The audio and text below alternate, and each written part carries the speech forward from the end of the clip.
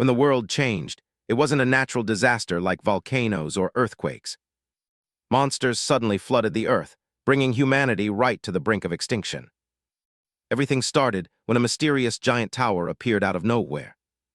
People called it the Devil's Tower, but some thought it was built by gods. The tower promised absolute power, wealth, and honor to anyone brave enough to climb it. It had 999 floors, all controlled by supreme gods and demons. World governments tried to block the entrance, but the tower's masters brutally punished anyone who interfered. 5 years later, humanity finally launched its first raid to clear the 600th floor. But right during the boss raid, a massive blast threw everything into total chaos. Cha Jinhyuk found himself ambushed by the top 9 rankers, known as the 9 Star. The attackers warned everyone to be careful, claiming Jinhyuk was completely unstable. Jinhyuk screamed in fury as his so-called allies completely blocked his advance. They feared him because he was the strongest necromancer alive, the legendary Death Star. He earned his terrifying title as the literal man who brings death. He could command an army of the dead, making him a one-man war machine. Jinhyuk admitted he was getting bored of peace anyway and welcomed a real challenge. He threatened to turn his betrayers into his newest undead puppets. The rankers used that threat to claim he had officially joined the side of demons. They ordered the entire raid party to take down the ultimate traitor. A brutal civil war broke out right in the middle of the 600th floor. Jinhyuk fought back with massive spells, but the odds were stacked against him. Fighting the entire elite team completely on his own proved to be too much. The world only remembers him as the power-hungry monster who turned on humanity. But the official history books got the entire story completely wrong. He was actually set up by 8 of the top rankers, and 10 years passed. Meanwhile, inside a quiet, messy apartment, a lone fly buzzed over dirty dishes. A young man suddenly groaned and stirred under his bed sheets. Jinhyuk bolted upright with a scream, still feeling the phantom pain of being stabbed. He looked at his hands and realized his secret magic actually worked. His forbidden soul transmission spell saved his life right at the exact moment of death. The magic successfully transferred his consciousness into a young man with a similar build. He remembered how the raid team offered help, only to trap him on holy ground. Back in his memory, he coughed up blood as their swords pierced through his armor. On his knees and bleeding out, he demanded to know why they turned on him. Paladin Kind Pellin and Saintess Carmen Pellin smugly stood over his dying body. Carmen mocked him, saying a necromancer without his summons is absolutely nothing. Jinhyuk choked out that he was genuinely just trying to help them clear the tower. The paladin casually dismissed his loyalty, calling the assassination a necessary weeding process. Jinhyuk furiously asked if his best friend, Choi Jung-hoon, was in on the plot too. They revealed Jung-hoon knew nothing and simply sat out the raid entirely. As his vision blurred from blood loss, Jinhyuk vowed this wouldn't be his end. He swore to the traitors that he would return significantly stronger. Clenching his teeth, he promised a fate far worse than death for his killers. He resolved to completely destroy their souls so they could never reincarnate. Back in reality, a loud morning alarm suddenly snapped him out of his dark memories. He picked up a strange white object sitting on the bedside table. He stared at the screen and gasped in pure shock. The digital calendar confirmed a massive 10-year gap had passed since his death. He clapped his hands together to check if he still possessed his original powers. He targeted the buzzing housefly to test his basic necromancy magic. He unleashed his signature command word, ordering the tiny creature to awake. He pushed his magic repeatedly, desperately trying to get any sort of response. The fly stayed dead, proving this new body had absolutely zero mana. He realized climbing the tower again, without any active skills, would be incredibly difficult. A sudden wave of panic hit him as he worried the traitors already finished the tower. He quickly browsed the internet and found a breaking news article about Choi Jung-hoon. The articles confirmed the traitors only managed to climb 200 floors in 10 years. This slow progress gave him the perfect window to catch up and plan his revenge. He knew training outside was useless, so he packed up and headed straight to Seoul. Other rookies around him loudly daydreamed about getting rich quick inside the tower. A winding grand staircase led eager crowds directly toward the primary trial zone. Inside the lower chambers, basic skeleton guards stood waiting to test incoming challengers. Fierce demon warriors prepared for battle on the tower's lower training grounds. Jinhyuk kept his head down, knowing his vast historical knowledge was his greatest asset. A small white fox creature darted silently through the dark stone alleyways. A powerful high-floor ranker watched the new crowd of rookies with absolute boredom. No one in the entry zone recognized the legendary master standing right next to them. A digital announcement blared through the speakers, confirming the main gates were officially open. The massive crowd of eager rookies immediately charged straight into the glowing portal. With a cold smirk, Jinhyuk stepped forward, ready to begin his ultimate revenge. Cha Jinhyuk steps through the glowing gate, officially entering the tower's first trial. A system message welcomes him, but he realizes it's been 15 years since his previous life. He spawns in the tutorial area, a notorious digital walkway meant to screen out weak climbers. The system objective tells him to dodge traps, promising complete healing whenever he reaches the starting point.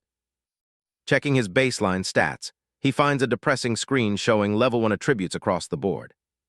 But seeing his soul trait gluttony and a monotype body, a wild idea takes shape. He charges forward out of the safe zone to intentionally trigger the first trial trap. A system window blares a warning as a magical arrow ray immediately locks onto him. Relying on his veteran combat senses, he tracks the projectiles right as they flash into view. He raises his arms, purposely putting himself directly in the path of the incoming magical volley. The sheer number of tracking arrows is massive, turning the simple welcome into a lethal trial. Instead of dodging, Jinhyuk prepares his body to take the full force of the projectile barrage. The arrows pierce straight through his frame, inflicting severe damage as blood splatters across the floor. He pushes through the agony, dragging his heavily bleeding body a few steps further into the array. The damage proves too high for his fragile physical level, and his vision starts to fade. Collapsing onto the platform, he uses his remaining strength to crawl back toward the safe zone. The moment he crosses the threshold, a green aura envelops him, triggering the instant heal mechanic. As he looks at his own spilled blood on the floor, he prepares to activate his true power. He triggers gluttony, allowing him to literally devour his own spilled blood and absorb its combat experience. The system awards him permanent stat points, building up his baseline immunities through the self-inflicted loop. With his tolerance experience climbing, he can now withstand high-status abnormalities without any armor. He decides to tank the arrow traps repeatedly, using the loophole to farm maximum physical resilience. 1 month later, a completely transformed Jinhyuk stands at the end of the trial path. The system screen flashes a bright notification, confirming he has finally cleared the tutorial stage. He lets out an exhausted sigh, recognizing that looping his stats back and forth took an entire month. Suddenly, an anomalous system alert pops up, warning him that external forces are observing his results. He scowls at the sky, immediately guessing which cosmic entities are spying on his training methods. The high-tier gods and demons of the system manifest their immense psychological pressure in the void. A special notification arrives from the peak of all evil, greeting him with familiar casual text. It is Baal, the demonic lord who stalked his previous life, trying to make him a disciple. Jinhyuk snaps at the floating screen, fully aware that Baal's connection enabled his soul transmission. The system screens multiply rapidly, as multiple rival mythological factions try to bribe and sponsor him. He bluntly rejects the cosmic offers, telling the lurking gods to sit back and shut up. Final red alert notes that Baal is actually sulking from the harsh verbal rejection. Ignoring the cosmic drama, Jinhyuk turns his attention to claiming his official clear completion rewards. The stat panel updates, revealing massive double-digit growth across all core structural fields. A purple magic flare erupts around his hand, proving his monotype talent successfully bypassed standard level caps. Just as he celebrates the stat loop, a rare latent trait box unlocks on his profile. He realizes this broken trait belonged to the original owner of this fragile physical body. The screen names the trait All-Rounder, an absolute scaling passive that grants training proficiency adjustments. With this game-changing skill combined with gluttony, he can achieve his ultimate goal, becoming an all-master. As his aura flares, a final system pop-up notes that Baal is increasingly curious about his screen. Jinhyuk ignores Baal's constant stalking and heads straight into the portal for the next floor. He steps out into the tutorial's legendary room of choice and training. The system tells him he can select any weapon and class that fits him best. In his past life, he immediately chose to be a mage without hesitation. But this time, he grabs a bow to test out his rare new all-rounder trait. He orders the system to spawn a practice target so he can test his accuracy. The target dummy appears right on cue, completely stationary. Instead of playing safe, Jinhyuk demands more targets and tells the system to let them attack back. The system gives him a danger warning since he hasn't picked a formal class yet, but he ignores it. The room updates the settings and activates the mechanical combatants. Jinhyuk swiftly ducks and weaves as the robots lock onto him. He lets loose a rapid stream of arrows, instantly pinning the targets down. The training targets attempt a counterattack, charging straight at him. Jinhyuk seamlessly switches weapons mid-combat, slashing them down instantly. Growing bored with the basic units, he demands an even stronger challenge. The difficulty scales up immediately, spawning a colossal elite target bot. Jinhyuk leaps high into the air, casting a giant shadow right over the massive robot. He smashes his spear down hard, splitting the elite target wide open. Before he can rest, he spots a sudden incoming threat from above. A whole swarm of high-tier automated ranged attackers surrounds him. He realizes these are the most dangerous targets the floor can spawn. The robots unleash a combined barrage that completely blows up his position. Jinhyuk emerges from the smoke completely unfazed and scoffs at their maximum difficulty. He smiles and decides it is finally time to use his actual specialty. He moves with insane speed, outrunning the automated targeting tracking loops. He channels his mana into a lethal magic arrow spell to finish the trial. The magic blast creates a massive shockwave, vaporizing every remaining machine. Jinhyuk realizes the all-rounder trait makes every single weapon feel perfectly natural to use. Suddenly, a hidden system alert pops up with a massive achievement clear. By mastering every weapon type, he unlocks a broken secret class called All-Master. He knows he can't abandon his magic advantages, so he tries to set it as a subclass instead. The system denies the request because subclasses are locked until the 100th floor.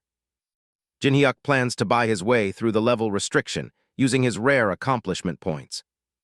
The system guide is completely stunned that a mere beginner even knows that currency exists. He coldly tells the system to just confirm if a 5,000-point deal is possible. The interface confirms the option, but he is short by a tiny 50-point fee. He smirks and decides to manipulate his demonic stalker, Baal, to bridge the gap. He loudly asks the system if there is a hidden reward for talking to a god for the first time. The trick works flawlessly, triggering a hidden 200-point bonus for interacting with Baal. Baal gets incredibly clingy, sending annoying messages asking if he did a good job. Grossed out by the Demon Lord, Jinhyuk quickly buys the subclass slot to escape. The system updates his profile, successfully locking in All-Master as his active subclass. With his build secured, he readies his staff to break out of the tutorial room. He shatters the entire training floor, initializing the official tower transition loop. Jinhyuk materializes on floor 1, right inside the dangerous Korol forest zone. A pair of local low-level kobold monsters instantly spot his arrival and snarl. Nearby, an ordinary rookie climber screams in absolute terror while running away. The rookie panics, complaining about how insane the first-floor difficulty scaling is. Jinhyuk smiles, casually walking past the crying newbie to take point. Wielding his staff like a heavy club, he violently cracks a kobold's skull open.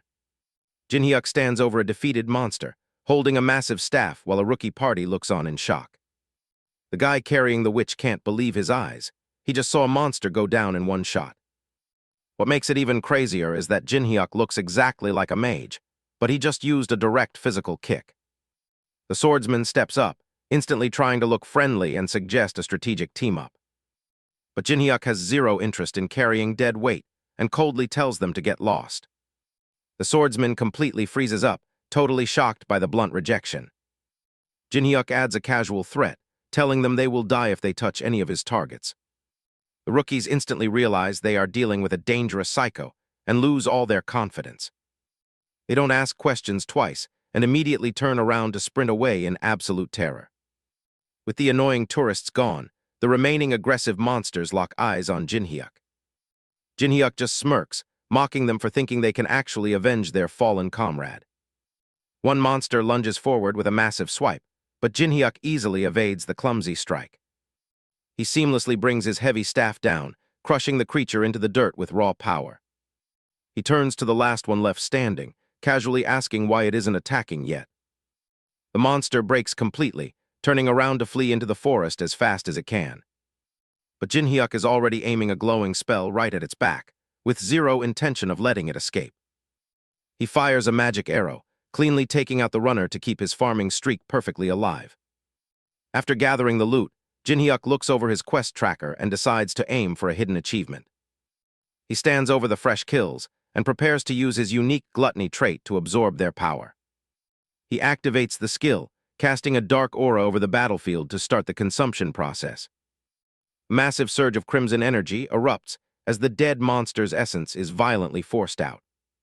The skill works perfectly, allowing him to directly peek into the dead monster's raw memories. Not only are the baseline attributes becoming his, but he can even understand the monster language now. His status window reveals a massive stat jump, matching the power level of a 10th floor climber. The system prompts a class adjustment, glowing with icons representing every major combat archetype. But right inside those stolen memories, a specific vision catches his attention and makes him pause. The memory shows a dark cage holding human captives, revealing a hidden dungeon area nearby. At the center of it all stands a menacing figure, orchestrating a massive ritual sacrifice. It is the regional Kobold Lord, and he is actively gathering energy to summon something massive. A boss monster means a massive monster wave is coming, which is actually a perfect farming opportunity. To easily counter an entire army of beasts, Jinhyuk decides he needs his own massive personal force. He calls upon his old signature command, channeling dark magic directly into the damp earth. The ground begins to tear open as purple flames ignite around the scattered monster remains. The flesh strips away completely, exposing pristine white bone structures reanimating under his control. The system officially logs the change, registering his main active class as a Necromancer. Thanks to his all-master trait, shifting between advanced roles is incredibly simple and effortless. But he isn't satisfied yet, since he knows a much rarer hidden class is tucked away on this floor. He leaves his new constructs on standby and tracks down the exact coordinates from the memory. A pack of feral monsters tries to guard the perimeter, but they are instantly cornered by his army. Jinhyuk gives his skeleton soldiers a casual order to slaughter every single beast in sight. He stands calmly as his troops rapidly inflate his quest metric, pushing his completion count to 10. Following the trail deeper into the thick woods, he finally uncovers a weathered, abandoned wooden shack. He quietly slides the creaky door open, stepping inside to inspect the hidden interior. He instructs his glowing skeleton vanguard to stay behind and guard the main entrance. Jinhyuk finds a loose floorboard and violently stomps downward to break right through the hidden structural weak point. The floor collapses into a secret staircase, confirming his regression knowledge was entirely accurate. He drops into a massive ritual vault, walking right toward an ancient class-changing coffin in the center. The heavy stone sarcophagus splits open with a massive burst of dark soul energy, revealing a floating figure. Jinhyuk stares directly at the manifestation, instantly recognizing the legendary hidden spirit master, Vulcan. Jinhyuk greets Vulcan like an old friend, immediately throwing the ancient spirit off guard. He points out that, as a necromancer, seeing a talking skeleton isn't exactly shocking, especially since he already read Vulcan's journal before coming down here. In his past life, Jinhyuk found this hidden guide after losing his worth as a mage. But back then, he completely failed to turn Vulcan into one of his summons. Vulcan is thrilled, completely unaware that he's talking to the exact same guy. Jinhyuk decides to play along for now so he can finish his class change. He pulls up his status window to show he's already a necromancer. Vulcan is absolutely blown away that Jinhyuk unlocked this path without hitting the 10th floor. The old skeleton keeps trash-talking Jinhyuk's past self, calling him a total punk. Jinhyuk just smiles through the disrespect as the class change ceremony finally begins. Vulcan starts dropping some major lore about his golden days before the tower appeared. He explains how his old body gave out, putting his unique class on the brink of extinction. To survive, he used necromancy on himself and became a half-NPC guardian. All of this was just to wait for a worthy successor to carry on his legacy. The ritual wraps up, filling the room with a massive surge of spiritual energy. Vulcan congratulates him and proudly tells his new descendant to spread his name. But Jinhyuk has a completely different plan for this legendary spirit master. He looks Vulcan dead in the eye and tells him to spread his own name. Before the old man can even process what's happening, Jinhyuk activates Soul Collect.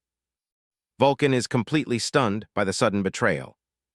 He demands to know if Jinhyuk forgot the promise written in the journal. Jinhyuk tells him that passing your workload to others is just a bad habit.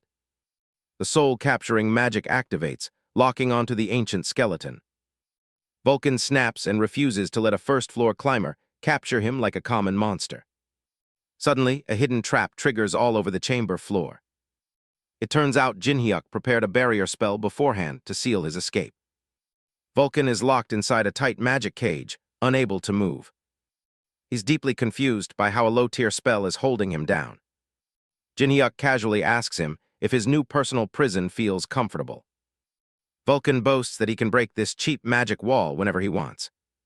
But Jinhyuk just smirks, revealing that this isn't his only trick. He scattered kobold mana stones along the path to instantly fuel his traps. He asks if Vulcan can actually break free before the capture completely finishes. Vulcan finally puts the pieces together and realizes this kid knows way too much. He screams Jinhyuk's name in pure terror as the realization hits him. But it's too late to stop the Soul Collect from dragging him in. The ancient spirit is forcefully pulled straight into Jinhyuk's magical inventory. All that's left behind is an empty, ordinary skeleton frame. Jinhyuk tells him not to worry because together they're going to the top. Jinhyuk stands calm as a whole crowd of high-tier cosmic entities starts peeking at his class status. System notifications warn him that powerful demons are watching, but he tells them to just sit back and wait. He looks down at his low-level summons and decides they aren't going to cut it anymore. With a single word, he completely shatters his regular skeleton soldiers to fuel his next massive move. He activates a new skill right away, calling forth a completely different kind of magic power. An intense aura bursts out from his chest as the true summoning ritual begins. A legendary spirit master Vulcan appears in his human form, completely furious that a mere kid is using him. Instead of backing down, Jinhyuk casually mocks how handsome the old master looked back in his youth. Vulcan starts coughing violently, quickly realizing his very existence is tied directly to Jinhyuk's mana supply. The ancient master swears he won't obey like a dog, but Jinhyuk reminds him exactly who holds the cards. Vulcan panics as he remembers Jinhyuk's terrifying gluttony trait, knowing he might get swallowed whole if he resists. With the spirit fully under his control, Jinhyuk points directly toward the massive castle up on the mountain. He sets his sights on the Kobold Lord's fortress, where ordinary monster guards are completely oblivious. The guards spot him walking up alone and immediately raise the alarm, growling at the lone intruder.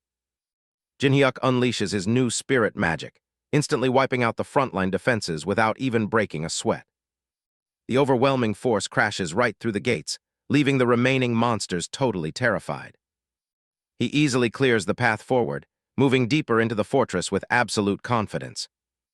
More guards rush to the battlements, but they are completely outmatched by what is coming next. Deep inside the castle, the Kobold Lord feels a strange intrusion and demands more sacrifices immediately. He barks orders to his minions to speed up the ritual before the defenses collapse entirely. Jinhyuk sneaks up from behind a guard, catching the base defense force completely off guard. He ruthlessly takes down the remaining sentries, clearing the room in a matter of seconds. Every single enemy that steps up is immediately crushed as he marches toward the main inner chamber. He smiles to himself, deeply satisfied with how smoothly his hidden class lets him farm this floor. The system screens pop up again, showing that the High Demon Baal is literally cheering him on with light batons. Jinhyuk ignores the bizarre demonic fan club and focuses entirely on the dense magical aura nearby. Inside the main ritual hall, the shamanistic monsters chant loudly to offer a soul to their dark master. Jinhyuk finally kicks the doors open and spots a captured Dakibai girl being dragged across the floor. The monsters screech in surprise, completely shocked that a human managed to breach their sacred inner sanctum. The kobold lord lifts the captive girl by her hair, boasting that a spatial monster makes a far better offering. But right as the ritual blade comes down, a bright magical force instantly blocks the strike. Jinhyuk steps into the light with a cold smirk, telling the boss that this execution is officially a failure. The first-floor boss Callum, the kobold lord, glares at the uninvited human intruder. Cha Jinhyuk instantly mocks him, saying he looks exactly like a total scum leader. Callum gets furious, demanding respect while bragging about being the king of all kobolds. But while Callum is busy screaming, the captured Dakibai girl uses the distraction to run. Enraged, Callum calls out to his dark patron demon, demanding immediate strength to crush them. He channels his dark magic and casts Corpse Spear directly at the escaping girl. The deadly projectile flies right toward her back as she tries to flee the chamber. She looks back in sheer panic, thinking she is about to die on the first floor. Suddenly, Jinhyuk moves like lightning and steps right into the path of the attack. With complete casual dominance, he shatters the entire magical projectile with a single kick. The boss is completely stunned that a regular human climber just kicked his skill away. Jinhyuk ignores the boss and checks on the girl, noticing her small head horns. He recognizes her as a Dakibai, a rare species belonging to the 100th floor. Realizing she shouldn't be down here, he tells her to hide while he gathers info. Desperate to win, the kobold lord readies a much more explosive corpse bomb attack. But Jinhyuk closes the distance instantly, calling the old shaman way too slow. He catches the boss completely off guard, demonstrating an insane speed gap. Jinhyuk easily counters, openly mocking the boss for having pathetic mana control. Callum panics, unable to comprehend how a first-floor climber possesses such ridiculous strength. Pushing past his limits, the shaman screams out to the death-observing demon once more. He sacrifices his remaining life force, forcing a massive surge of dark magic into reality. The ritual chamber fills with a thick, ominous red mist as something huge forms. The sacrifice works, summoning a massive high-level familiar known as a blood golem. Callum laughs maniacally, boasting that this supreme seance will easily tear the human apart. Jinhyuk just cold smiles, preparing to show the monster what a real seance looks like. The massive blood golem roars out, lunging forward with immense physical pressure. Jinhyuk unleashes his Necromancer dominance, manifesting powerful spirit forces that instantly rip the golem apart. The boss screams in total disbelief, as his ultimate trump card is completely erased. Jinhyuk calmly notes that a low-tier kobold could never control a golem like that. He looks up at the system screen, calling out the demon behind the curtain, Bune. The system window confirms that the high-tier demon lord is officially startled by his power. With the boss completely out of mana, Jinhyuk prepares to end the fight permanently. The defeated kobold lord desperately threatens that his dark master will eventually avenge him. Jinhyuk shrugs it off, welcoming the challenge since he has plenty to tell them anyway. He delivers a final warning to Bune through the interface for trying to test him. The system pop-ups flash as the observing entities laugh, absolutely loving his arrogant attitude. Leaving a pool of blood behind, Jinhyuk stands victorious, ready for the next floor. The defeated kobold lord screams as his life completely cuts out. His glowing blue soul begins leaving the body, trying to escape into the air. But Cha Jinhyuk snatches it out of thin air before it can go anywhere. He activates soul orb production to compress the spirit right on his finger. Then he straight up swallows it to absorb the stats. He gets a quick stat boost, though he finds the quality pretty underwhelming. Suddenly, a voice calls out from behind and makes him turn around. The young Dakibai introduces herself as Haruo and thanks him for saving her. Jinhyuk is completely blindsided by what she tells him next. She explains that someone actually wiped out the powerful Dakibai village on the 100th floor. He immediately wonders who could possibly pull off an attack that massive. It had to be one of the 4 great species or the 9-star guild. He curses those bastards under his breath, which slightly worries Haruo. Haruo pouts and begs to come along, so he agrees to let her join. Right then, a glowing circular icon pops up over the dead boss.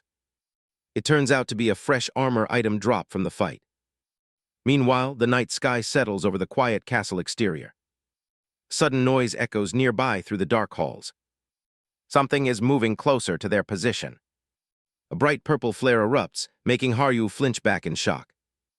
Vulcan materializes and reports that every single kobold inside has been cleared. Jinhyuk praises him, surprised that Haryu can actually see his spirit servant. He briefly considers devouring her skill, but decides training her is much better. Suddenly, a translucent quest window flashes right before his face. The system offers a high-risk monster wave quest that disables all safety zones. Jinhyuk just grins wickedly and accepts the challenge without hesitating. To him, skipping this massive wave would make the entire raid pointless. The system screen updates to process his final choice. Vulcan looks concerned, but Jinhyuk tells him he is not dying today. He locks in the configuration to activate the event. A global alert instantly sounds, warning everyone that the wave has begun. Down in Karol village, the crowds panic as the safe zone drops. Experienced adventurers scream at rookies to evacuate to the second floor immediately. Lightning cracks across the sky as the atmosphere grows heavy. A massive vortex portal tears open directly above the forest perimeter. Fierce kobolds start swarming out of the portal with bared fangs. The monsters roar, ready to tear the entire village apart. Jinhyuk casually tells the incoming horde to get lost. He steps forward to anchor his defensive position. He warns them that touching his party means absolute death. With Vulcan casting magic behind him, Jinhyuk prepares to slaughter the entire wave. The chaos is about to break loose as the crowd scrambles to escape. Cha Jinhyuk stands ready to protect his team, warning the monsters away. He activates his power, casting a brilliant magic circle to summon his forces. A wave of skeleton soldiers rises from the ground, surprising everyone watching. The bystanders can't believe their eyes as an army appears on the first floor. Jinhyuk coldly watches his undead summons crash straight into the front lines. Meanwhile, Haryu steps up, tearing open a dimensional rift to pull out her weapon. Energy swirls wildly as her hidden powers begin to manifest. Vicious kobold breaks through the line, lunging straight for her. But she doesn't flinch as she prepares to draw her blade. Her eyes lock onto the target, revealing a brilliant, extraordinary sword. The sheer sharpness of the blade alone catches everyone's attention. Just as things heat up, a smug climber interrupts Jinhyuk from behind. This guy named Kim Seunti tries, bragging about his elite subsidiary guild. But Jinhyuk has zero patience for trash talk and shuts him down instantly. A skeleton grabs the guy by the throat before he can even finish speaking. Seunti whines about fairness, but Jinhyuk couldn't care less about Earth's rules. He reminds him that in this tower, raw strength is all that matters. The summon keeps choking him until he completely stops talking. Jinhyuk walks away, leaving the terrified climber behind in the dirt. His teammates rush over, completely frozen in fear and unsure what to do. One of them immediately suggests they pack up and run away. With the annoying distraction handled, focus shifts back to the endless wave. The kobolds regroup, signaling a massive assault across the field. Smoke and dust cover the battlefield as the pressure mounts. Monster growls echo everywhere, showing just how outmatched normal climbers are. Jinhyuk unleashes his next command, lighting up the dark battlefield. The power charges forward to meet the incoming horde. The monsters scream as the counterattack hits them dead on. Now it's time to see who really rules this floor. Jinhyuk smiles, ready to turn the battlefield into a playground. A massive purple explosion erupts, tearing through the monster ranks. Jinhyuk charges in, effortlessly slicing through the front line. A flash of silver follows right behind him. Haryu spins into action, unleashing a sweeping slash with her blade. Monsters drop instantly as her spatial cuts tear them apart. But the horde keeps coming, and she starts feeling the pressure. Suddenly, a massive kobold leaps from the shadows, catching her off guard. The ambush lands instantly, leaving her in serious danger. Haryu jumps straight into the fray, swinging her blade to push the monsters back. But the horde is completely relentless, and she gets surrounded in the dark woods. Sweat pours down her face as she realizes the sheer numbers are completely ridiculous. Before she can recover, a monster leaps right at her blind spot to strike. Minimal action lines showing transitional movement with low details. A small sound effect panel with screaming text. Haryu screams out, pushing past her physical limits with raw determination. The pain is nothing compared to watching her home village burn down to ashes. Her legs finally give out, and she slams heavily onto the dirt. Completely exhausted, she gasps for air as she reaches her absolute limit. Suddenly, a bright magical light blasts down from the sky right behind her. She vows to follow this powerful human up the tower to get her revenge. Small punctuation reaction bubble. A lightning strike vaporizes the attacking monster before it can even touch her. Vulcan appears from the energy aura, asking the child if she is all right. Haruo stubbornly grips her sword, insisting she can handle the fight completely alone. Vulcan just looks down calmly through his spectacles when she demands why he helped. She looks away sadly, remembering how nobody ever helped her on lower floors. Vulcan tells her plainly that spirit soldiers simply obey their master's absolute commands. Her eyes widen as she realizes exactly who sent him to save her. The old man turns to leave, joking that he'll get scolded if he slacks off. Haruo pulls out her fierce horn mask, ready to go all out. She places the demonic mask over her face to prepare for battle. Her glowing red eyes lock onto the battlefield, triggering her full combat mode. Blank transition or minor graphic fragment. Vulcan looks over as a massive surge of purple energy erupts nearby. Cha Jinhyuk stands cloaked in his hood, leading his undead army forward. The remaining monsters look up in absolute terror as their doom approaches. Speed lines indicating rapid spatial movement. Jinhyuk blitzes across the field like a silhouette cutting through the dark sky. A monster frozen in shock gets completely caught off guard by his speed. Repetitive energetic slashing graphic effect. Vertical blast lines with minor variants. Additional abstract white flash lighting marks. Bland energy dust clouds from an impact site. Abstract magical particle trail overlay frame.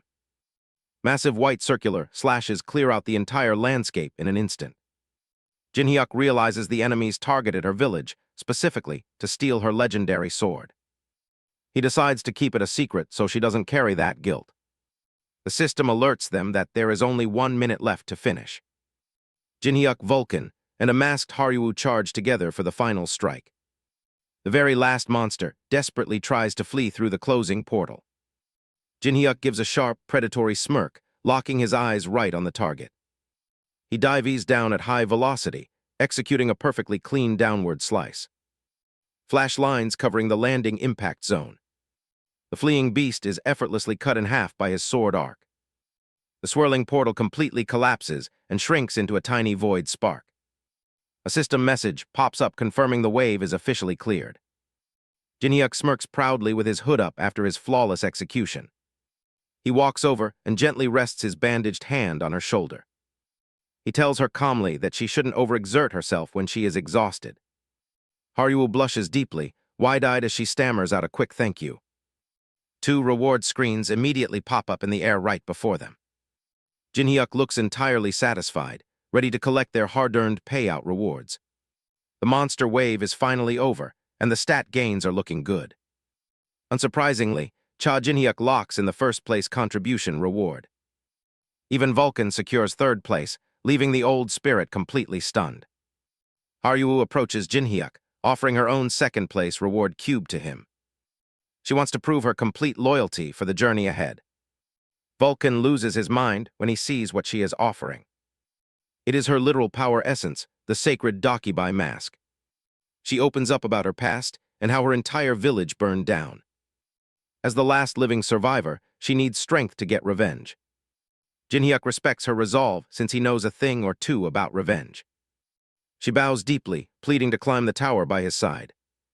But then she calls him Big Brother using an ancient title, completely catching him off guard. He rolls his eyes and tells her to call him whatever she wants. With the party settled, they finally open up the massive reward hall. Suddenly, a system window pops up from the demon Bune, guiding them elsewhere. They follow the coordinates deep into a completely desolate area. The local town is totally empty because everyone evacuated from the wave. Jinhyuk stops and commands the watching demon to pay up. The system tells him to stop rushing, but the air begins to shift. A purple flaming skull ring manifests out of thin air. Jinhyuk takes the drop, feeling incredibly lucky with his loot today. But when he looks closer, his eyes widen in total shock. The rest of the crew crowds around, dying to know what it is. He stares at the band, realizing this is not a normal item. He slides it on and confirms it holds actual demonic energy. Vulcan completely freaks out because humans shouldn't possess that power. The Dark Force Ring unlocks an exclusive resource usually restricted to demons. Normally, you have to become a literal slave to demons to get this. Instead, Jinhyuk just gets a flat stat boost to his profile for free. Bune offers a literal system handshake to finalize their transaction. Jinhyuk happily accepts, completely forgiving the demon's past pranks. Haryu cheers him on, amazed at how ready he is for the tower. But this transaction triggers Baal, who is now burning with jealousy. The High Demon starts throwing a massive tantrum, demanding his own handshake. Jinhyuk shuts him down instantly, demanding a gift first. Baal goes into a frenzy, tearing his entire place apart looking for loot. He realizes he doesn't have a spare item on hand and starts plotting. So the petty demon decides to just forge an entirely new quest. Jinhyuk is completely left speechless by a demon breaking the rules on a whim. Baal pops up a new notification, announcing he is crafting a unique quest just for Jinhyuk. But Baal immediately starts second-guessing himself, murmuring that this is not what he intended. The reward is crazy, a recipe for absolutely anything Jinhyuk wants. Jinhyuk accepts the high-stakes deal, locking it in with a system handshake. Now that the quest is active, Jinhyuk changes plans to hunt down Kim Seunti. He dispatches Vulcan to secure the target before he can escape the floor. With Vulcan on the move, Jinhyuk turns his attention to Haryuu's special mask. She explains that the item awakens her unique Dakibai lineage powers. Jinhyuk initially thinks her foresight ability is useless for high-speed combat. Haryuu just stares back at him like he is being completely ridiculous. She reminds him that people used to travel for miles just to glimpse their fate. Jinhyuk scoffs, saying he prefers breaking through any obstacle rather than avoiding it. Haryuu beams, realizing her powers will fit his reckless style perfectly. She proudly reveals her true skill is battle foresight, optimized for raw combat. Jinhyuk is ecstatic, shouting that she is absolutely perfect for his team. With this precise combat edge, he stands a real chance against the elite 9-star shadows. Haryuu is entirely caught off guard by his sudden emotional outburst. She quietly hugs him back, feeling deeply grateful for his trust. Suddenly, a series of shutter clicks ruins the entire emotional atmosphere. It turns out Baal is literally stalking them and taking photos of the moment. Meanwhile, Vulcan is busy pinning down their loudmouthed target. Seunti struggles blindly, completely abandoned by his so-called guild allies. Vulcan complains loudly about how annoying it is to hold back his strength. When Jinhyuk finally strolls over, Vulcan snaps at him for taking so long. Jinhyuk ignores the complaints and steps up to the terrified captive. The mere sight of Jinhyuk's dark presence makes Seunti completely freeze. Jinhyuk casually offers to return the guy's weapon with a catch. Whether the blade lands in his hand or his stomach depends on his answers. He demands every piece of intel regarding the White Swallow Guild layout. After getting the information, Jinhyuk surprisingly lets the terrified climber run away. Vulcan questions the move, but Jinhyuk plans to crush the entire guild anyway. Dozens of small enemy networks operate between the 10th and 200th floors. Wiping them out one by one sounds incredibly tedious to Jinhyuk. But this widespread network actually gives them a massive strategic advantage. Destroying the Pellin siblings' entire influence will perfectly satisfy Baal's infamy quest. With their next target set, the team begins climbing to the next floor. They arrive at the second-floor safety zone, where rumors are already spreading. The local crowd points and whispers as the mysterious wave clearers step forward. The onlookers gasps in shock as the figure draws closer. Jinhyuk marks his arrival wearing a terrifying, glowing, demonic ghost mask. Climbers immediately swarm him, begging for his name and guild affiliation. Jinhyuk keeps his real identity hidden to let his terrifying reputation build first. Cha Jinhyuk introduces himself with a terrifying new identity, calling himself Ghost Face. The nearby climbers instantly panic, demanding to know what is going on. Jinhyuk ignores the rumors about his identity, knowing his demonic mask already has everyone's attention. The onlookers desperately beg him to stop, but he walks away without a word. They are left completely stunned as the mysterious figure disappears into the night. Jin-hyuk safely leaves the crowd behind, setting his sights on the next destination. Arriving on the second floor, a system window appears with a basic quest to defeat kobolds. Vulcan looks completely exhausted, asking if Jin-hyuk seriously wants those monsters brought back alive. Jin-hyuk tells Haruo she can handle it herself if she doesn't like his plan. Haruo quietly steps back, realizing Jin-hyuk has no intention of backing down. Jin-hyuk smiles with dark anticipation, eager to test out his newly acquired demonic energy. A purple magical surge erupts from his hand, signaling the activation of his demonic power. Haruo suddenly senses something dangerous hiding nearby and warns him right away. A hostile kobold leaps out from the brush, providing the perfect target for his experiment. Jin-hyuk instantly unleashes a strike called Demonic Exposure directly at the charging beast. The black and purple magical wave surges forward, completely enveloping the battlefield. Haruo gasps in total shock, mistakenly believing the monster somehow managed to dodge it. The target stands completely frozen in place, utterly confused by what just happened. The purple energy violently sparks around the monster, breaking down its body from within. Jin-hyuk calmly explains that demonic energy is a savage power that the unqualified cannot handle. The monster instantly disintegrates into dust the exact moment the dark aura grazes it. Now comes the real experiment, as Jin-hyuk prepares to imbue this energy into a spirit soldier. The unstable magical forces violently collide, threatening to tear the soul apart. The soul collapses instantly, forcing him to quickly reduce the energy density down to 1. The adjustment works perfectly, and a newly reinforced dark summon finally stabilizes before him. The dark energy completely fuses with the summon, leaving everyone completely speechless. Jin-hyuk realizes imbuing every single captured soul manually on the battlefield will be way too difficult. He looks over at Vulcan, noting that the old man is far more proficient at summoning. Vulcan confidently smirks, assuming his student is finally showing him some well-deserved respect. But Jin-hyuk's calm gaze carries a terrifying shift, catching the spirit master completely off guard. Jin-hyuk smirks and funnels his entire reserve of pure demonic energy directly into Vulcan's soul. Vulcan screams in absolute fury as the concentrated dark energy begins violently transforming him. Jin-hyuk casually tells a panicked Haruo that the first spirit master won't die from this. A massive vortex of dark purple magic erupts, completely swallowing Vulcan's entire form.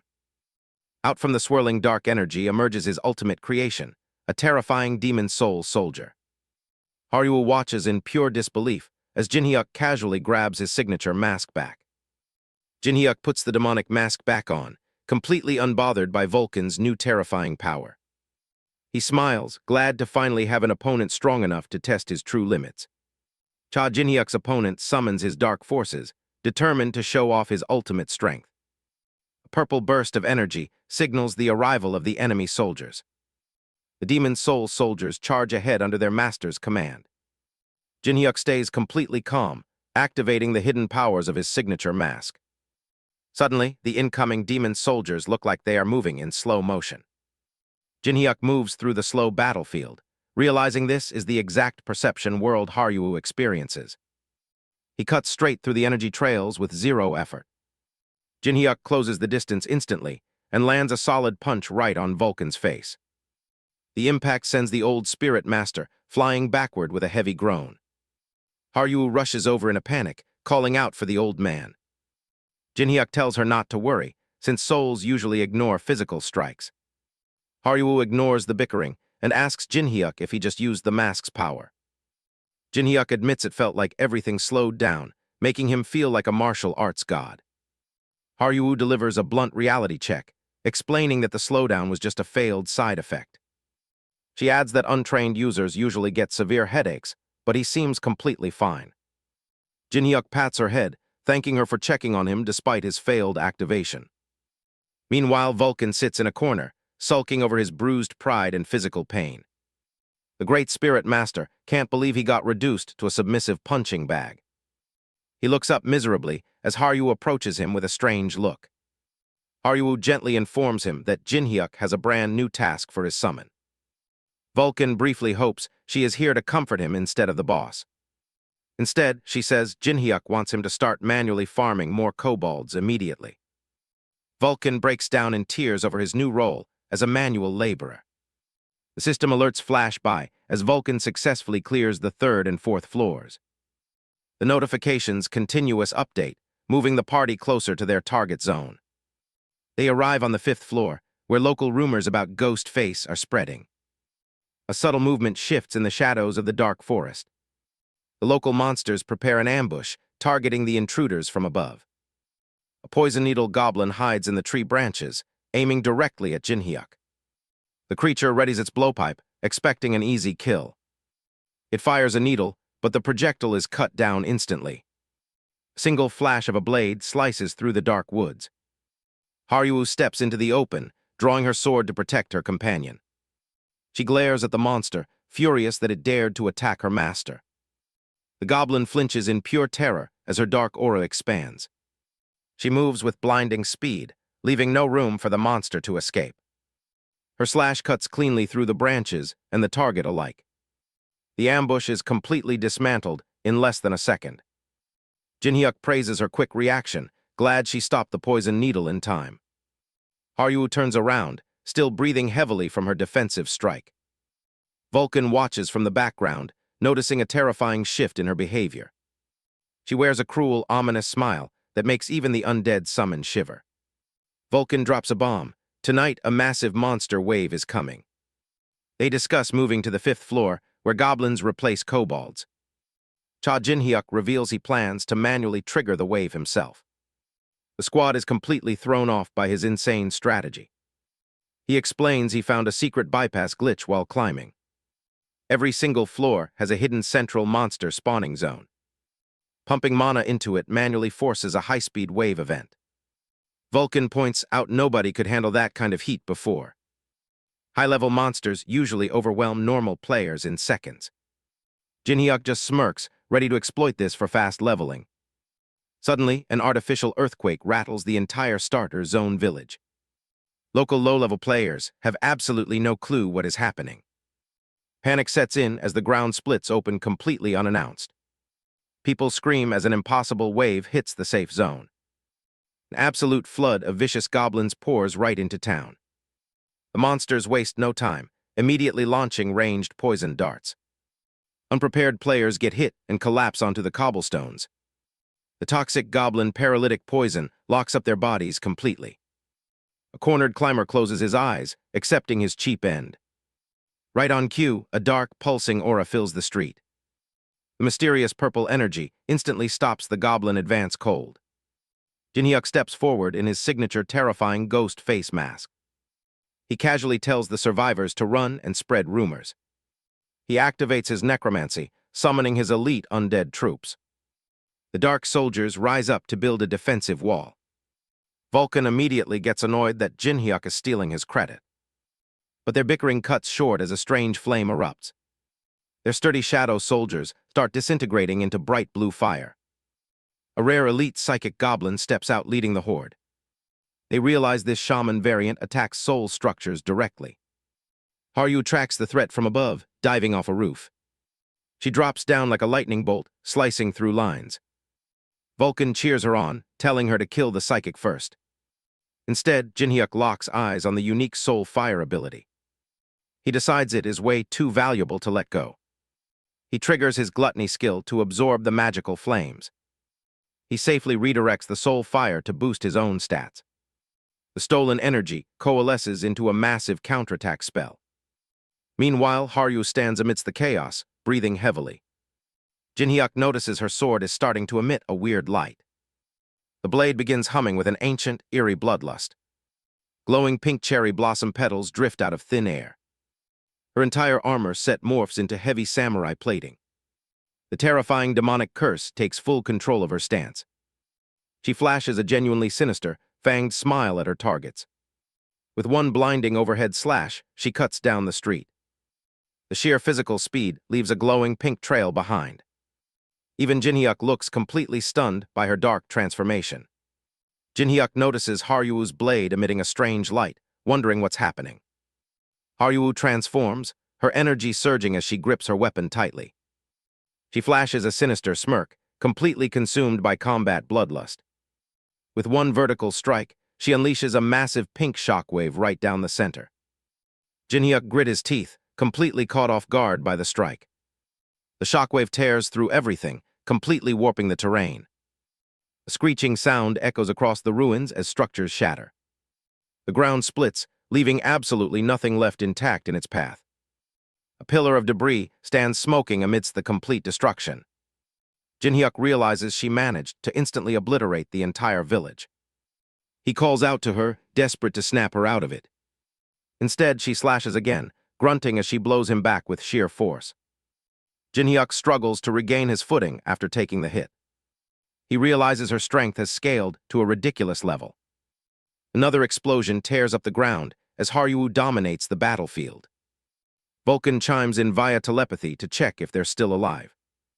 Haruo looks like a final boss vanguard left behind by the Dakibus. Jinhyuk tells Vulcan to handle the remaining wave monsters alone. He leaps backward, focusing entirely on surviving his ally. He prepares to dodge her upcoming attack patterns. Jinhyuk activates Battle Foresight, his eye glowing purple to predict her movements. He focuses his vision to track the trajectory of her sword.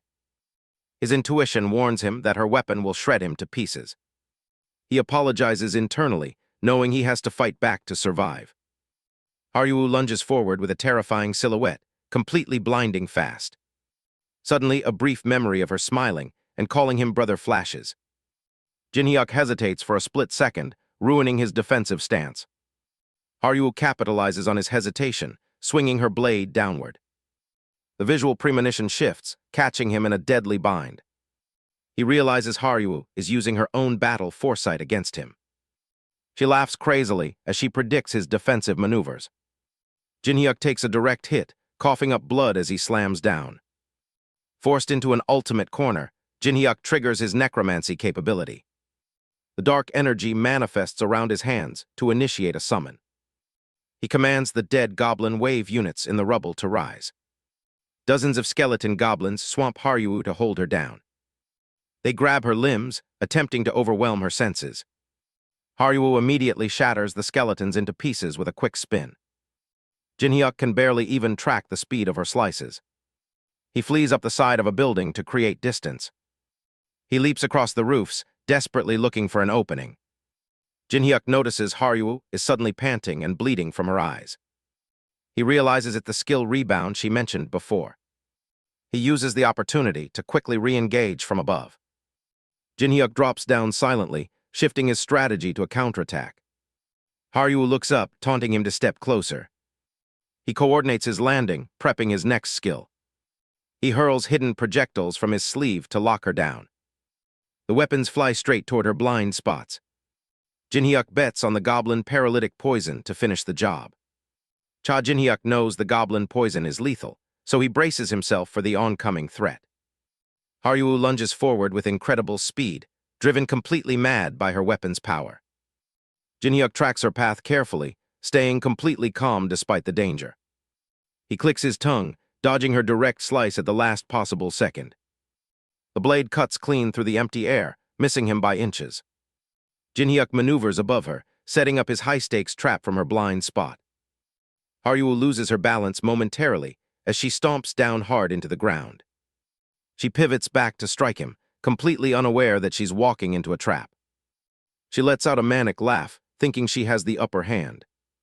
Jinhyuk drops straight down, deliberately using himself as bait to lock her position. An undead goblin minion shoots a paralytic dart exactly as planned. Haruo freezes in utter confusion, realizing she can no longer move properly. The goblin sniper stands ready, waiting for Jinhyuk's next direct order. The poison takes immediate effect, causing her vision to blur instantly. Her demonic aura shatters, and she falls forward completely unconscious.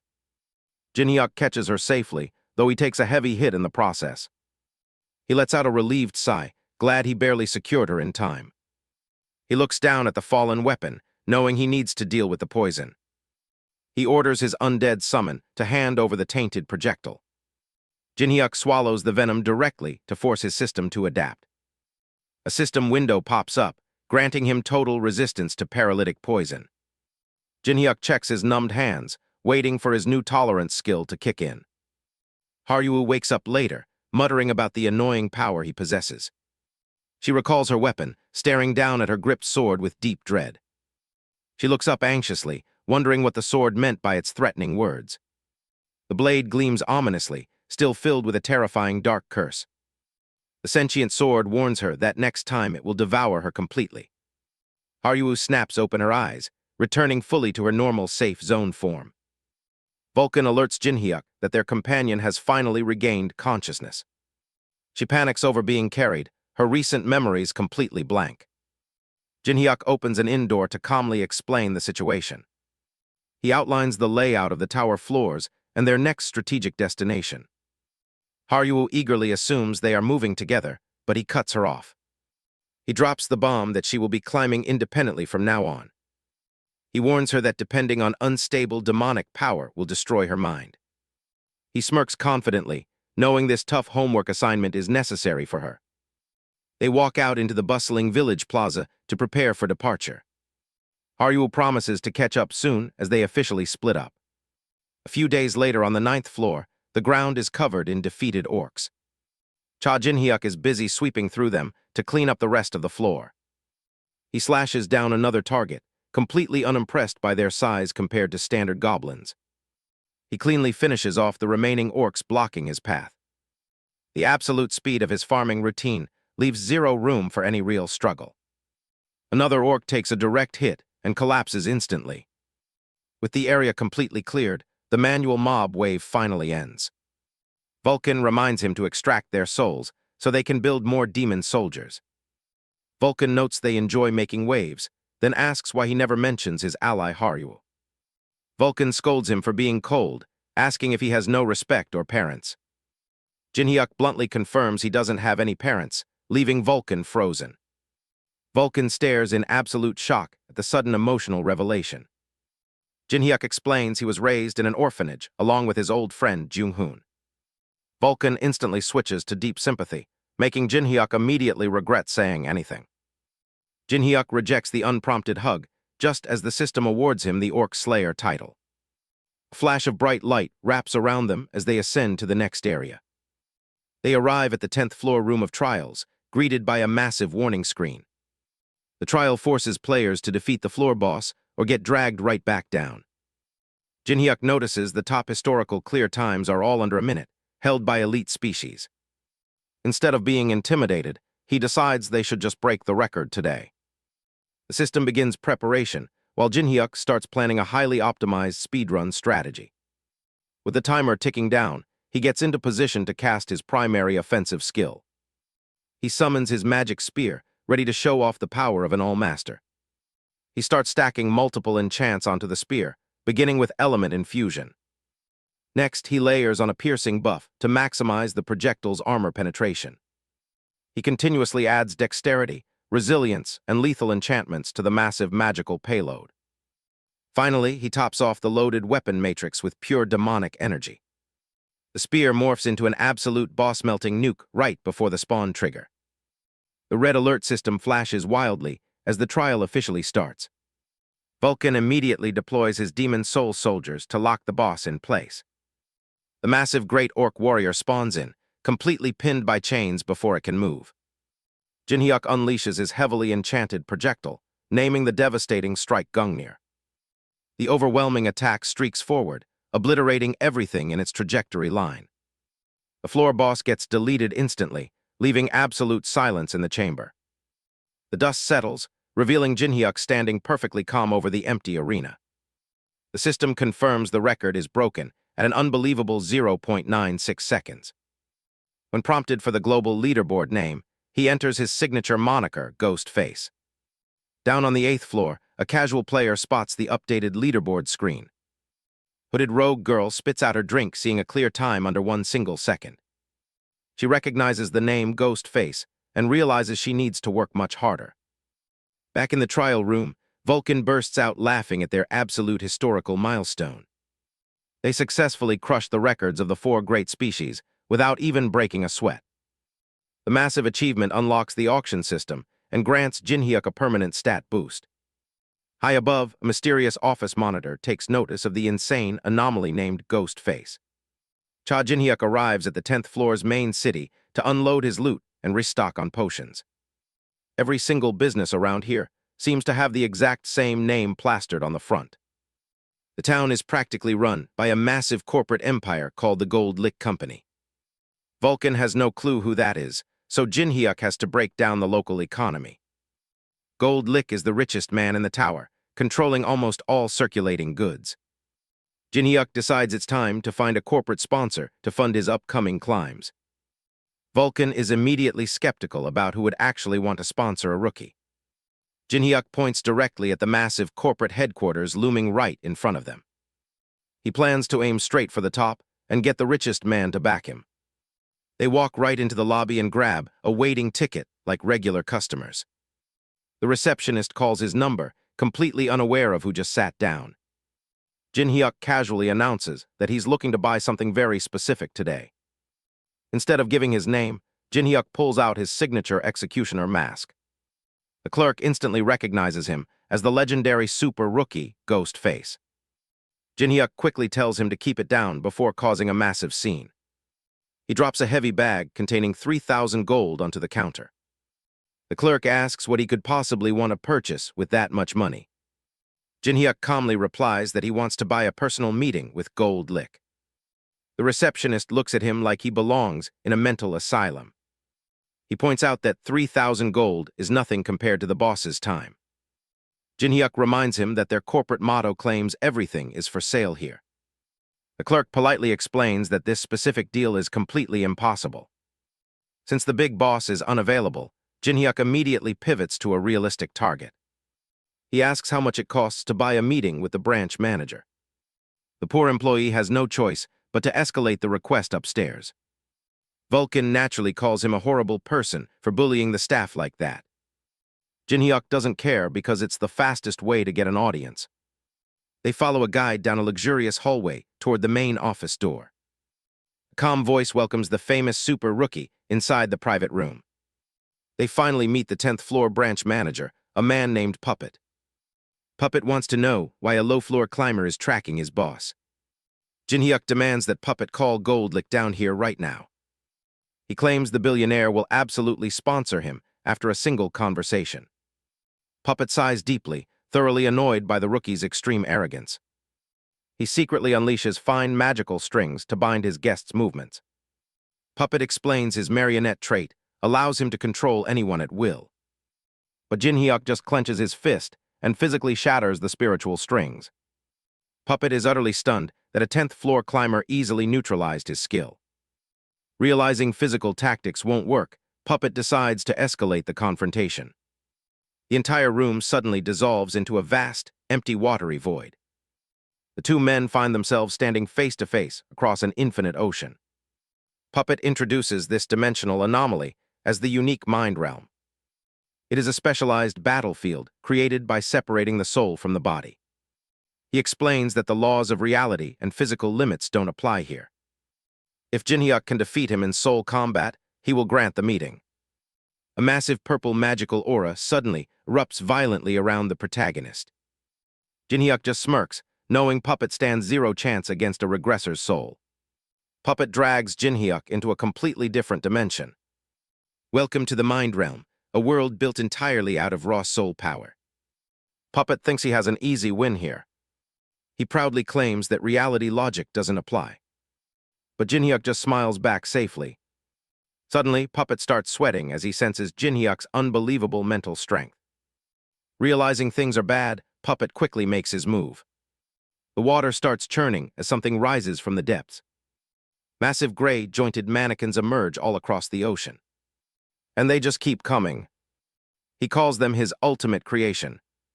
A whole army of puppets, each as strong as a 50-floor climber. They immediately surround Jinhyuk, trapping him in place. Puppet laughs, thinking the fight is already over. He commands his entire force to attack at once. The frontline puppets throw a fast punch straight at him. Jinhyuk's eye flashes purple as he activates his own skill. He casually steps through the strikes without taking a single scratch.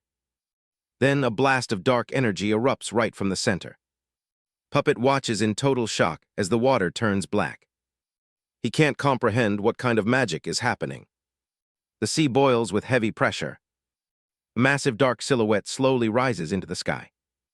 It is a gigantic Lick mage holding a flaming staff. Puppet's minions start falling apart just from the aura. Materializing these spirits takes a lot of effort. But Jin Hyuk is about to show him a real lesson. An endless legion of purple skeleton riders climbs out of the floor. Puppet stares up at the Dullahan and realizes these are all 100th-floor bosses. A demonic skull looks down right at him. He completely panics, screaming in absolute terror. He loses total control of his domain and yells out Ghostface's name. The entire reality space shatters into pieces. Puppet snaps awake back in his office, gasping for air. He drops to his knees, completely drenched in sweat. Jin Hyuk stands over him coldly and tells him to stop crying. He politely reminds the manager that a bet is a bet. It is time to pay up. He needs that meeting with Gold Lick. Puppet can only nod and hands over a sealed white letter. He promises to contact Jin Hyuk's lodging as soon as there is a reply. Jin Hyuk walks off into the street with a sinister smirk. Sitting around waiting is inefficient, so he decides to do guild work. Meanwhile, over at the White Swallow Guild House, members are relaxing. The girls chat casually about hitting their monthly climbing quotas. One complains about being stuck handling things down on the 10th floor. Suddenly, a loud noise echoes from the main entrance. The massive wooden doors slam open as Jin Hyuk walks straight inside. The receptionists freeze in total confusion as he approaches the counter. He smiles playfully, asking them what fun they have planned for today. Jin Hyuk kicks the doors open, completely catching the guild receptionists off guard. He plays dumb, claiming climbing the tower alone is just way too hard. The girls immediately start scheming, thinking they found a helpless newbie to exploit. He puts on his best fake smile and pretends he has zero connections. They practically have dollar signs in their eyes, seeing how clueless he acts. To sell the act, Jin Hyuk casually asks to borrow a single coin. Then he just casually bends the solid metal in half with his fingers. The receptionists instantly lose their minds over his insane physical strength. Next, he shows off a basic fire spell to look like a versatile rookie. They think he just has a few neat, low-level trick talents. One of them even admits she is totally into his looks. Meanwhile, Jin Hyuk is internally counting down, knowing his real plan is already working. Right on cue, a massive explosion rocks the entire building structure. A guard sprints in, screaming that a monster is leveling the town outside. They tell Jin Hyuk to stay put while they go handle the crisis. The second they leave, the friendly rookie act completely vanishes.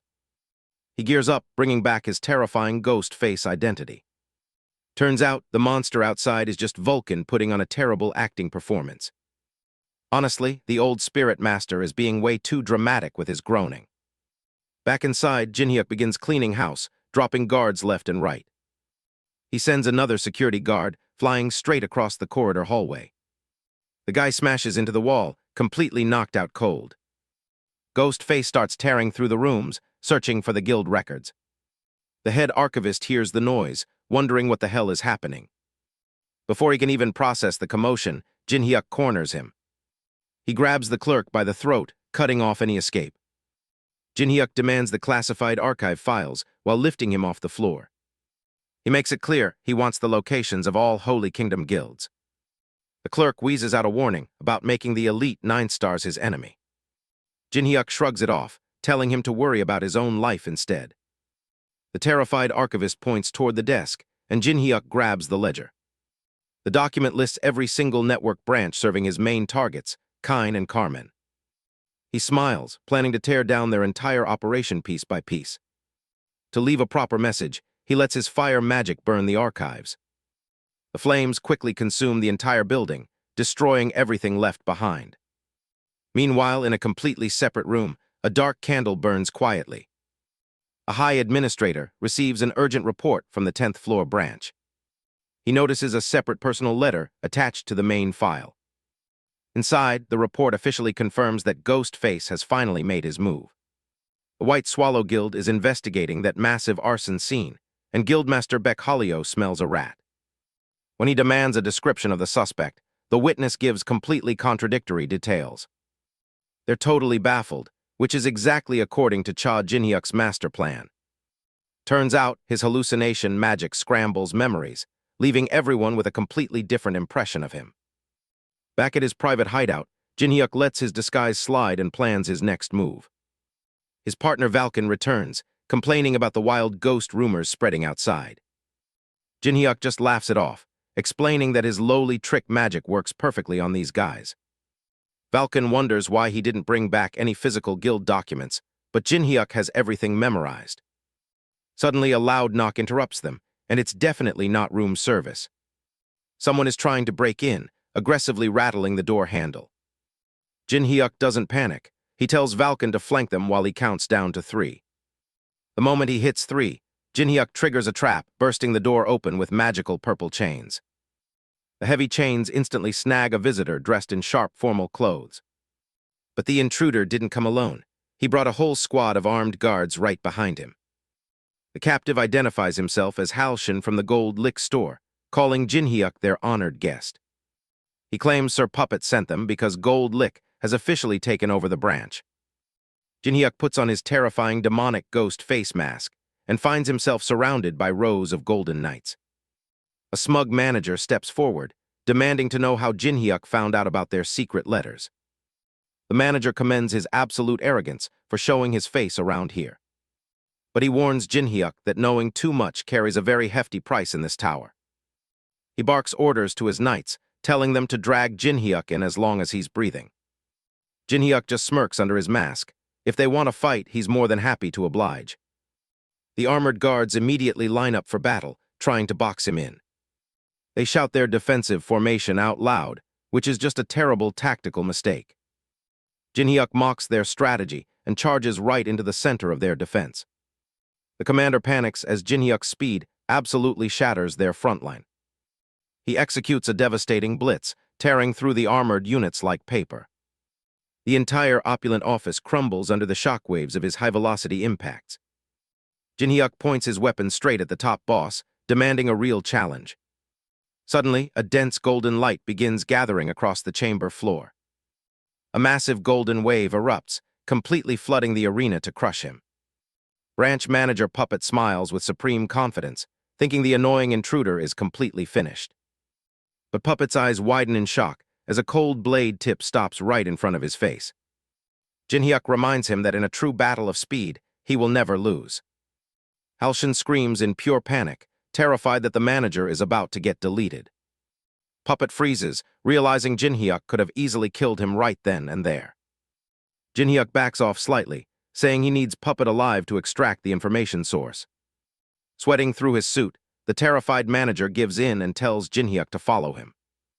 They walk into a grand, fortified backroom that practically screams infinite corporate money.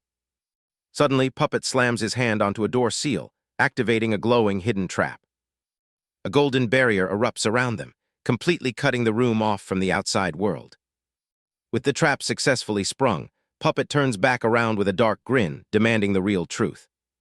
Jinhyuk casually admits he was completely bluffing about having a secret source. William threatens him with physical penalty, aiming to take an arm and a leg. But before William can connect his strike, Jinhyuk completely shuts down the momentum. A massive surge of purple soul power shatters William's golden attack instantly. Jinhyuk summons Valken as a soul soldier, forcing William to recognize his old partner. William sits back, completely stunned to realize the legendary climber has resurrected. With complete leverage established, Jinhyuk leans back and proposes a strategic corporate sponsorship. He reminds William of their old days when Jinhyuk supplied him with high-floor loot. William notes that signature supreme arrogance could only belong to the real Cha Jinhyuk. Jinhyuk offers a trade, high-tier deduced information in exchange for access to company funds. He reveals the 4 royalties manipulate the tower to keep other species from climbing. They gatekeep the system by actively wiping out anyone with high growth potential. Then he brings up the total slaughter of the Oni species on the 100th floor. The memory shifts to Haruo, who is desperately trying to clear her own trials. She fails the time limit on the 10th floor and gets forcibly teleported back.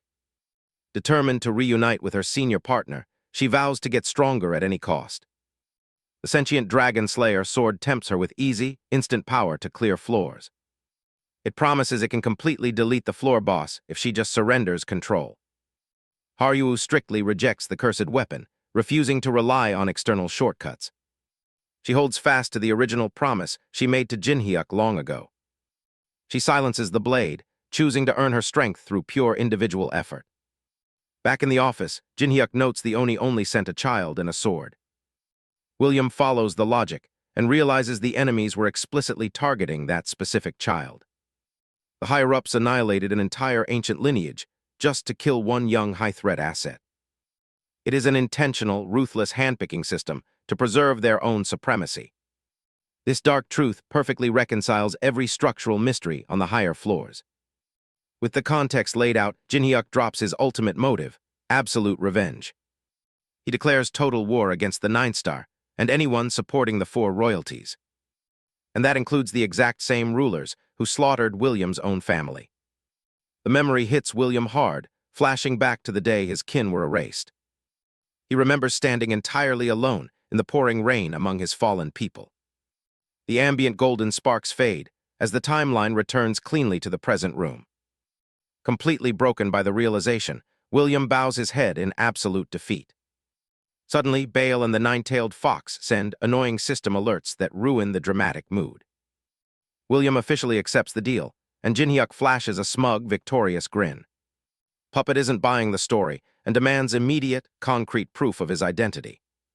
Annoyed by the stubbornness, Jinhyuk sighs and decides to call in a celestial favor.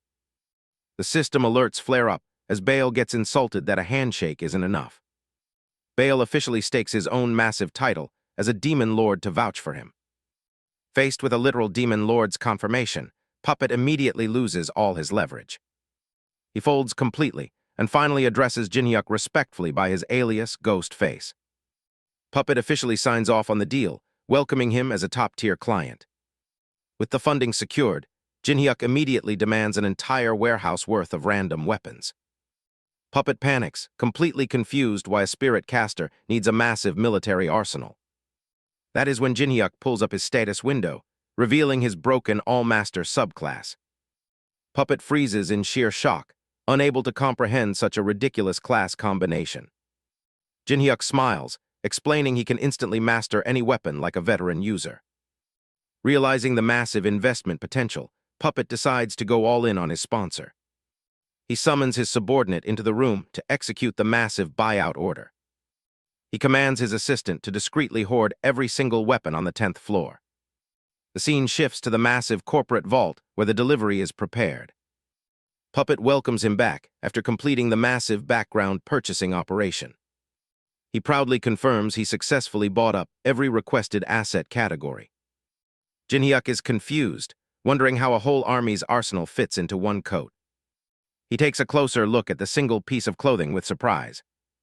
Puppet smirks, introducing the rare subspace coat linked to an entire storage realm. He hands over the incredibly rare artifact, warning Jinhyuk to treat it with care.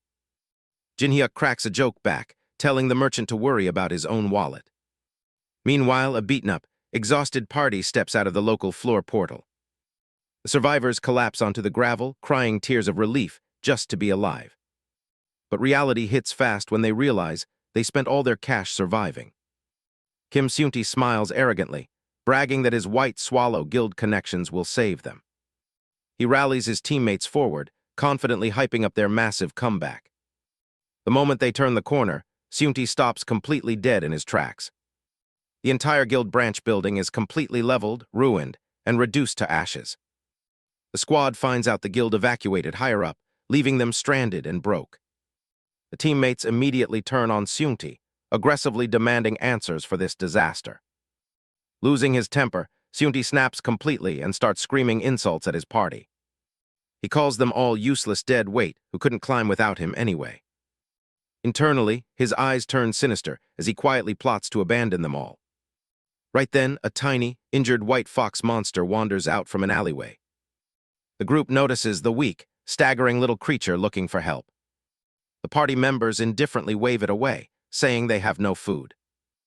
The innocent white fox approaches Seunti and gently licks his armor boot. Seunti instantly recoils in visceral disgust, losing his mind at the animal. He aggressively kicks the helpless creature, sending it flying across the dirt. The little fox whimpers in pure pain, pinned against the floor. Seunti grins maniacally, deciding this animal is his perfect new stress toy. The terrified fox screams out, staring down immediate threat of death. He keeps stomping down, venting all his pathetic, displaced rage onto it. He continuously beats the animal, crying about how unfair his own life is. He takes another swing, cursing the world for making him so unlucky. The abuse is cut short mid-motion as a blur flashes through the air. Sudden, violent slash cuts clean through the space out of nowhere. Seunti looks down with blank, wide-eyed confusion as fresh blood erupts. He screams in absolute agony, clutching his completely shattered, bleeding leg. A shadow looms over the fox as a cold voice asks if he was speaking. Cha Jinhyuk and Vulcan head out, setting their sights on the Tower of Class Change.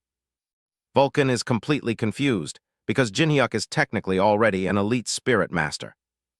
Their conversation cuts short when a system alert reveals a baby fox is in immediate danger. Jinhyuk confronts Kim Seunti, casually announcing he is claiming the injured animal. After cleanly severing Seunti's leg, Jinhyuk stands over the tiny, terrified creature. Seunti's remaining thugs try to surround him, but Jinhyuk just activates his demon mask. He maneuvers effortlessly through the air, completely catching the small-time thugs off guard. Jinhyuk asks the mother fox entity exactly what kind of punishment she wants. Her answer is simple: kill them, so Jinhyuk throws Seunti's severed foot right back. A magical symbol activates over the detached limb midair, setting up his next spell. With a cold whisper, he triggers Corpse Explosion, instantly vaporizing the entire squad. With the thugs handled, the rescued little white fox looks up, completely safe now. Jinhyuk tries to brainstorm a name, suggesting Box as a short version of Baby Fox. Since it has two tails, he settles on calling it Miho instead. Vulcan smirks, doubting the incredibly picky mother entity will actually accept that name. But the tiny pup happily yips, completely on board with its new name. Jinhyuk gives Vulcan a smug look, pointing out the beast obviously likes it. The system confirms a partial quest completion, officially locking in the choice. A bright magical orb materializes right above Miho, floating down as a reward. Jinhyuk reaches out to inspect the unique loot drop he just earned. It is a rare fox mask that scales in power based on its original owner. He realizes the gear attributes function almost exactly like a classic Oni mask. Out of all its traits, the charm skill is definitely the premium pick. Suddenly, a follow-up notification chimes in, proving the overall quest line isn't over yet. To fully restore Miho's strength, Jinhyuk needs to gather 999 fresh raw livers. He realizes he has to hunt every single target personally to keep them fresh. Still, considering how overpowered the new mask is, the massive grind is worth it. He looks forward to maximizing his favorability bonuses with the massive fox entity. The interface notes that the proud entity is slightly flustered by his blunt attitude. Back at their quarters, Vulcan stretches and decides to head out for an evening walk. Jinhyuk reminds him to meet directly at the class tower by sunrise if he runs late. Vulcan transforms into a purple aura trail, flying gracefully into the night sky. Standing on a high roof ridge, he notices how different this era's tower feels. Deep in the shadows, a massive, terrifying reptilian eye suddenly glows dark orange. Vulcan immediately recoils, sensing an ominous, heavy-energy footprint nearby. He looks out across the misty cityscape, trying to pinpoint the source. His eyes widen as he confirms the signature belongs to a true dragon. The unmistakable horns and savage mana leave absolutely no room for doubt. A cold, sinister mouth grin forms right out of the dark, misty airspace. A chilling voice echoes out, declaring an absolute desire to slaughter every single dragon. Vulcan stands frozen in pure shock at the gravity of that insane claim. Massive, red, fire-breathing dragon materializes behind a mysterious, silver-haired masked executioner. Vulcan tracks the looming dragon threat, wondering why they haven't made a move on the 10th floor yet. Before he can piece it together, a strange shift in the ambient mana catches his attention. The target immediately spots him, calling Vulcan a measly ghost trying to play an awkward act. But when Vulcan calls him a young dragon, the guy takes it completely as an insult. Meanwhile, over at the outskirts of the 10th floor, a guide welcomes a new visitor. Cha Jinhyuk wants to use the Necromancer's room, so the guide hands him a crystal orb to test his mana. Jinhyuk doesn't think twice and grabs the orb, channeling his energy straight into it. The flow starts normally, but the sheer volume of power builds up way too fast. The guide panics, unable to comprehend how a 10th floor climber can hold this much magic. The crystal orb handles what it can, but it quickly reaches its absolute limit. With a sharp crack, the testing device pushes back against the immense pressure. The orb shatters into pieces on the floor, leaving the guide sweating and totally stunned. Back outside, the standoff turns into an active battlefield instantly. A purple strike cuts across the air as the two entities clash. Vulcan flies high to gain an advantage, while Hendrik counters from below with red blade trails. Bystanders notice the dark curved horns and start running, terrified of the dragon in front of them. Vulcan observes the strange rage, noting the guy reacts way too sensitively to being called a dragon. Suddenly, a bizarre realization strikes Vulcan as he looks closer at the opponent's true form. It looks like a separate body and soul, which gets Vulcan incredibly excited as a researcher. He fires a massive soul laser downward, pushing his spirit master techniques to the limit. The opponent simply smiles, completely unfazed by the incoming beam of pure magic. With a clean horizontal flash of his blade, Hendrik parries the magical strike effortlessly. He proudly introduces himself as Hendrik, the legendary dragon slayer. That title is reserved for absolute monsters who subjugate dragons on the highest tiers. Vulcan can't believe a high-floor slayer's soul somehow got trapped inside a young dragon's body. Hendrik wastes no time and unleashes his signature move, the flowing dragon ride into the sky. Vulcan realizes he was way too careless, forgetting he is fighting a 7,800th floor climber's soul. The stakes are broken. Even if Cha Jinhyuk arrives right now, victory isn't guaranteed. Desperate to buy time, Vulcan patterns his remaining energy into a defensive stance. Hendrik mocks him, knowing exactly how to handle the old man's repetitive layout. Vulcan bets everything on crowd control, activating his restrictive soul bind spell. A massive shadowy hand manifests out of negative energy, pinning Hendrik to the ground. Hendrik grunts as the heavy force restricts his movement, forcing him to gridlock his teeth. He immediately shatters the constraint, using his explosive 10,000 slashes technique. The sword cleanly divides the dark soul energy fields, neutralizing the spell instantly. The battlefield completely clears out as Hendrik stands ready for the next incoming pressure. But as the dust settles, Hendrik's eyes widen with sudden shock at what comes next. We kick off right in the middle of a desperate escape plan. This guy completely blew through all the mana Cha Jinhyuk lent him, and now he is frantically running for his life. But you can't outrun elite shadow magic. A massive dark strike tears through the air, completely ending his short escape attempt. Vulcan tracks him down effortlessly, making it clear that there is no second chance. The traitor drops a final angry vow, but his time is officially up. Meanwhile, Jinhyuk is busy checking out the hidden lower floors with his guide, Ken. Ken leads the way down a long hall and opens up a legendary Necromancer chamber. The room is packed with massive amounts of ancient tomes, reagents, and preserved corpses. It is exactly what Jinhyuk needs to unlock his true power, and Miho is already curious. A massive burst of purple energy flares up right beside the little fox. Vulcan returns from his side mission, looking slightly tired from his morning exercise. With the team back together, Jinhyuk snaps his fingers and commands his shadow soldiers to start the setup. The imps move fast, stacking rare magic books and drawing a complex ritual circle on the ground. They light up the ceremonial candles to lock the spell coordinates in place. The entire room glows with an eerie purple light as the matrix activates. Everything is perfectly aligned for the ritual to begin. Jinhyuk gives Vulcan one critical order: guard his physical body no matter what happens. He sits down at the center as a gigantic purple skull manifests right above his head. The spiritual energy screams as the boundary to the soul world forces itself open. Jinhyuk goes completely still, anchoring his body inside the active star array. A deep spiritual resonance begins to echo heavily throughout the vault. The sudden shift triggers a sharp, hostile screech from the dark corners of the room. To awaken supreme spirit power, a mage literally has to enter a soul state, meaning Jinhyuk must technically die once. His consciousness detaches completely, leaving his physical shell behind. Vulcan confirms the transition is successful, but that means the bait is officially set. Right on cue, a swirling green portal rips open, throwing out a massive swarm of ravenous spirits. They spot a living, defenseless body and charge straight past Vulcan to steal it.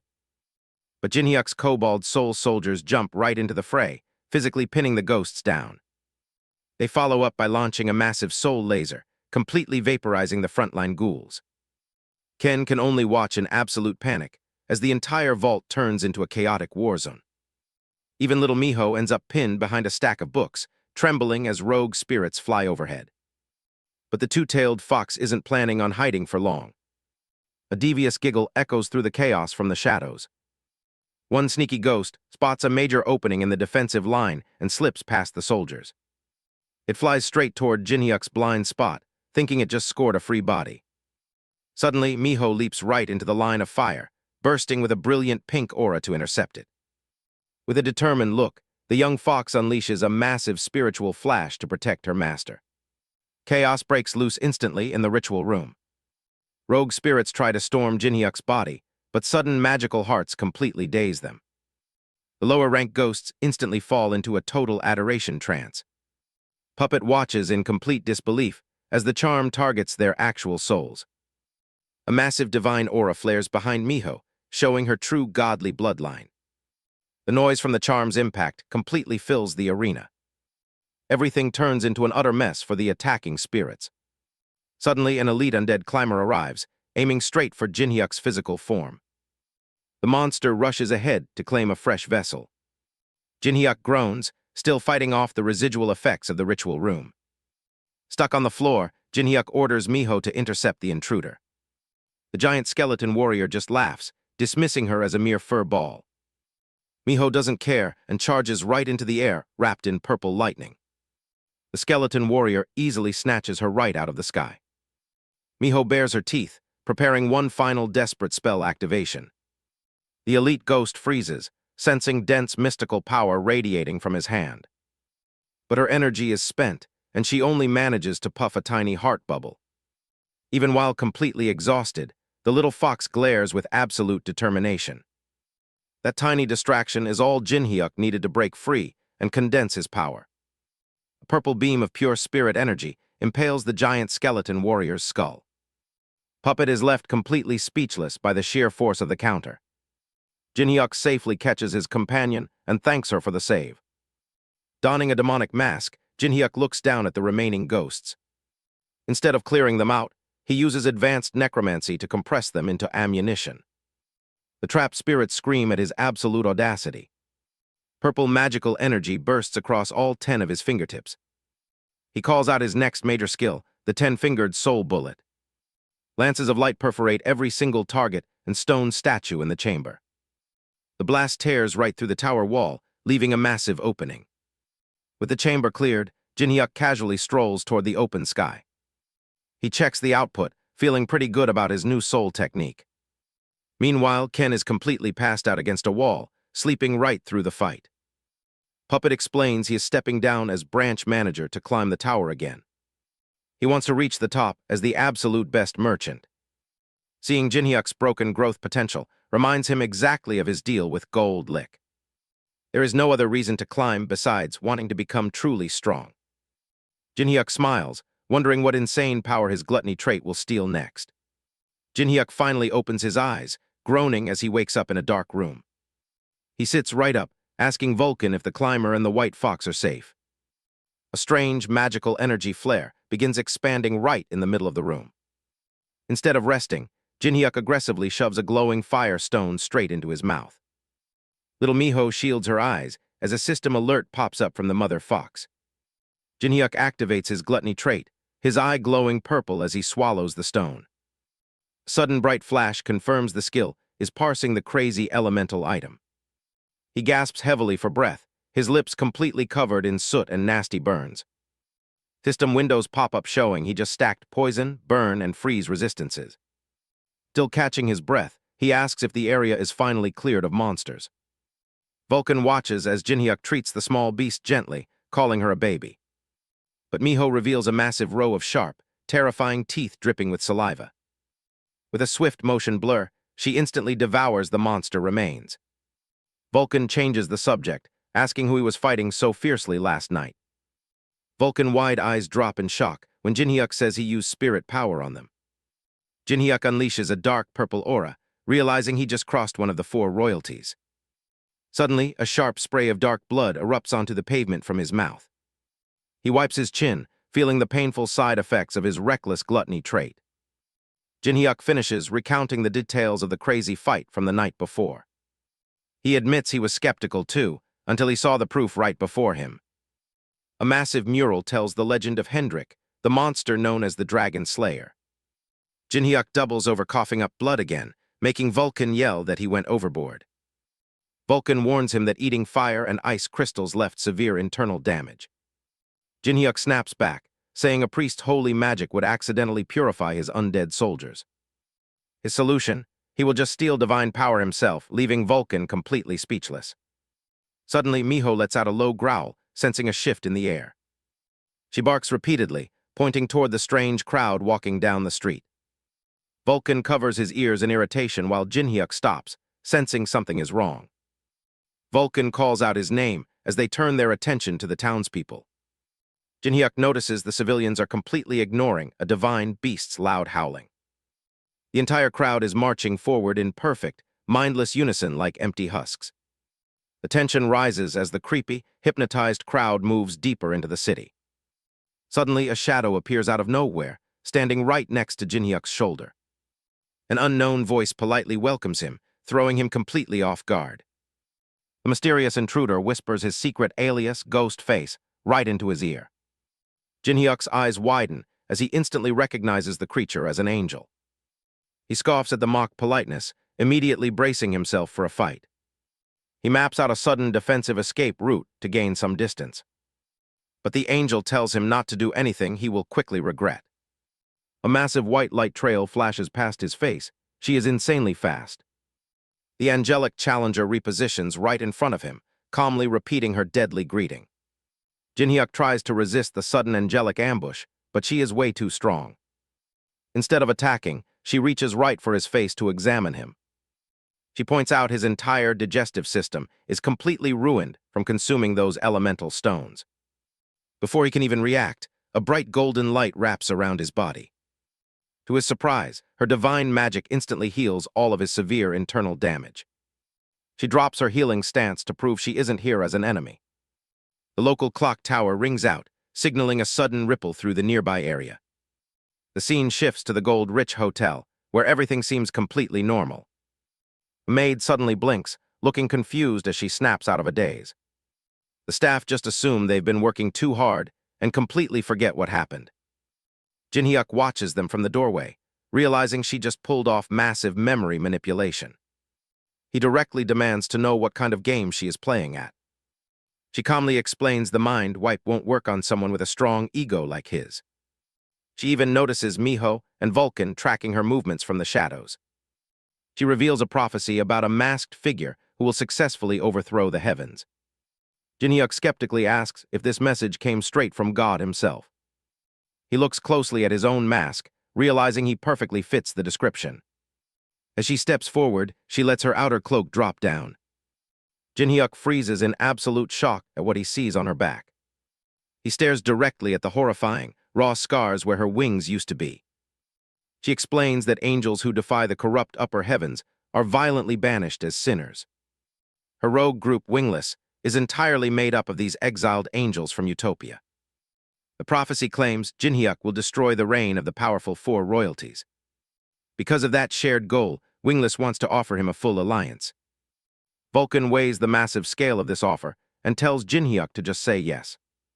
When asked what actual aid they can give right now, she bluntly says nothing. Jinhyuk blinks, completely thrown off by her absolute honesty. He secures a promise that they will answer his call whenever he needs them. She looks him dead in the eye and gladly accepts those terms. With that settled, Jinhyuk officially confirms their alliance with the rogue angels. She thanks him politely, still calling him by his current ghost face alias. Jin-hyuk decides it's finally time to introduce his real self. But first, he asks if she can completely blind both God and the devil. She reaches back to pull a glowing golden feather from her old wing joint. She gently blows on it, releasing a dense wave of divine energy. A massive barrier instantly seals the entire hotel room away from outside eyes. To test the barrier, Jin-hyuk decides to try something a little risky. He screams a loud, direct insult at the high-tier demon Baal to check for interference. The barrier holds perfectly, leaving the room completely quiet and secure. She looks at him, totally confused about why he needed this absolute privacy. Jin-hyuk drops his mask and reveals his true identity as Death Star from 10 years ago. Hearing that legendary name makes her instantly freeze in pure disbelief. Her knees buckle completely, and she collapses straight onto the floor. She immediately drops into a formal bow, apologizing deeply for her earlier disrespect. Jin-hyuk realizes her extreme reaction means she actually knows exactly who he is. She looks up, sweating as she breaks down over the supposedly dead climber. She reveals she was actually present at the meeting where his historical death was decided. We pick up right during the tense conversation between Jin-hyuk and Uriel. She warns him to be very careful with what he says next. Uriel drops some major lore about the entities controlling the 999th floor. They've been systematically crushing anyone who shows enough potential to climb high. Jin-hyuk immediately recognizes this as a ruthless select-and-kill strategy. Uriel looks up, surprised that he actually understands the hidden system matrix. He admits he was just guessing, but now he's completely certain. Jin-hyuk instantly transforms into his terrifying ghost face form to intimidate her. Instead of flinching, she calmly accepts the sudden threat of execution. Her reaction throws him off completely, making him pause his aggressive stance. She reveals she became wingless because she refused to execute Death Star. Jin-hyuk stands frozen as it hits him that she saved his life. He powers down to his regular gear so they can talk strategy. Uriel smiles with massive relief now that he understands her true intentions. She suggests finding other exiled high achievers to join their cause against royalties. Building a renegade army is their best shot at winning this war. Jin-hyuk remembers a critical detail about the higher floor's ownership. Marshal Emperor Tess controls that zone, keeping the royalties at bay. The heavy tension breaks when she awkwardly asks if she can get dressed. As she turns, Jin-hyuk spots the brutal scars where her wings were ripped out. He stares silently, realizing the massive sacrifice she made 10 years ago. She catches him looking and blushes hard, completely misinterpreting his silent gaze. Jin-hyuk panics hilariously and clarifies that he just wants some angel feathers. She hands over a valuable bundle of glowing white celestial feathers. She warns him to hide them, since angels can track their owner. Jin-hyuk casually tells her not to worry because he's just going to eat it. Uriel throws on her travel cloak and calls him Ghost Face as a farewell. She heads down the hallway, leaving Jin-hyuk alone with his new prize. A few glowing feathers drift through the quiet room as she exits. Miho the White Fox gives him a worried look, sensing trouble. Jin-hyuk calls out to his fox companion while prepping his insane plan. He doesn't hesitate and drops the massive divine feather right onto his tongue. With pure determination, he swallows the high-tier energy source whole. Everything goes completely dark as the celestial power hits his system. He tries playing with Miho, but massive electrical agony violently rocks his body. The intense strain forces a sudden, total physical blackout. A sudden splashing sound echoes through a completely new space.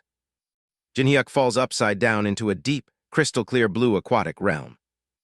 He breaks the surface, his purple magic eye flashing back to life. He places his hand down as golden divine shockwaves crack across his mind realm.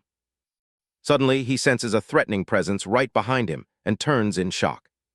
Jin-hyuk stands frozen as the water in his mind realm starts rapidly rising. He snaps out of it, realizing he has only one aggressive path forward. Meanwhile, back in the real world, the system signals a strange shift. Vulcan stands over Jin-hyuk's collapsed body, watching the intense purple aura wrap around him.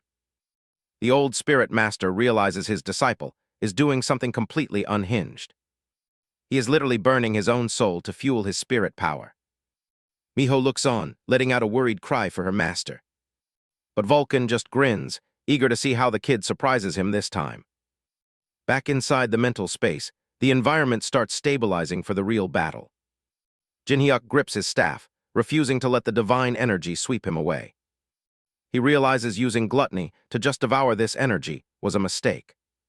Staring at the monumental golden waterfall, he knows one wrong move means permanent blackout. So he drops the tricks and decides to face the power as his true self. The spiritual current surges as he prepares his core spirit. With a confident smirk, he declares that the real show starts now. His purple necrotic aura slams directly into the cascading golden divine light. Jinhyuk flaunts a predatory grin as his regression mindset takes absolute control. His spirit forces an impactful crunch against the heavenly barrier. He cheers as his true willpower takes total hold of the trial. A massive demonic jaw manifests, completely eclipsing the golden waterfall. The giant jaws snap closed, swallowing the entire divine current down. Jinhyuk's purple eyes flare as the intense demonic essence locks into place. The devouring trait screams for more as the assimilation hits its peak. Dark purple fractures rip through the space while he demands more power. The system interface itself mirrors his insatiable, manic desire. Sparkling magical residue settles as the absorbed energy finally stabilizes. A deep void takes over, triggering high-tier system interference. Suddenly, a blood-red notification reveals the peak of all evil is watching. Baal claps excitedly and officially welcomes the new demon king of gluttony. A system alert references his notorious title, the Greedy Dragon. High-floor climbers discuss Baal as a scheming neutral god who loves chaos. An ancient painting illustrates how the dragon historically tried to devour the world.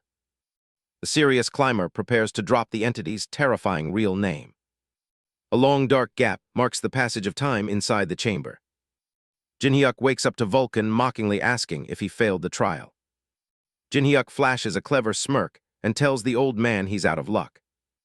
He proudly explains he created a seed-sized organ that autonomously produces divine power. Vulcan warns that the angels will issue a global death order if they find out. The massive threat of the celestial faction looms heavy over his incomplete state. Meanwhile, the fierce warrior Hendrik glares intensely, ready for a separate clash. The action shifts directly over to the 10th floor hunting ground. Screams echo through the wilderness as an unannounced attack begins. Muscular green humanoids get completely shredded by swift, slashing purple shadows. A giant elite orc warrior snarlingly raises his axe to defend himself. But the ghostly necrotic shadows descend from the canopy, striking him down instantly. A terrifying, glowing purple shadow skull zooms in to finish the sweep. The battlefield is cleared in seconds with absolute, sweeping precision. Jinhyuk stands commandingly on a tall, rocky pillar, looking down at the decimation. Staring up at the dark clouds, he coldly notes that it has officially begun. Jinhyuk examines his dark, newly summoned Holy Spirit soldier hand crackling with golden energy trails. He notes how smoothly his tactical stability is holding up after the evolution. Standing with Vulcan before a massive pile of shredded orcs, Jinhyuk analyzes the quirks of divine power. Right on cue, Miho pops up from behind a corpse, grinning happily with blood on her jaws. With the grinding session wrapping up, Jinhyuk pulls up his user interface to check his metrics. His newly forged seed grew, raising his divine power to 3 as he plans his next move. Vulcan guides him straight to a bustling city square, signaling that their target is just ahead. Jinhyuk zeroes in on the crowded street, adjusting his focus to spot the hidden elite. He catches a glimpse of dark horns and sharp red draconic eyes, confirming the rumors. As Jinhyuk prepares to walk right up to him, a terrified voice tries to stop him. He fires right back, mocking the old man for being terrified of getting beaten again. Meanwhile, an ancient memory shows a warrior ascending into blinding light, fulfilling a long-awaited prophecy. Ignoring the warnings, Jinhyuk approaches the legendary Hendrik openly with his tiny fox companion trailing behind. Hendrik turns around, instantly recognizing Vulcan, who immediately freezes up with total comic panic. Jinhyuk casually brushes off the Dragon Slayer's immediate judgment since he passed the test anyway. Hendrik stops walking and signals that they have finally arrived at their quiet meeting spot. They look around a narrow, completely deserted stone brick alleyway that seems like a dead end. If you like this recap so far, please drop a like and subscribe. Thanks. A dimensional ripple, effects line panel, marks their transition deep into the hidden subspace alley. Jinhyuk immediately notices the outer links fading, realizing the eyes of gods and demons are powerless here. With their complete privacy fully secured, Hendrik turns around to kick off the true negotiation. Glaring fiercely with his slit red eyes, Hendrik demands to know if Jinhyuk will help eradicate all dragons. Instead of agreeing, Jinhyuk just straight up laughs, calling the warrior's grand dream incredibly petty. Hendrik snaps, his eyes widening with pure rage as he yells back at the insult. An internal freak-out panel screams Jinhyuk's name in pure, unadulterated shock. Vulcan loses his mind, frantically ranting that Hendrik is a total monster on a different level. Jinhyuk calmly tells the trembling coward to relax because everything is going according to plan. His purple magic eye flares open as he reminds Hendrik that the four royalties aren't their only killers. He states he couldn't care less about a dragon obsession because that narrow scope isn't enough. Jinhyuk drops his real vow, declaring he will hunt down and kill absolutely everyone who betrayed him. Hendrik is left completely stunned, asking in disbelief if he truly intends to attack the supreme rulers. Cha Jinhyuk's bold declaration leaves Vulcan standing there completely dumbfounded. Instead of getting mad, Hendrik bursts into a wild laugh. He recognizes Jinhyuk as the prophesied man Uriel mentioned. Jinhyuk is surprised to hear the wingless faction already made contact. Hendrik grins and immediately places his hand on his sword. He decides to personally test if this guy's resolve is real. Jinhyuk proudly introduces himself by his notorious moniker, Death Star. Suddenly, a furious voice interrupts them, yelling at a damned lizard. An angry blacksmith demands to know why Hendrik is back. Jinhyuk turns around and stands completely stunned by who just walked in. The old blacksmith is actually a legendary survivor from the Oni race. Old man Geno stomps into the courtyard demanding answers. He directly confronts Hendrik about surviving a historical disaster. Geno snaps, accusing the dragon slayer of burning down his village. He flies into a rage while Hendrik tries to hold him back. Jinhyuk steps in calmly, asking the old man to relax. He brings up a name that stops the elder in his tracks. Geno is shocked by the pure coincidence of this meeting. He falls to his knees, begging to know if Haruo is safe. The old blacksmith suddenly spots the mask Jinhyuk is holding. Jinhyuk confirms it belonged to Haruo as repayment for saving her. He tells Hendrik that Haruo is a formidable single-target fighter. He promises they are locked in a permanent alliance for revenge. Overwhelmed with relief, Geno takes Jinhyuk's hands and weeps. Hendrik realizes Jinhyuk has absolutely no idea he just accepted a proposal. They note these weapons are light years ahead of standard gear. With the emotional air cleared, the two prepare to head outside. Geno instantly collapses into a peaceful sleep right on the floor. Jinhyuk decides to let him rest until they reunite with Haruo. But the second they step outside, a sudden warning ring out. An instant ambush cuts through the quiet air. A violent blast shatters the courtyard as Jinhyuk holds his ground. Jinhyuk glares through the smoke at his unexpected attacker. Hendrik smiles, reminding him that he promised a test. He warns that if Jinhyuk can't survive this, God will crush him.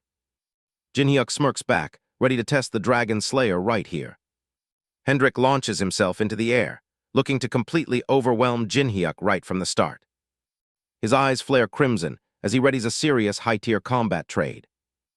But Hendrik instantly loses his composure when his initial burst completely misses the target. Jinhyuk moves like a ghost, blurring right through the chaotic rubble field. The shockwave shatters the courtyard tiles, but his target is already gone. Hendrik ends up slicing nothing but empty air as Jinhyuk pulls off a clean illusion dodge.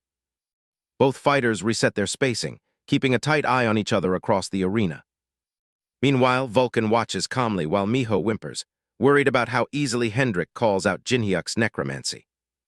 Hendrik just laughs and breaks through the magical chains like they are absolutely nothing. He charges back in with a wild grin, completely unimpressed by basic lower floor tricks. He immediately unleashes Gungnir, his ultimate technique meant to instantly end the fight. The spell locks onto Jinhyuk's vitals, leaving no room for standard evasion. Instead of panicking, Jin-hyuk just smirks and casually tells his opponent goodbye. A brilliant flash of steel collides with the magical streams. The sudden movement trigger sends debris flying everywhere. Stone pillars crack from the residual pressure of the counterattack. Jin-hyuk uses a dispel magic enchantment, shattering the spectral binding chains to pieces. The opposing blast paths intersect, turning the center of the courtyard into a complete war zone. Switching to his staff, Jin-hyuk calls down heavy crimson beams from above. The explosive payload hits Hendrik dead-on, shattering his specs and breaking his guard. Even with his face bleeding, Hendrik lunges right back into Jin-hyuk's core stance line. Dust covers the area as the Dragon Slayer refuses to back down. Jin-hyuk casually steps away from the rush, shutting down his opponent's victory claims. They pivot across the ruins, looking for any opening to exploit. Hendrik tries to provoke him, mocking his atrocious bowmanship compared to his swordsmanship. The dust separates them for just a split second. Dense energy nodes gather fast as the next spell primes. Hendrik notices the magic too late as Jin-hyuk activates a complex runic hexagon. A massive magical bombardment erupts outwards all at once. Hendrik spits out blood, visibly straining under the sheer versatility of Jin-hyuk's classes. Wanting to finish this quickly, Jin-hyuk raises a hand to swap his gear profile. A purple eye graphic flashes, signaling a critical perception shift. Hendrik smiles like an absolute maniac, showing off his sharp, predatory teeth. Draconic fire spreads across the ground as Hendrik activates his ultimate counter. He laughs out loud, admitting he lost the preliminary battle against Jin-hyuk's summons.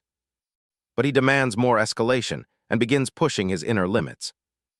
A giant glowing dragon construct manifests behind him as he calls forth charging dragon spark. Jin-hyuk watches the massive fire snake build up from behind his horned face shell mask. His battle foresight tracks the trajectory perfectly, but his current speed stat is too low to dodge. Realizing a direct hit will kill him, he reaches down for a different option. Putting his full trust in its unique attributes, he firmly attaches his white fox mask. With the fox mask equipped, Jin-hyuk prepares to show Hendrik what real speed looks like. Hendrik is completely stunned that Jin-hyuk actually dodged his ultimate attack.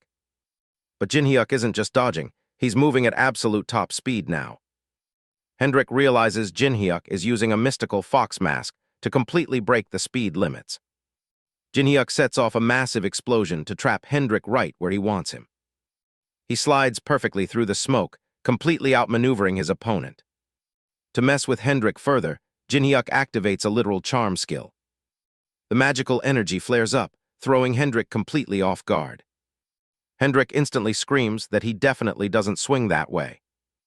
The charm distraction works flawlessly, letting Jin-hyuk drop straight down from above. Jin-hyuk winds up a massive punch, deciding to finish this fight right now. He screams out as he prepares to copy a martial arts classic. He combines all his elemental stats into the ultimate straight jab. The dust settles and Jin-hyuk is completely paralyzed from draining all his energy. Hendrik is still standing, but he smiles and tells Jin-hyuk he officially passes. Jin-hyuk internally complains that this monstrous dragon slayer should at least have fainted. The intense aura finally fades away into quiet, peaceful air. Jin-hyuk just smiles proudly, satisfied that he survived this absolute madness. After that insane fight, Hendrik walks right into the recovery room to check on the damage. Jin-hyuk is completely covered in bandages, but he looks chill, while Vulcan is still furious. Hendrik drops his tough act and actually apologizes for going so hard during the test. That is when he gets emotional, and we start looking into his dark past. It turns out his entire life drive was fueled by a pure, burning hatred for dragons. He climbed the tower purely for revenge, relying on his extreme natural talent to ascend fast. By the 900th floor, he was powerful enough to become an actual transcendent entity. But the four royalties noticed the threat and sent an entire squad to take him out. He lost the fight, but the universe played a massive joke on him by reincarnating him into a dragon. Meanwhile, up on the high floors, the mysterious office monitors are watching closely. They see a new anomaly rising, and they realize they need to shut it down immediately. Their solution is simple: reuse their old playbook and purge every single target on the list. To do that, they hire a dangerous rogue girl who just casually soloed a giant cobra monster. With a sinister smirk, this top-tier bounty hunter officially tracks her next target. Cha Jinhyuk and Hendrik start talking about forming a brand new guild. Hendrik completely agrees with the idea, but points out there's a problem. Jinhyuk explains that Bale's quest requires his name to be known everywhere first. Hendrik worries his own dark reputation might ruin Jinhyuk's massive climbing plans. So Hendrik makes a choice and says Jinhyuk should take the crown instead. He knows a skilled necromancer is way better suited to lead an army. Jinhyuk hesitates for a moment as the realization of leadership sets in. He tells Hendrik straight up that he is still the weaker one here. But Hendrik doesn't care about current power levels and wants an answer. He reminds Jinhyuk that he already survived the ultimate humiliation on high floors.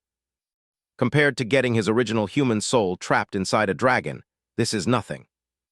Jinhyuk gets fired up and accepts the position so they can get mutual revenge. Hendrik smirks because he knows the kid finally made the right choice.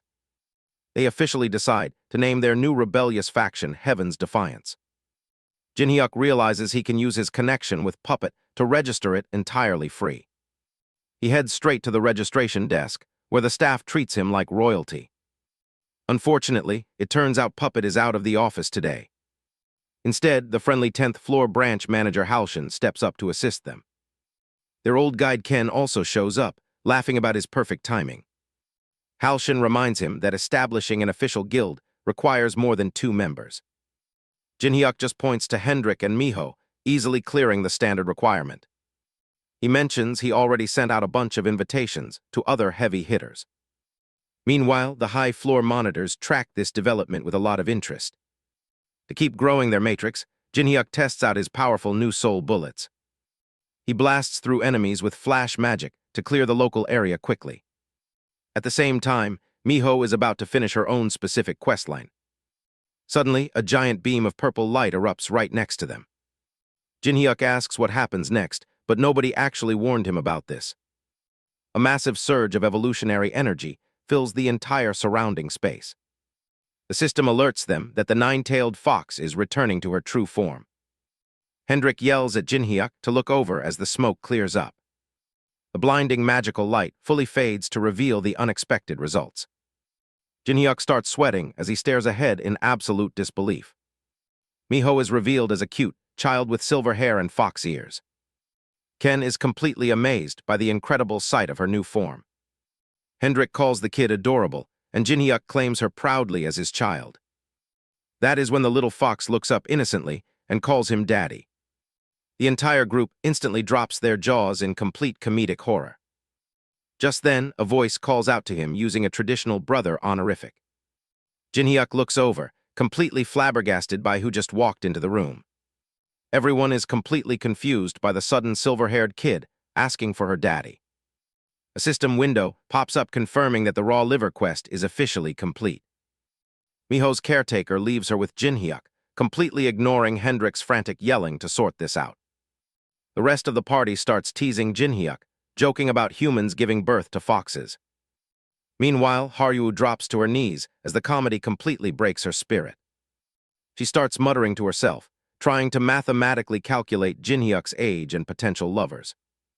That's when Hendrik walks up to introduce himself as the newest member. But as he offers a polite greeting, Haru looks up and suddenly freezes. A heavy silence drops over the clearing as a dark memory takes over. She flashes back to the day her entire Oni village was burned to the ground. Beams of destructive light rained down while her people ran for their lives. And standing right in the middle of the flames was a terrifying horned silhouette. Back in the present, the pieces click together and her blood completely boils.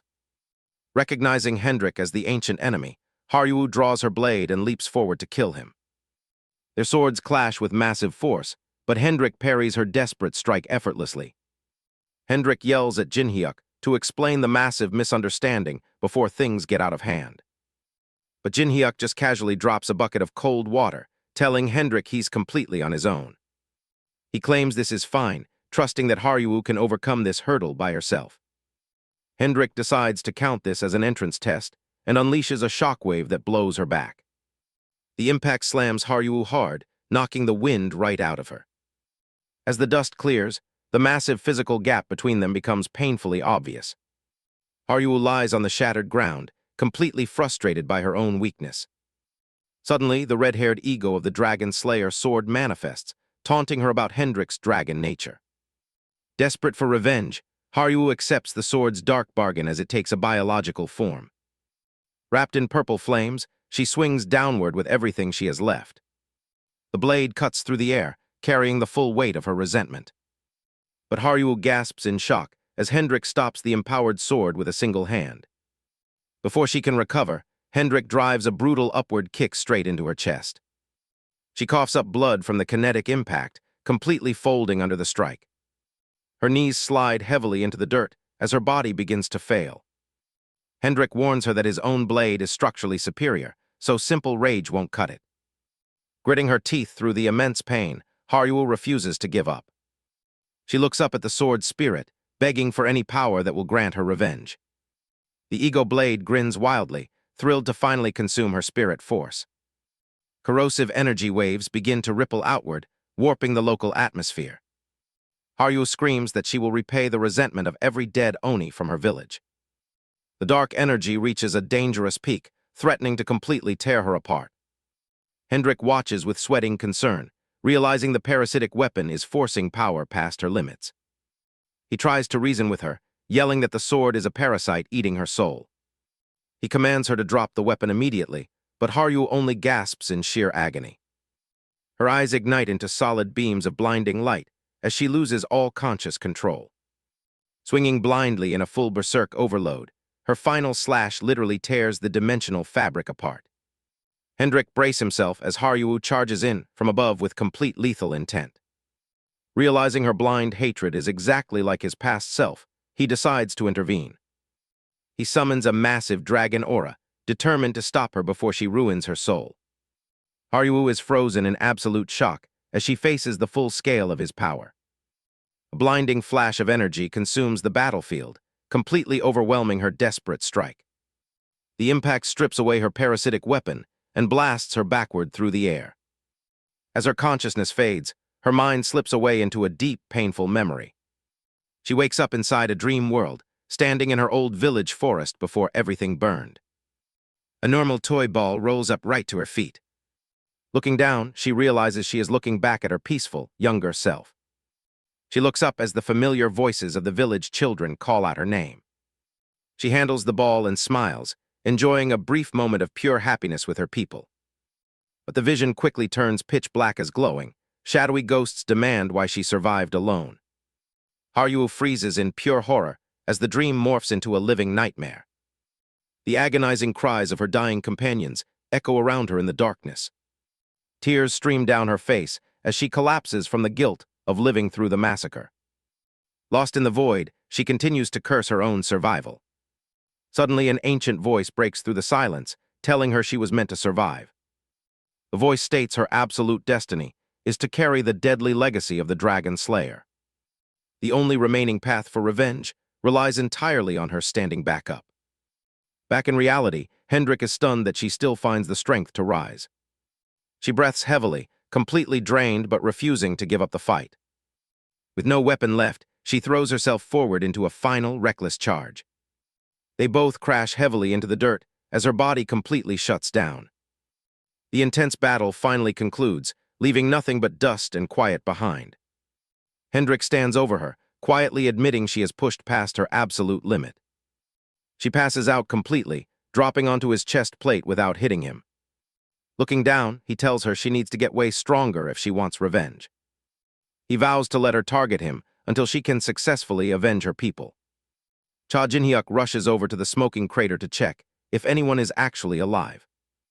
Hendrik explains he is fine and that she simply lost power right at the end. He sighs, suggesting it is best to let the poor girl sleep it off. They retreat from the crater and bring her to a quiet tavern room on the second floor. The analysis reveals she is heavily malnourished from letting that cursed weapon consume her energy. Hendrik accepts the blame, stating the owner must endure the weapon's dark history. Jinhyuk plays it cool, claiming he only bought the room so Hendrik stays out of sight. With the guys out of the way, Haruo rests peacefully in the bed. Moments later, her eyes flutter open as she slowly wakes back up. Suddenly, a loud, cheerful voice screams right next to her pillow. She sits straight up in shock, staring at a very excited white fox kid. Miho happily announces that Daddy is here, leaving Haruo completely broken and confused. Her brain completely shorts out over the wild family dynamic, and she tilts over. Miho blinks in total confusion, as the horn girl instantly plays dead again. Jinhyuk warns Miho that using that specific nickname might actually get her killed. He looks back at the sleeping Oni, knowing exactly who will deliver the beatdown. The crew finalizes packing, because they are officially leaving the 10th floor behind. Haruo looks at her weapon, feeling it's permanently bound to her soul. Jinhyuk notices a sudden switch in how she addresses him after their training. Turns out she was gently bribed into changing her nickname choice, though she still lets it slip that she prefers the old name. That immediately gets her a lethal glare, making the poor fox freeze up. Moving past the family drama, Jinhyuk passes out some high-tier items. They are expensive teleport scrolls, but Haruo realizes she didn't get one. Jinhyuk acts like he completely forgot she was even standing there. She snaps, screaming at him for treating her like basic inventory space. With everyone finally accounted for, they activate the scrolls to move out. The space warps around them as the teleportation magic takes full effect. They successfully pull through the spatial transition into a massive meeting room. Waiting right inside the magical room is none other than Elder Geno. Haruo completely freezes up the absolute second she spots his white horns. She can barely believe her eyes seeing her grandpa standing right there. The two immediately yell out to each other across the entire room. They instantly lock into a tearful hug after surviving so much tragedy. Jinhyuk watches quietly, genuinely relieved that the reunion worked out so perfectly. Suddenly, Puppet kicks the doors wide open to join the corporate meeting. He starts aggressively lecturing the entire room about basic professional punctuality. Jinhyuk just chuckles, noting that the legendary Death Star has gotten soft. He flashes a sinister smirk, fully embracing his identity from a decade ago. It is time to lay out the real master plan for the guild. Jinhyuk finishes briefing the entire team on the hidden enemy factions. The whole table sits in absolute silence, absorbing the weight of the lore. They realize the high floor rulers have been systematically executing climbing anomalies. Jinhyuk officially names the guild Heaven's Defiance to declare absolute war. With the meeting adjourned, the doors shut on their grand strategy phase. The group prepares to head out toward their next major destinations. Jinhyuk explicitly states his primary focus is straight up the tower. He plans to violently match their power by aggressively building his own. Haruo quickly turns back to her grandfather before they start climbing. She happily asks him if he will join their main party. But Geno rejects the offer, leaving her completely stunned and confused. He explains that seeing her safe has entirely cleared his burning rage. He discards his old warrior path, renaming himself Shadowless the Blacksmith. Jinhyuk steps in, offering the elder a highly specialized standalone mission instead. Gold Rich agrees to fund a permanent base on the 100th floor. Jinhyuk smiles, confirming he already has the perfect local manager selected.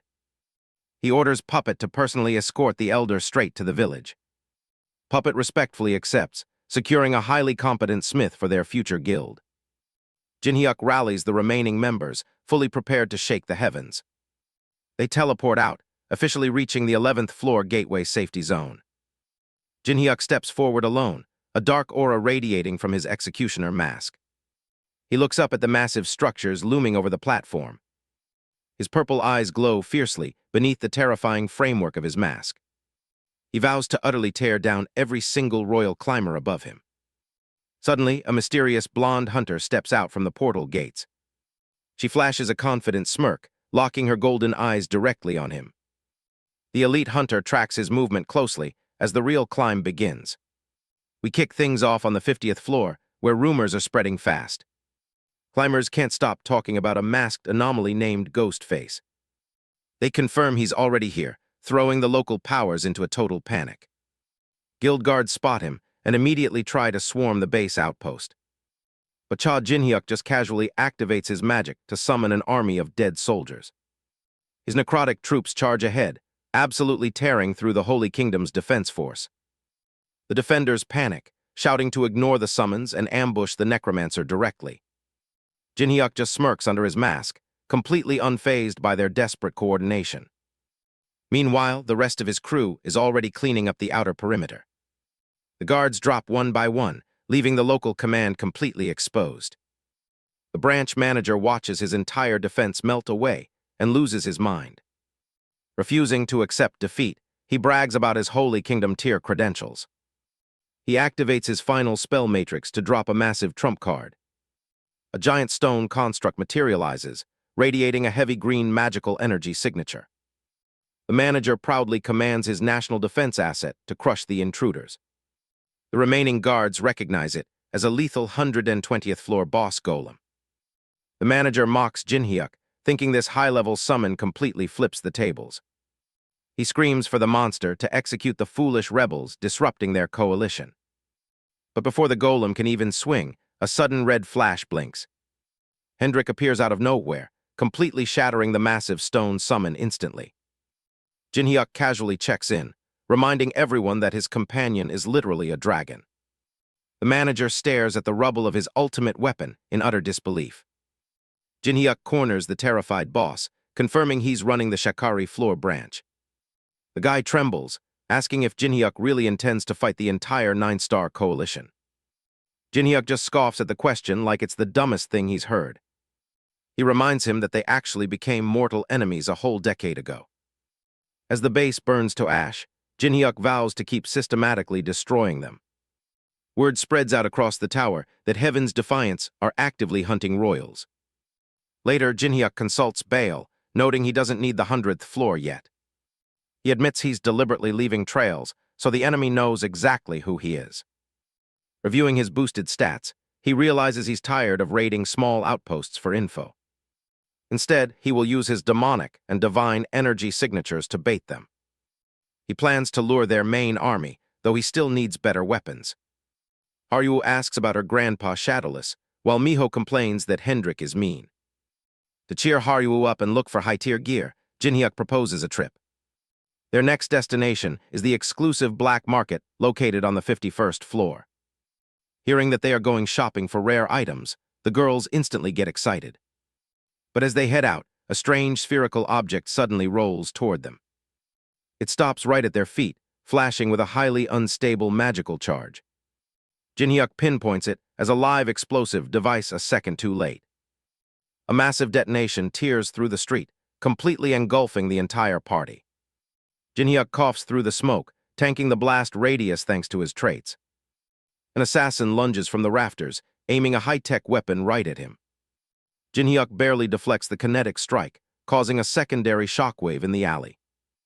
The sheer output of the attacker's weapon completely levels the surrounding buildings. Jinhyuk notes that without his demonic mask's protection, that point-blank shot was lethal. The dust settles, revealing a highly specialized hunter tracking his every move. The elite bounty hunter named Visor smirks, clearly impressed he survived the trap. She instantly fires a massive energy beam, deploying advanced digital barrier honeycombs.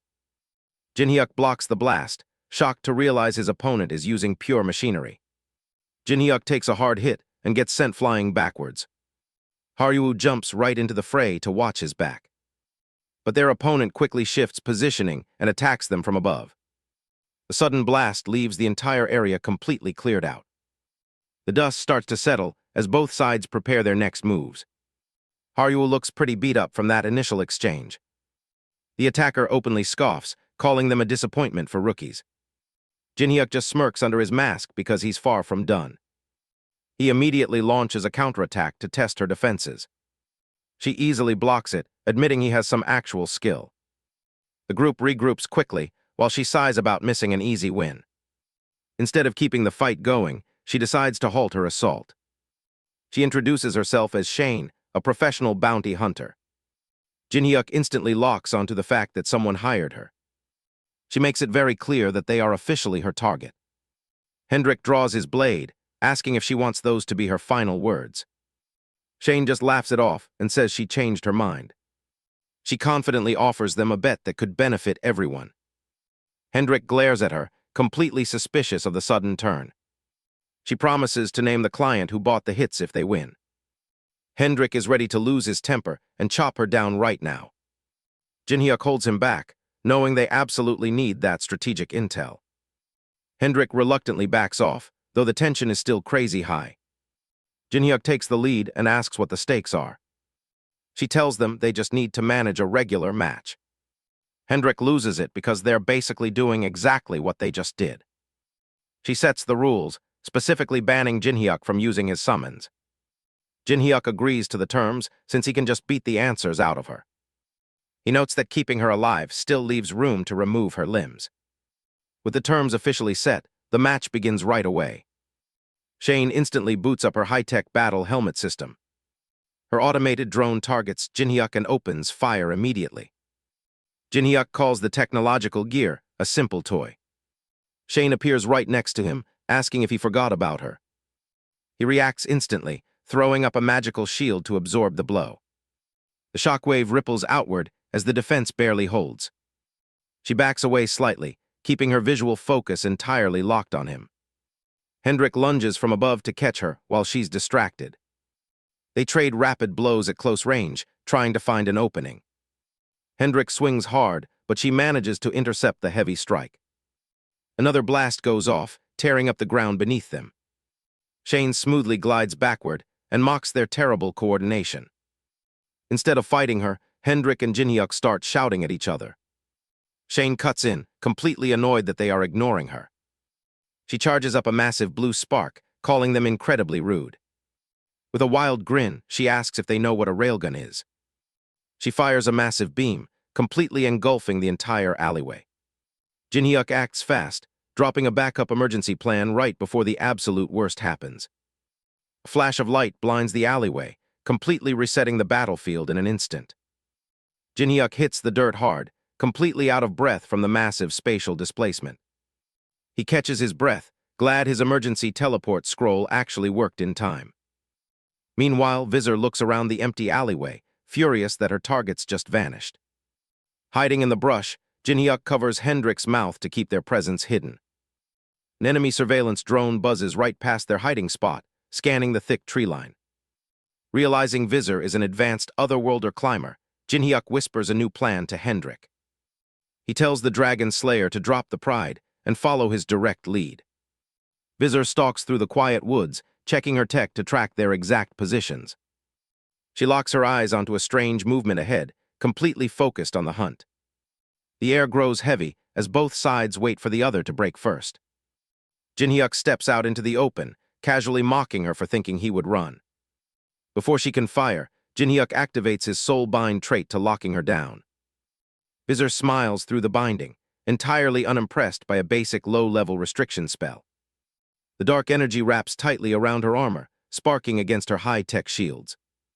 She bursts forward anyway, completely ignoring the constraint to clash directly with the party. Hendrik grins wildly as the barrier drops, finally getting the chaotic matchup he wanted. Visor realizes this simple distraction was just covering up a much larger combat setup. She gives credit where it's due, admitting their little parlor trick wasn't half bad. But Jinhyuk isn't done, declaring he's about to show her a real support build.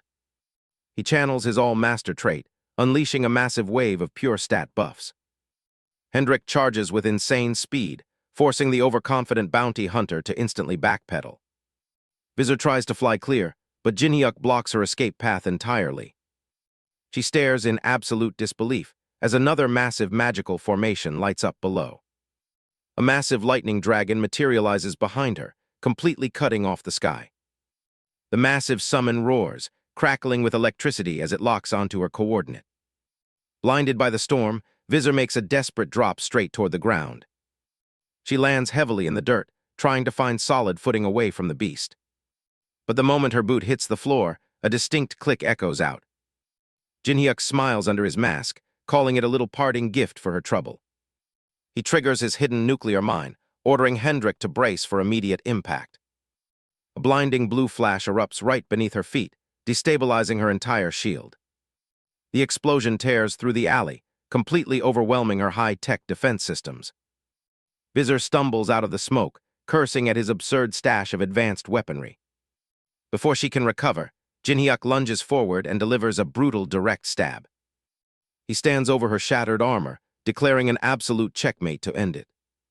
With her dragon summoned down and her body injured, he claims the match is over.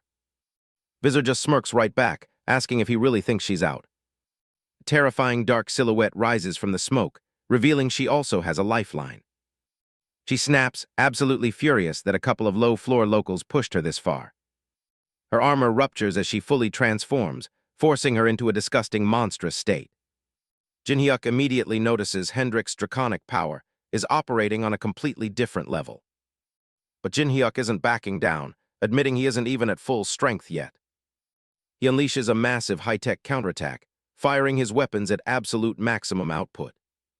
The blinding blast tears through the area, revealing Hendrik's towering dragon silhouette in the smoke.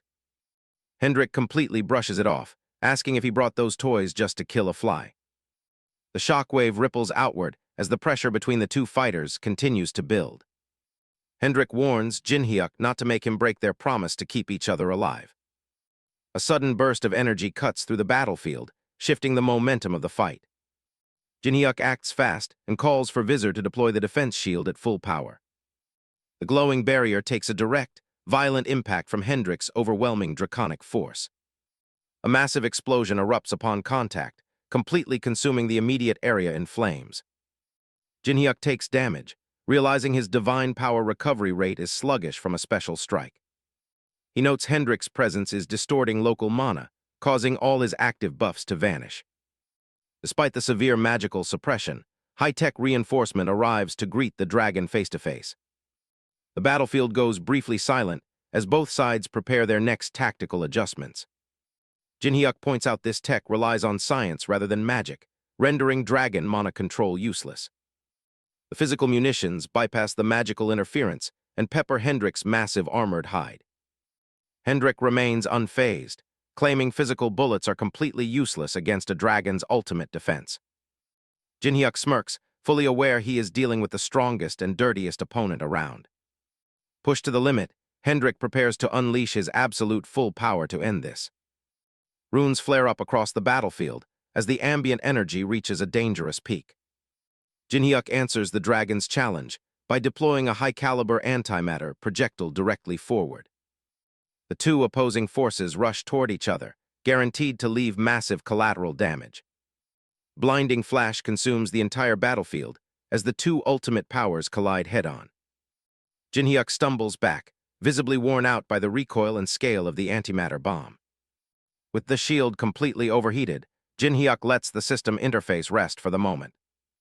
Through the clearing smoke, the massive form of the dragon is still standing tall.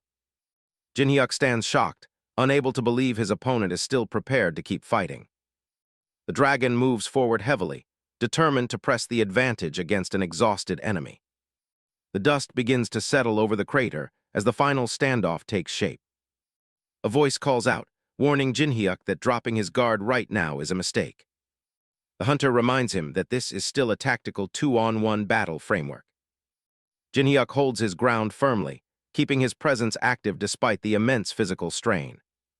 He mocks his opponent, noting that talking big with a literal hole in your chest is bold. They pull out their final tools, declaring the battle isn't over until the very end. Jinhyuk actually swallows Hendrik's draconic skill right in front of his opponent. The bounty hunter is desperate for the information he holds, but she's completely out of her depth now. He doesn't care about playing safe, immediately initiating a massive, terrifying draconic transformation. The rogue girl stares in absolute terror as the pressure hits her. Jinhyuk floats high into the air, completely cloaked in an intense dragon aura. He marvels at the absolute magic control, realizing he can do whatever he wants now. Dozens of magic circles fill the sky, completely trapping her under intense gravity pressure. Clutter, clutter. She grits her teeth in panic, realizing she has lost control of the fight. Desperate, she commands her weapons to fire blindly into the surrounding magic storm. But none of it works, leaving her completely stunned by his dragon-level spells. Jinhyuk smirks, telling her she figured out his gluttony power way too late. She tries to counter by drawing a high-tech beam saber for close-range defense. Their weapons clash heavily, creating a bright shockwave that tears up the battlefield. She pulls out a massive chimera railgun, firing everything she has left. Her eyes widen as Jinhyuk counters by unleashing a full dragon breath strike. Blank. The resulting explosion completely overwhelms her tech, shattering her defenses into pieces. Clutter. After the smoke clears, Jinhyuk stands exhausted, coughing up blood from the recoil. He admits the stolen power is still too heavy to fully control yet. Later, the rogue girl finally wakes up groaning in intense full-body pain. Jinhyuk is already sitting nearby, casually greeting her the moment she stirs. He jokingly tells her they were waiting to see how long she'd sleep. She is amazed he recovered first, muttering that he really acts like a dragon. Looking up, she sees a massive purple barrier dome enclosing the ruined wasteland. She chuckles weakly, asking if they went a little too far with their match. Jinhyuk sighs, questioning why she even proposed this crazy bet in the first place. He looks completely annoyed when she admits she just really wanted to fight a dragon. She claims anyone would want to test their strength against a real 50th floor dragon. Holding his head, Jinhyuk demands she finally name the person who put out the hit. She turns serious, explaining it wasn't just a single person seeking their heads. She drops a major reveal, stating that the bounty originated from a guild association. Jinhyuk narrows his eyes, completely unfamiliar with how this secret alliance system works. She offers to help investigate their records to uncover the specific mastermind behind it. But Jinhyuk immediately stops her, stating there is absolutely no need to waste time. He notes only one faction has the authority to orchestrate a plot this large.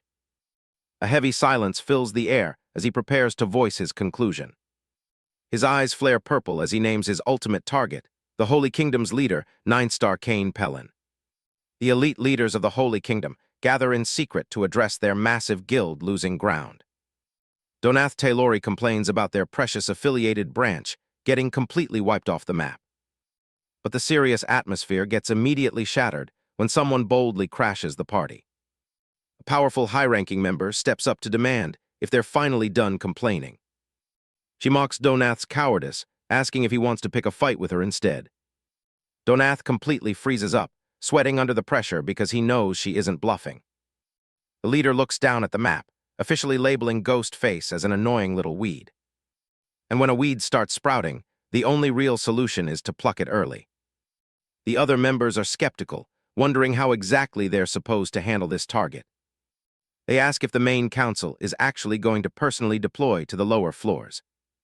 But the leader rejects that, noting the tower's massive penalty gap makes direct interference impossible. Instead of risking their own stats, they need a proxy to do the dirty work. So they hire Camel, a deadly 300th floor mercenary, to hunt the party down. Camel, tracking them, thinks it's a routine job, but quickly realizes the massive power gap. She realizes king-ranked climbers are on a completely different level than standard floor rankers. Because of her failure, a mysterious summoner appears to punish her for leaking vital information. The shadows wrap around her as the entity claims it's officially dinner time. Before she can even react, a colossal spectral serpent lunges straight out of the dark. The massive beast snaps its jaws shut, completely swallowing the high-floor mercenary whole. Meanwhile, Haruo is trapped in a terrifying psychic nightmare, desperately screaming out for help. She gasps awake on a rooftop, completely terrified by the realistic visions in her head. Jinhyuk notices her distress and asks if she's finally back in reality. He mentions Hendrik is away doing recon on the secret info they just secured. Since she's stable, Jinhyuk decides it's time for the party to pack up and move. Along the way, the white fox Miho gets distracted by delicious local street food. Jinhyuk agrees to a quick break since they still have time before the market opens. He looks back at Haruo, noticing she's completely silent and checking if she's okay. Miho happily snaps her out of it, offering to share the snack together. Night quickly falls over the sprawling business district of the 51st floor. Jinhyuk stops them, noting Haruo's distinct oni horns will draw away too much attention. He uses a quick disguise spell, and Haruo politely thanks him for the cover. They arrive at the heavily guarded entrance of the exclusive underground black market. The guard stops them, but Jinhyuk smoothly flashes an incredibly rare black card. The surrounding crowd instantly spots the legendary card, murmuring about the VIP guest's identity. The guards quickly usher the party inside to avoid drawing a larger scene. Up on the main stage, the eccentric auctioneer loudly welcomes the wealthy crowd. Rich buyers immediately start raising their paddles, driving the bidding prices sky-high. They quickly roll out a rare summoning trinket, selling it for a massive fortune. Watching from the balcony, Jinhyuk sighs that the early items are pretty disappointing. Down below, the auctioneer grins, announcing it's finally time for the real main event. Suddenly, Haryu freezes as a familiar, haunting voice echoes directly inside her mind. Completely losing control, she leaps over the VIP balcony toward the stage below. Jinhyuk reacts instantly, diving straight after her into the chaotic crowd to stop her. A mysterious item sits under a cover on the auction stage, begging for salvation. Suddenly, a scuffle breaks out, and Haryu gets knocked back by an arrogant collector. Furious, she stands her ground and prepares to draw her weapon to fight back. An elite guard instantly jumps into action to intercept her advance. The grotesque collector, Gold Rich, scolds her for daring to touch his targeted piece. He looks down on her, calling her a completely arrogant young lady. Jinhyuk steps in right behind Haryu, demanding to know who they think they're touching. Gold Rich looks up and instantly recognizes the notorious ghost face standing before him. The tension rises as they exchange glares, waiting for the auctioneer to settle things. Jinhyuk checks on Haryu, who whispers that she hears a voice calling from the stage. The auctioneer laughs off the commotion, quickly moving to unveil the highly anticipated prize. As the cover falls away, Haryu gasps in absolute shock at what's inside. It's a beautiful flower accessory, carrying the distinct style of the fallen Oni tribe. Haryu boils with rage, seeing a sacred relic from her people sold like trash. Jinhyuk places a steady hand on her shoulder and firmly tells her to trust him. The bidding kicks off rapidly, but Jinhyuk suddenly shuts everyone down by bidding 1 million gold. The entire room goes dead silent as the auctioneer stammers over the massive bid. Gold Rich just smirks, fully expecting to add another unique species to his collection. The twisted collector laments not taxidermying a real Oni corpse, but says this will do. Jinhyuk's eyes narrow as he refuses to let the relic fall into that monster's hands. Before the hammer drops, Jinhyuk aggressively escalates the price all the way to 3 million gold. He looks right at Gold Rich and tells him to pay up or get lost. With no counteroffers left, the auctioneer officially slams the mallet and sells the item. Jinhyuk demands they pack it up immediately so they can leave this place behind. They quickly slip out of the venue under the quiet light of a full moon. Haryu carefully cradles the secured hairpin, completely overwhelmed with emotion. She softly thanks Jinhyuk, though he jokingly tells her to thank Gold Rich's wallet instead. Haryu stares at the glowing relic, feeling the deep connection to her fallen ancestors. Jinhyuk acknowledges her look, keeping his guard up as they walk. She swears to move forward, dedicated to bringing salvation to the souls of her tribe. Looking closely, Jinhyuk notices a dead Oni's soul is actually physically attached to the hairpin. But their quiet escape is cut short as a dangerous presence looms in the dark alley. Jinhyuk's instincts flare right before an ambush strike tears through the shadows.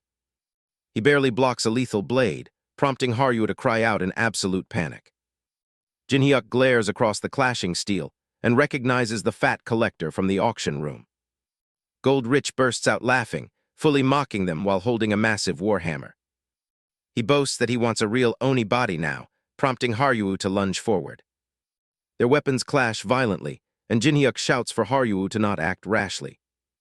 A deadly sword slash narrowly grazes past Jinhyuk's face as he dodges backward. Realizing the threat, Jinhyuk steps out front to take on the collector alone. He analyzes the enemy's stance, noting the fat man is an incredibly skillful swordsman. Jinhyuk activates his combat foresight skill, his eyes glowing bright red to track the future. He sees through the attack path, noting that while the collector is strong, he's slow. Finding a perfect opening in the visual stream, Jinhyuk leaps forward to strike now. The collector simply smirks, revealing a hidden trick hidden right up his sleeve. A cloud of deadly poison erupts, forcing Jinhyuk to immediately stop breathing to survive. Haryu collapses to the floor, completely paralyzed by the trap.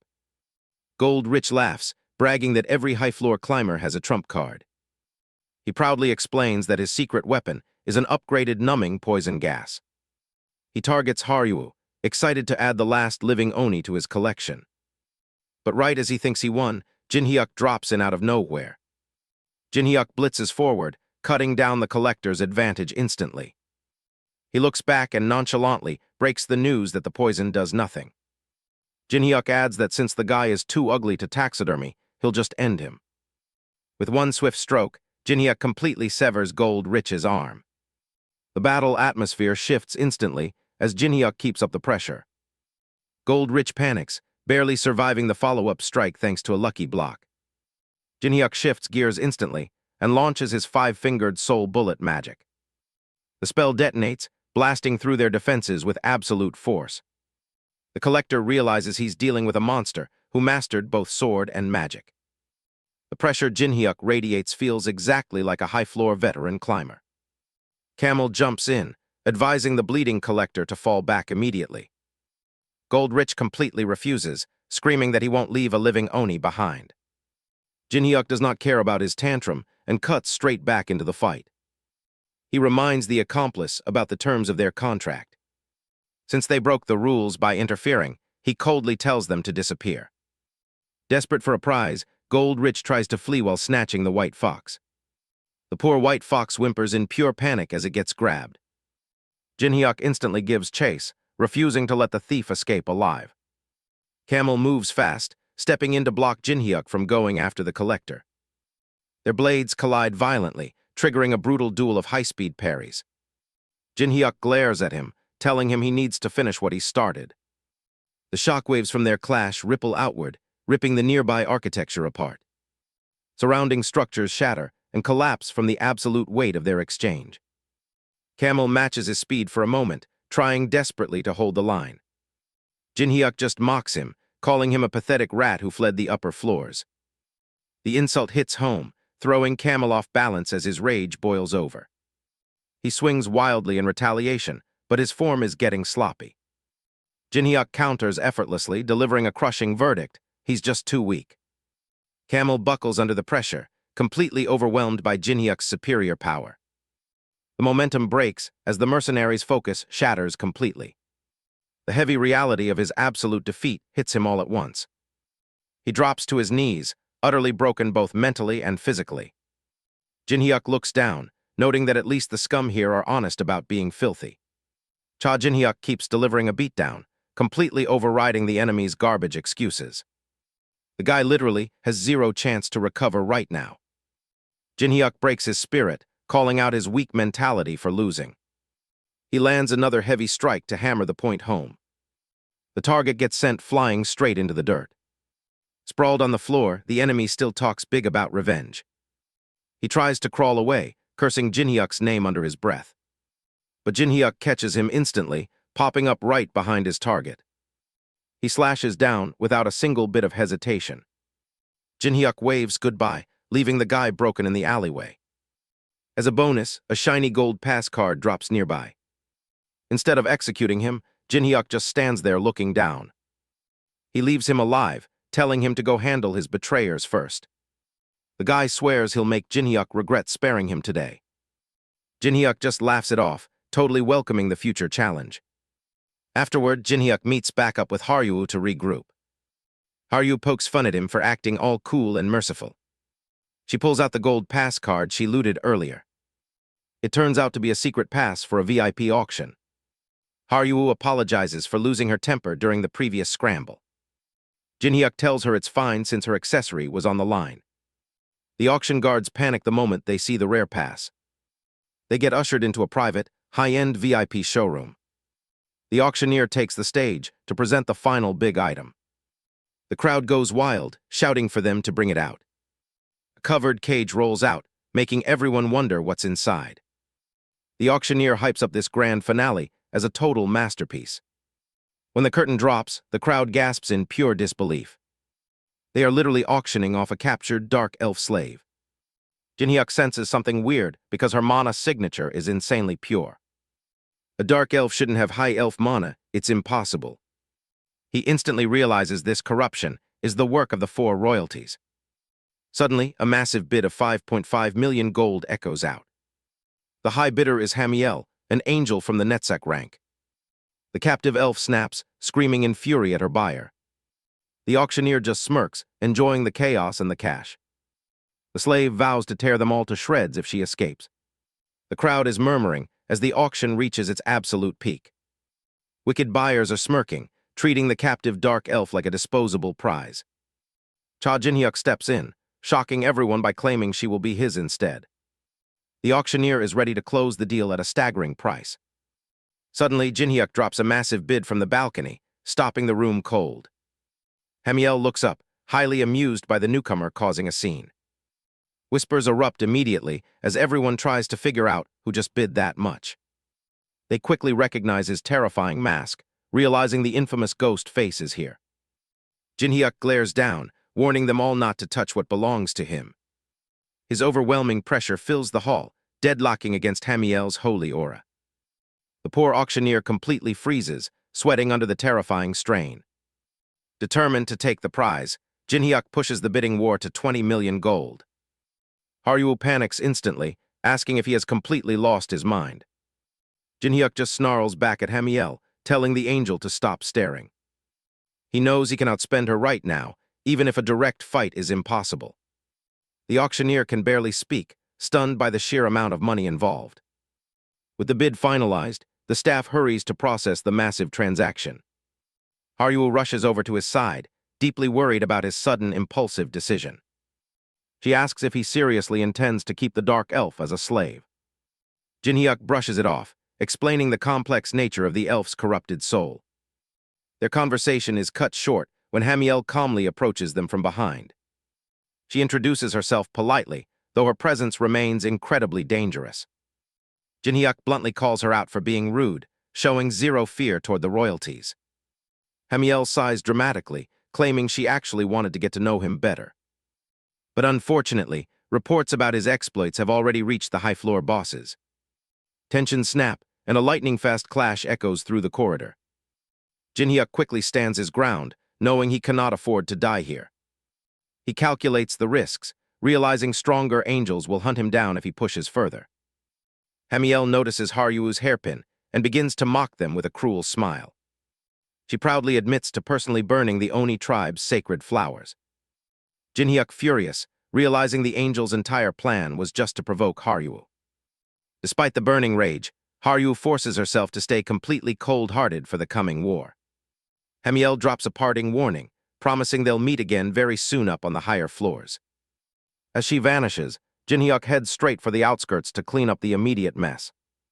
He checks on the captive dark elf, telling her she's safe since his allies are right here. She glares back with deep suspicion, introducing herself as Elione von Yggdrasil. That surname drops a massive bombshell, linking her directly to the elves' sacred divine tree. Jinhyuk quickly connects the dots, realizing her hidden potential makes her perfect for heaven's defiance. Elione sits silently in her chains, completely aware that her powers are heavily suppressed right now. But Jinhyuk doesn't plan on keeping her locked up like a common prisoner forever. He opens the cage and bluntly demands she get up so they can finally talk. She tries to lunge out and escape, but her weakened body immediately gives out on her. Elione collapses into the dirt, bitterly asking if he bought her just to satisfy his lust. Behind them, Jinhyuk's summons start throwing absolute chaos into the conversation with ridiculous relationship advice.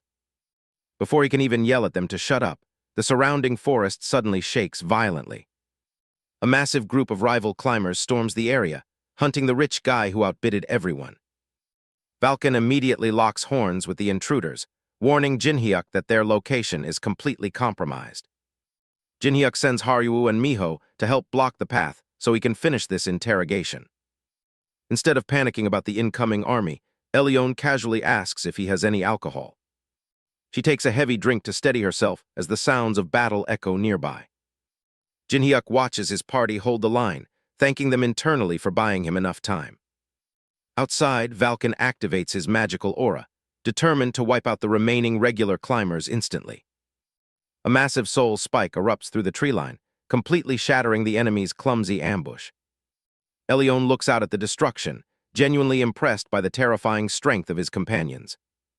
She asks why he spared Hamiel earlier, and he answers that fighting then gained him nothing. Seeing his icy restraint, she drops a heavy question about the lengths he'd go for power. She flashes back to her horrific past, where her dying father forced her to slice him open. Through that ultimate sacrifice, he pulled out the legendary Yggdrasil seed to save their bloodline. Now Elyon hands that very same glowing seed to Jinhyuk, officially placing their entire future in his hands. Elyon's past begins with her running for her life as pursuers close in on her injured father. Her brother Ellard betrayed their race, and now her father begs her to eat the World Tree seed. But before she can even process the horror, she screams as everything falls apart. An enemy strike slices the seed right out of her bloodied hand, destroying their final hope. That is when Hamiel descends, sealing the High Elves' tragic fate. Blinding light consumes the scene as the invaders prepare their final, cruel punishment. The Tormentor decides execution is too easy and vows to corrupt the proud High Elf instead. Pure demonic energy forces its way into her, dragging her into absolute despair. Back in the present, Cha Jinhyuk realizes the four royalties completely orchestrated the elven eradication. He smirks, noting how effective it is to dismantle a powerful race using an inside traitor. Elyon curls up, completely resigned after explaining how she ended up in the slave market. Jinhyuk breaks her self-pity, offering a spot in Heaven's defiance to help slaughter her enemies. Meanwhile, the rest of the party is waiting outside as the dark atmosphere shifts. Haruo is pacing around, suddenly getting super anxious about leaving those two alone together. She imagines them flirting and panics at the thought of the elf stealing his heart. Jealousy takes over, and she decides to march right in and ruin the moment. Too bad a random red orc jumps out of the bushes to ruin her day instead. Before the monster can swing, Jinhyuk drops from above and completely obliterates it. Haruo instantly forgets her jealousy and looks up at her savior with absolute joy. He casually checks if she is okay, completely unbothered by the sudden fight. When she asks about the Dark Elf, he tells her Elyon already left. He had reminded Elyon that her siblings already did the absolute worst to her. He told her to make sure her revenge is flawless and multiplied 100-fold. Stunned by his dark intensity, Elyon had asked who he was planning to destroy. Jinhyuk had countered under his mask, asking if she was refusing the rebellion. She vowed to return once she matches his power, earning a predatory smirk from Jinhyuk. Before walking away to train, she turned back to ask for his actual name. Hearing he is the legendary spirit master, Cha Jinhyuk makes everything click for her. With that deal sealed, Jinhyuk tells the group to clear out before rumors draw attention. Suddenly, the scene cuts to the 60th floor, where a blonde manager is under heavy attack. Gold Rich's hidden assets are actively being raided in a massive surprise assault. Dark energy slashes right past the manager's face as the front line collapses entirely. The entire metropolitan facility is burning down under a full military blockade. Heavy knights lead the charge, shouting praise for the Holy Kingdom. The defender grits his teeth, knowing Nine-Star discovered this shop supports Heaven's defiance. He unleashes his purple shadow soldiers, desperate to keep Gold Rich out of it. Suddenly, a massive white-haired tank crashes through the ceiling with a gigantic blade. The invading guildmaster, Jose Yan, grins wildly, ready to butcher the rebel base. Chaos breaks out on the lower floors as a powerful guildmaster arrives to burn the area. Bechalio, the White Swallow guildmaster, rushes forward to shut down the cornered puppeteer. Instead of fighting the boss, Bechalio immediately starts fighting his own allies over kill bonuses. Seeing the attackers bickering like greedy pigs, the cornered puppeteer prepares a surprise counterattack. He instantly unleashes magical constraint fields to trap the distracted raiding party. The elite-rank guildmasters are caught completely off guard by the sudden magic lines. The battle turns chaotic as internal information leaks completely ruin their strategy. Bechalio takes a direct hit and screams out in severe tactical distress. Meanwhile, the partisan guildmaster May steps in, claiming she secured the target while they argued. Before they can split the loot, the powerful commander Asher Whom steps into focus. As the leader of the Road of Divine, Asher commands the entire coalition group. Jose Yan barks back angrily, refusing to be lectured by someone acting as Kind's mouthpiece. As the guildmasters keep arguing over payouts, they completely ignore the trapped target. Desperate to protect his domain, the puppeteer decides to activate a forbidden sacrifice mechanism. He triggers the lethal self-bind to boost skill, forcing a dangerous aura explosion. Channeling all his energy cores, he vows that no one will take another step forward. The power surges well beyond normal limits, forcing the panicking raid groups to dodge. But the puppeteer gasps in total shock when his ultimate spell is effortlessly blocked. Out of the smoke, a massive draconic serpent summon manifests on the battlefield. The high-tier mercenary strike pins the boss down, instantly neutralizing the entire threat. The smoke clears as the true elite combat forces show up to take over. A cold voice declares that the puppeteer's struggle was simply too late. The top-tier king-rank mercenaries, Snake King Basil and Undead King Toon, make their entrance. Jose Yan is furious, refusing to take commands from small fry hired mercenaries. The proud, disloyal guildmasters turn their backs and decide to abandon the mission entirely. But an elite undead construct instantly intercepts their retreat path with a crushing grab. Asher stares down coldly as the deserters realize Ninth Star enforces absolute discipline. A powerful magical shockwave cracks down, executing the disloyal officers on the spot. With his leg shattered, Jose Yan learns that incompetence and treachery carry a heavy price. Asher reminds them the Holy Kingdom has absolutely zero use for disloyal failures.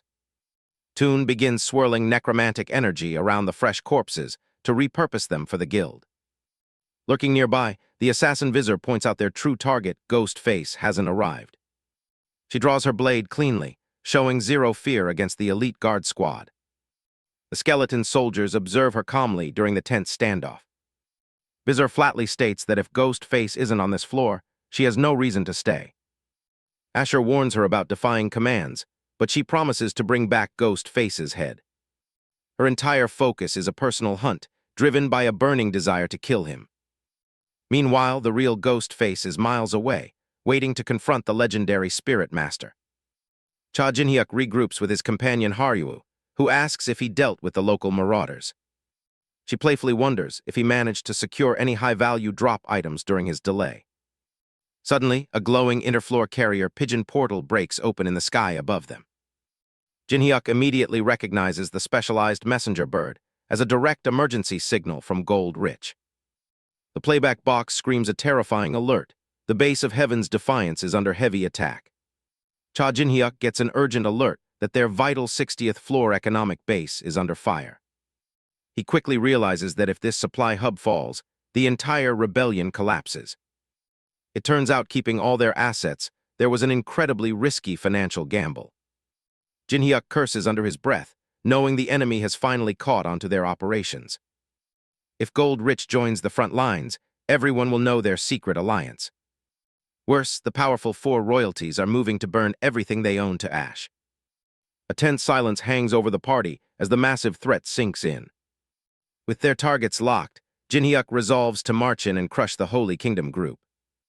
He orders everyone to gather close so they can instantly teleport to the entrance. But a sudden, heavy ambush cuts them off right as the magic activates. An enemy necromancer steps forward, coldly blocking their escape path from the floor. He mockingly smiles, declaring that the party will only leave this place dead. Jinhyuk barks a warning for everyone to dodge the incoming magical shockwave. Smoke fields the clearing as the initial dark blast fractures the surrounding stone infrastructure. Jinhyuk recovers fast, realizing these aren't standard dungeon monsters ambushing them. The sinister threat confirms they are elite killers sent directly by their nemesis kind. The attacker channels dark energy, summoning a massive wave of armored undead soldiers. Jinhyuk immediately identifies the caster as a high-tier necromancer controlling the field. He draws his blade and threatens to slice the arrogant enemy in half. Jinhyuk dashes forward, closing the distance to strike down the enemy commander. Their weapons collide with brutal force, sending magical sparks flying across the floor. The necromancer easily repels the blow, mockingly comparing Jinhyuk's power to a dragon. He delivers a creepy provocation, showing absolute confidence in his high-floor capabilities. Jinhyuk flatly rejects the taunt and aggressively presses his counterattack. Even then, Jinhyuk scales the danger, noting this guy is easily a 300th floor elite. The villain challenges him, wanting to test the strength of a modern necromancer. Haryuo and Miho immediately spring into action to cover the surrounding battlefield flanks. Jinhyuk tells his team to leave the elite vanguard guards to his blade. The necromancer smirks, unleashing even more skeletal warriors from the dark mist. Jinhyuk cuts through the first wave with effortless precision, clearing a path forward. His rapid strikes shatter the incoming bone frames before they can land. Still, the endless horde keeps charging forward to overwhelm his offensive momentum. The enemy commander stops, suddenly questioning Jinhyuk about his legendary Spirit Master title. Jinhyuk stares back coldly, demanding to know what he wants with it. The villain arrogantly claims Jinhyuk is unworthy and demands he surrender that power. Jinhyuk just breaks into a sinister smirk, mocking his arrogant junior climber. The Necromancer channels a massive blue aura, resolving to seize the title by force. Suddenly, the ground violently trembles, catching the protagonist completely off guard. His companions look on in absolute horror as a new threat activates. Jinhyuk's glowing purple eyes widen as he senses the massive spell vector. He screams for Haruo and Miho to get back to safety immediately. The villain sneers, promising that his friends will die a highly painful death. Jinhyuk sets his executioner mask, telling the bastard to shut up and let them go. The Vanguard Knights charge ahead, completely unaware that a surprise attack is coming straight for them. Suddenly, a fast kinetic projectile drops out of nowhere and strikes one directly in the face.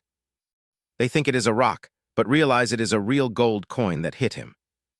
Panic sets in instantly as more coins begin rain down like lethal shrapnel. The enemy commanders look on in confusion, trying to figure out who is launching this magical offense. The gold coin bomb explodes across the field, scattering their vanguard lines completely. Jinhyuk knows he can't buy time like this forever without exposing his true identity. Before he can shift tactics, a giant undead creature bursts right out of the ground. Jinhyuk moves fast to intercept the monster before it reaches his hidden allies.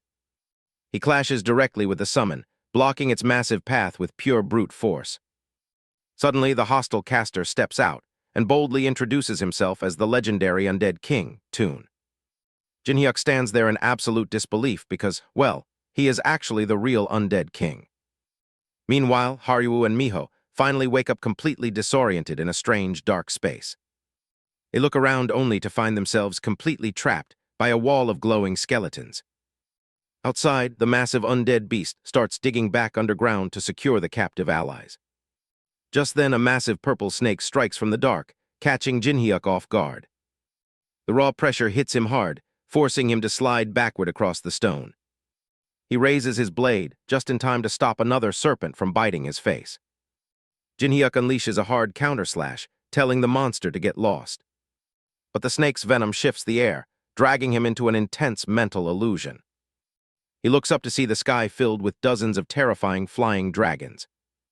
His eyes widen as he recognizes this specific memory from his past life. It is the exact tragic day his original hometown was burned down by monsters. Suddenly, the enemy summoner Basil steps into the vision, casually mocking his visible trauma. Basil proudly confirms that his snake holds the power to extract a target's darkest memories.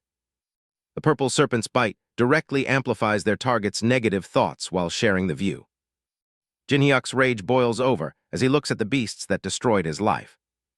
Basil just smirks, calling his deep trauma a measly minor trade-off for dragon power. He claims the destruction was beautiful and tells Jinhyuk to embrace his new form.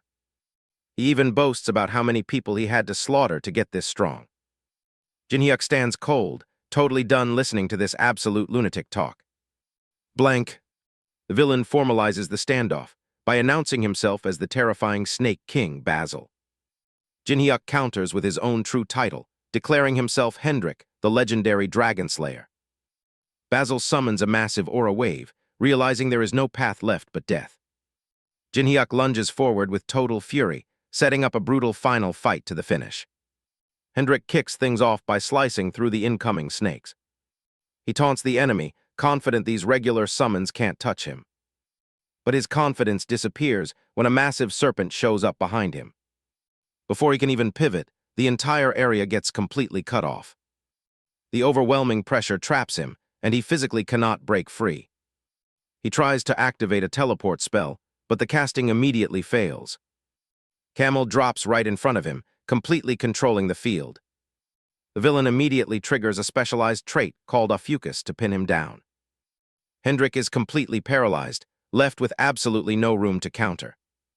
Camel explains the only escape is for Hendrik to embrace his dragon form. He keeps taunting Hendrik, weaponizing the kid's deep hatred for dragons. Camel pushes for absolute surrender, demanding Hendrik become his personal pet.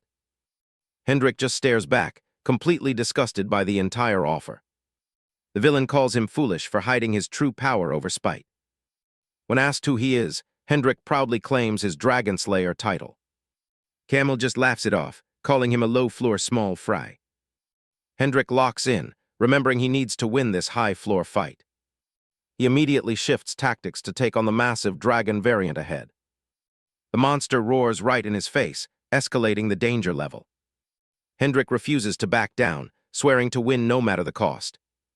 Camel absolutely loves the defiance, getting even more obsessed with capturing him. Suddenly, a fresh wave of aggressive skeletons swarms the active battlefield. Hendrik realizes his own squad is slowly getting pushed back here. He suddenly spots the enemy using his very own past life skills. He clears his mind of external worries to fully lock into combat. He charges forward, knowing that dropping the boss solves every problem.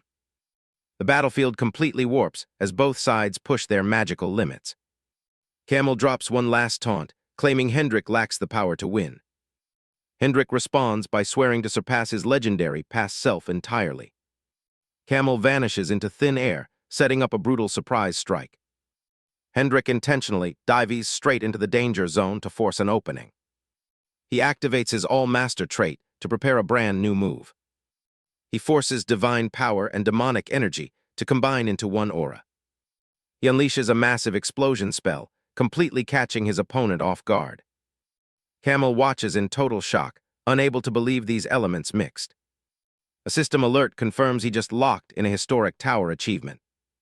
With a wild grin, Hendrik stands ready to dominate the next phase. Cha Jinhyuk reflects on the ultimate strategy required to bring down a powerful Death Star. He decides to bypass the enemy army entirely and target the main body. The Necromancer mocks him, asking if he considers himself the true Death Star descendant. Jinhyuk snaps, refusing to let the enemy insult his predecessor's historical legacy. He lunges forward violently to defend the dead legend's remaining honor. Jinhyuk admits he would be genuinely annoyed if the fight ended this easily. He charges the summoner, knowing the undead minions cannot tap into maximum power. But his strike barely grazes the enemy, failing to break the specialized shield. The Necromancer boasts that he specifically prepared countermeasures against standard divine properties. Jinhyuk isn't backing down, promising a swift execution for defaming the legend. He realizes the enemy defense easily blocks both divine and demonic signatures. He keeps moving at high speed, evasively dancing around the incoming counterattacks. Standard martial techniques won't cut it, meaning he needs a brand new plan. He decides to channel raw divine power and dark demonic energy simultaneously. The system issues an immediate error warning, but he forces the manual override. He ignores the structural danger because this crazy fusion is his only option. The elements spark and reject each other, but he doubles down anyway. Jinhyuk flashes a wild, predatory grin as the volatile energy reaches its peak. He commands the system to submit, claiming both forces belong to him now. The impossible happens as the two opposite forces finally start to mesh together. The Necromancer watches in absolute horror as his ultimate barrier completely shatters. Jinhyuk lands a clean hit, completely bypassing the defensive magic. The system confirms he just unlocked a historic new trait called unification. He loves the absolute, explosive destructive capacity of this new hybrid output. The devastating shockwave completely blows away the remaining active shield arrays.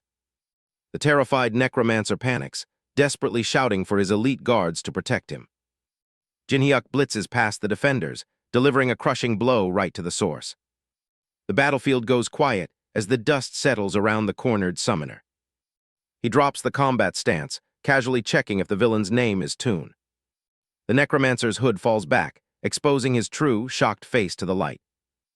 Jinhyuk notes that a legendary figure like Death Star deserved to rule the entire tower. The atmosphere turns dead silent as the conversation shifts to past historical betrayals. Toon argues that the legendary player died a pathetic traitor to all humanity. he reveals Death Star actually fell into a targeted trap set by the Nine-Star faction. Toon freezes in terror, realizing this mysterious challenger already knows the forbidden truth. Valken is completely shocked that someone finally uncovered the truth behind his death. He demands to know if Cha Jinhyuk ever had doubts after taking the Spirit Master title. Valken mocks him, claiming the original must have just grown stupidly drunk on power. Hearing the legendary master insulted like that sends Cha Jinhyuk into an absolute fury. Valken acknowledges his high skill, but refuses to accept him as a true descendant. But to the opponent, the original master wasn't just a savior, his power outshined everyone. Cha Jinhyuk fires back, declaring he will defeat him and inherit that legendary name. He takes the initiative with a highly aggressive move to conquer his opponent. Valken welcomes the challenge with open arms, demanding the kid prove his worth. He warns that this next move is the absolute culmination of his soul research. With pure hostility, Valken unleashes his forbidden technique, the 100 Nocturnal Ghosts. Cha Jinhyuk instantly recognizes the oncoming threat as high-tier spirit soldiers. Instead of backing down, he counters by forcefully summoning his own tactical assets. Cha Jinhyuk instantly fires off a devastating soul laser to blast through the front lines. Valken realizes these summons mimic his original creations, meaning the kid is reaching mastery alone. He admits that if it weren't for Reincarnation, this kid could become the next Death Star. Cha Jinhyuk shifts strategy, leaving the battlefield summons to Valken while he targets the core. He swings his massive energy scythe in a wide, fluid motion to carve a path. Moving with high speed, Cha Jinhyuk tears right through the thick of the combat zone. He issues a commanding shout to wake up his own skeletal force for a strike. The intense magical strain hits hard, testing his endurance as the battlefield fractures. The visual momentum carries over smoothly as the front lines clash into heavy dust. Cha Jinhyuk perfectly parries the incoming steel blades with clean, calculated timing. Valken reacts in shock as his high-speed kinetic push is successfully neutralized. Cha Jinhyuk immediately decodes the trap, realizing the enemy is using unstable soldiers as self-destructing bombs. He charges forward anyway, knowing this final step is how he seals the win. Valken counters by channeling an absolutely massive wave of pure, swirling spirit power. He roars in absolute defiance, claiming Cha Jinhyuk cannot swallow his soul with just that. Cha Jinhyuk answers by igniting a powerful, concentrated dark aura burst to smash the spell. Valken watches in horror as his ultimate spirit power skill is completely blocked. Instead of anger, Valken smiles, finding it pleasant because it feels like facing his past self. Cha Jinhyuk unleashes his definitive response, activating the true 10,000 spirits dive. The sheer scale of the ultimate technique leaves the old master completely frozen in awe. The massive energy storm finally begins to settle, clearing the air across the floor. Cha Jinhyuk moves out quickly, tracking the next high-priority objective in the tower. Valken bids a quiet farewell, leaving a final message meant for Toon. With his final breath, he admits it was truly an honor meeting the real Death Star. Cha Jinhyuk acknowledges the sentiment, promising that they will definitely see each other again. A figure falls from the sky after taking a direct hit. Somehow, the guy is still breathing and looking to fight. Suddenly, a dark purple vortex spins open. Shadowy hands start pulling out from the magical flame. Jinhyuk keeps his eyes closed, bracing for the impact. He opens his glowing purple eyes and issues a command. Jinhyuk steps forward, fully wrapped in dark magical energy. He stands tall to welcome his own undead recruit. The summon immediately drops to one knee to beg for mercy. He completely panics after realizing he attacked Jinhyuk's friends. The heavy tension breaks as the dust begins to clear. But right then, a massive, out-of-control monster appears. The giant creature screams out in a total frenzy. Toon runs straight at it to fix his own mistake. Meanwhile, Haruo and Miho break free from the darkness. Jinhyuk takes a breath, glad they made it back safely. Miho excitedly explains how Haruo covered her during the escape.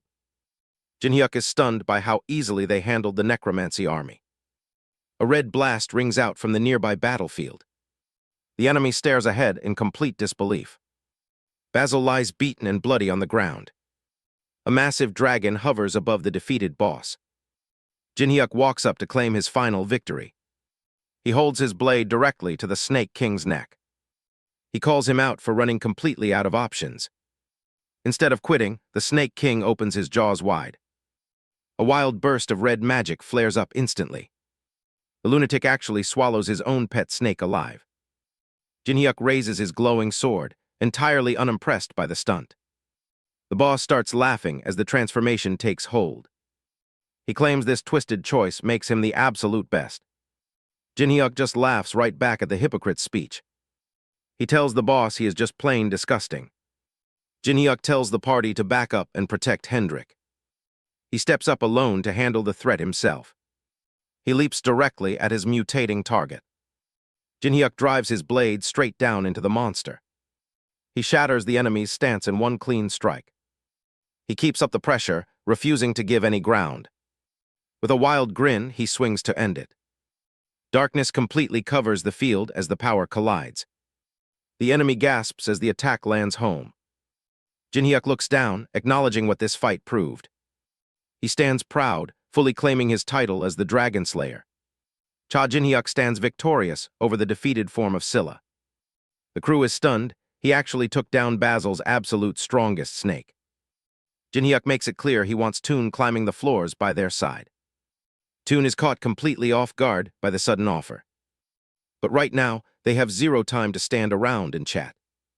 They need to hurry to the goth floor because Gold Rich is in serious danger. Toon drops a truth bomb and warns them that going there is suicide. Jinhyuk figures if they already beat Basil, they still have a fighting chance. But the enemy commander is insanely loyal to the Pelin siblings. Up ahead, Asher Whom finishes wiping out the frontline forces. He holds divine power directly gifted by the angels themselves. The guy literally resurrects the dead soldiers back into the fight. That easily puts Asher's combat strength on par with the 300th floor.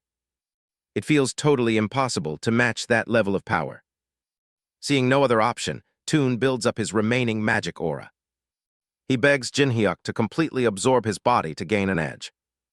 Jinhyuk is completely blindsided by the sacrificial request. Toon explains that Jinhyuk's unique trait can treat a corpse as a target. By devouring him, all of Toon's cultivated energy will become his own. Jinhyuk hesitates, worried about what this sacrifice means.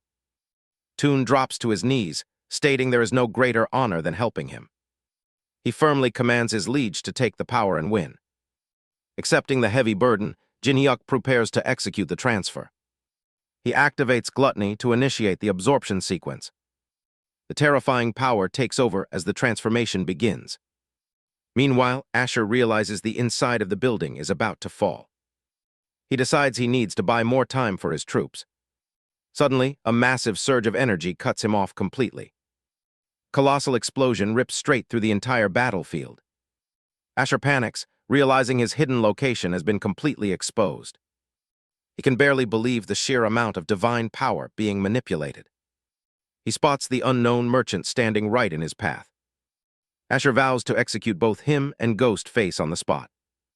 The tension mounts across the shattered levels of the tower. Asher recalls the 2 absolute orders given to him by Cain Pelin. The ultimate goal is to entirely weed out Ghostface and his crew. To a fanatic like him, Cain's word is basically law. But Jinhyuk stands ready, refusing to let things go according to plan. Asher is hot on Jinhyuk's heels, demanding to know how much longer he plans on running.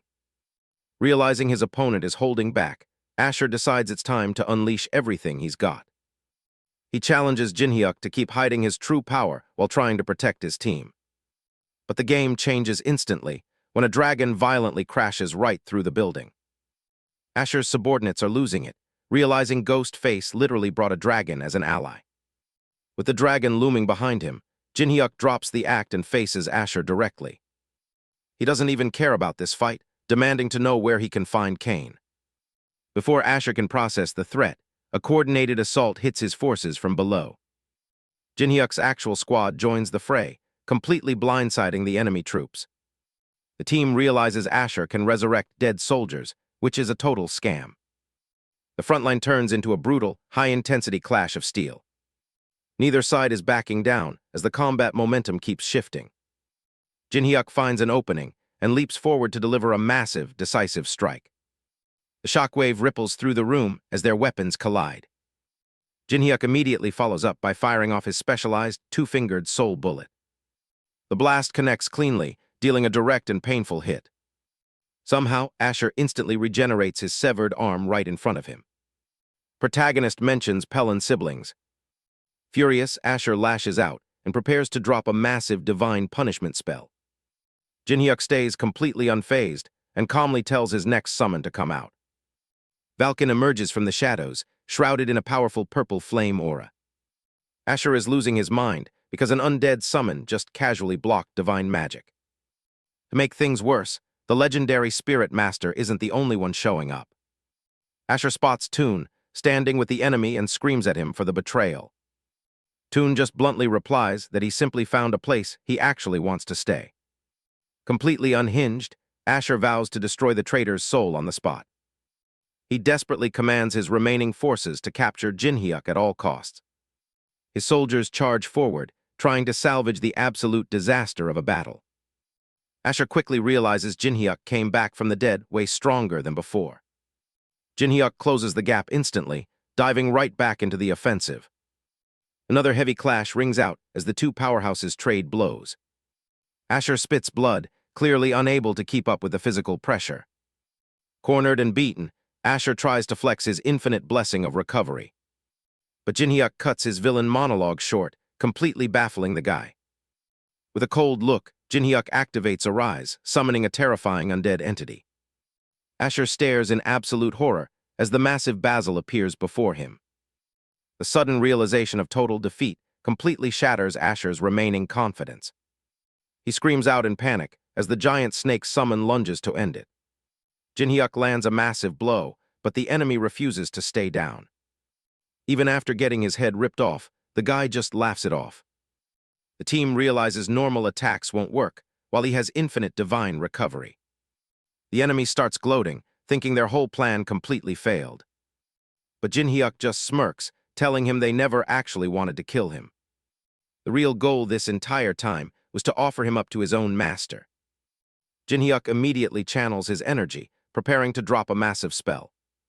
The villain panics as he senses a power completely different from regular magic. Jinhyuk activates Unification, force-fusing opposing traits into a lethal burst of soul bullets. The combined blast connects perfectly, completely overwhelming the target. The raw force of the impact causes the entire battlefield to break apart. As the smoke clears, the area is left completely decimated. The squad stands together, taking in the absolute destruction they just caused. With the frontline threats dealt with, they wrap up operations on this floor. The Allies note that fixing this ruined world will require summoning a higher entity. They celebrate their massive success, crushing the enemy's unexpected ambush.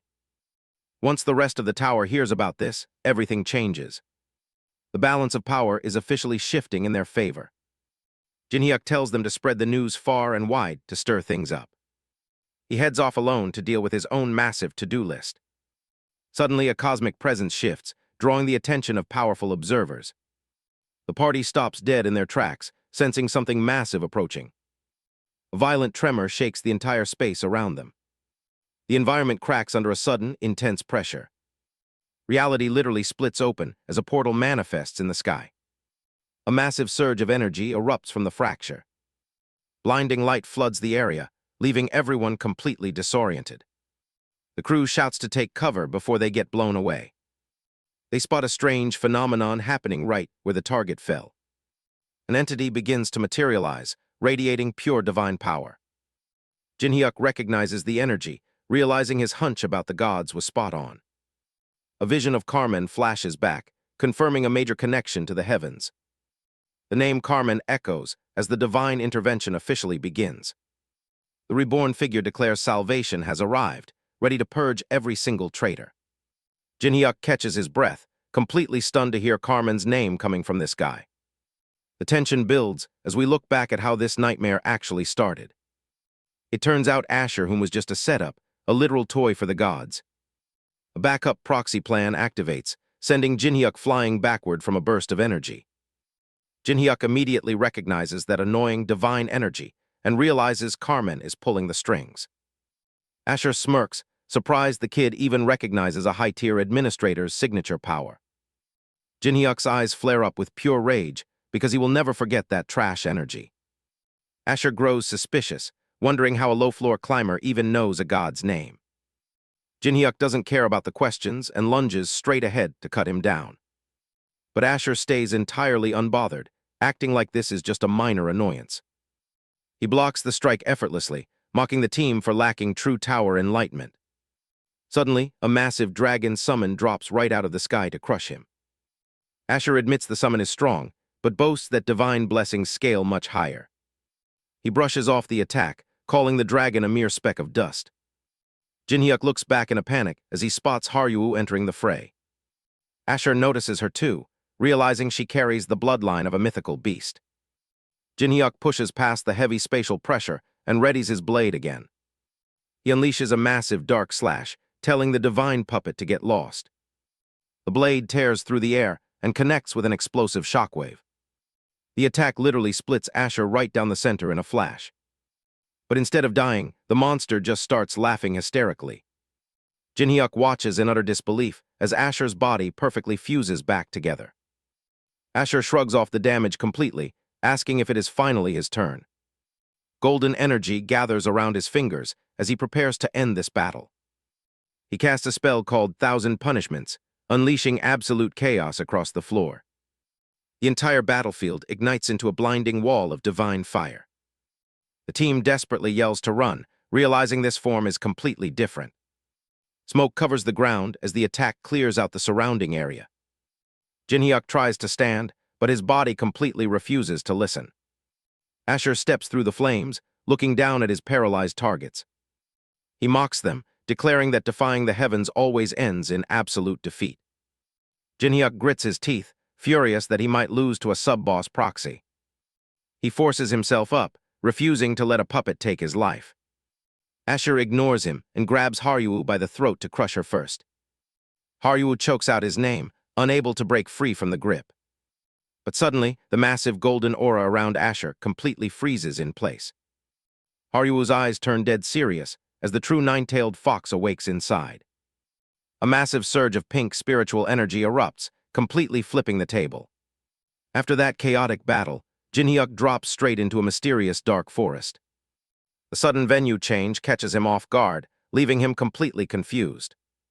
Before he can panic, the powerful energy around them starts gathering into a familiar figure. The environment completely shifts as the lingering smoke clears out. Swirling magical energy confirms a transcendent entity just forced this teleportation. They are deep in uncharted territory, far away from the regular climbing path. Jin-hyuk immediately recognizes the entity as the true nine-tailed fox. She explains they bypassed the rules to reach the tower's 70th floor using hidden shortcuts. Jin-hyuk processes the news, realizing this place is notorious for swallowing up unwary climbers. She assures him the dense black fog actually keeps them hidden from their enemies. But the safety is temporary, and he needs to grow stronger fast to survive. Her time is up, so she leaves him to get the remaining details from the locals. Jin-hyuk reaches out to stop her, but she vanishes back into her smaller form. The massive fox form shrinks down, leaving a tiny white companion behind. The small white fox plummets right out of the sky. Haryuu quickly catches the tiny fox before it hits the dirt. Jin-hyuk looks around for these local guides, wondering who they are supposed to meet. His danger sense flares up instantly as an incoming projectile cuts through the air. Arrows thud heavily into the ground, narrowly missing his feet. A hostile group of archers surrounds them, demanding to know who invaded their territory. Jin-hyuk refuses to back down, stating he came here looking for something specific. The archer reveals her face, and it turns out to be Elion, an old acquaintance. She lowers her bow and explains her small group of dark elves guards this zone. She leads them deeper into the woods, claiming they still have a source of hope. The party gasps in awe as a giant, glowing blue tree appears before them. Elion identifies it as Dark Yggdrasil, then demands to know how they arrived.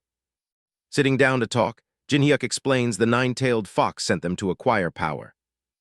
Realizing their shared danger, Elion drops her guard and begs for his assistance. She bluntly asks if his group is strong enough to fight alongside them. The massive glowing roots of the tree pulse quietly in the background. Jinhyuk reflects on how powerless he felt against Carmen's proxy, desperately needing more strength. Suddenly, a booming voice echoes from the tree, recognizing the energy of Baal and the fox. Jinhyuk retorts to the voice, surprised by how casually this ancient entity talks to him. The sentient dark Yggdrasil introduces itself, promising it is the exact power he seeks. Elion gets straight to the point, declaring the Dark Elves are joining the war against the Ninth Star. Haruo is immediately worried, questioning if this alliance is way too dangerous for them. But Elion insists that since they are all tracking the same target for revenge, she can't refuse. Meanwhile, Cha Jinhyuk wastes no time and arrives directly at the colossal Dark Yggdrasil. The massive tree entity speaks up, revealing it has taken a real interest in him. Jinhyuk checks his system alerts in disbelief, surprised to hear this ancient entity is on his side. Suddenly, a glowing power source emerges directly from the tattered roots. The dark energy shifts, focusing entirely on a mysterious core artifact. It turns out to be the legendary fruit of the Dark Yggdrasil itself. Without hesitation, the sentient tree offers this massive power upgrade directly to Jinhyuk. Jinhyuk ponders the variant properties of the Dark Elves and the raw demonic essence before him. He directly asks why the tree is offering him this instead of giving it to Elion. The ancient tree responds by asking if he knows about the ancient history before the tower. It explains that the original parent tree was a gift created by a god for the elves. Back then, the elves were granted perfect attributes, standing equal to the four royalties. But they got drunk on their own beauty, choosing isolation over everything else. That fatal flaw stopped them from adapting, leaving them stranded while other species climbed. Jinhyuk reacts with genuine surprise to the historical failure of the elf lineage. The tree poses a question about why a creator would force their creations to climb.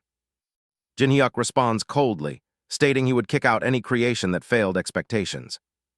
The tree agrees, noting that their creator originally placed all remaining expectations on Elion. Instead, the corrupt elves joined the four royalties, actively threatening the established order. Unfortunately, Elion failed to grow strong enough to wield the power she was given. Hearing this, a clinical smile forms on Jinhyuk's face as he spots his opening. He accepts the system contract immediately, seeing no reason to decline a massive power boost. Though he knows consuming this raw demonic energy without preparation could make his body collapse. The parent tree channels its roots to assist him while the energy starts flowing. The forest environment resonates as Jinhyuk centers himself within the oppressive aura. He realizes the sentient tree's presence will help buffer the volatile demonic currents. Jinhyuk places his hand directly on the glowing fruit to begin the final absorption. To secure the area, he summons his top undead line, calling out Valken and Toon. Valken steps forward instantly, acknowledging the command to guard his master at all costs. The surrounding dark magical matrix flares violently as the ritual seals itself. Nearby, the Dark Elves suddenly spot an ominous disturbance approaching the perimeter. They panic as a separate, rampant energy completely overrides the local drop zone. Jinhyuk tracks the sudden pressure shift, recognizing the dangerous nature of the intruder. Haruo watches in sheer terror as the surrounding forest begins to erupt. A massive holy flash shatters the dark canopy, blowing the defensive lines away.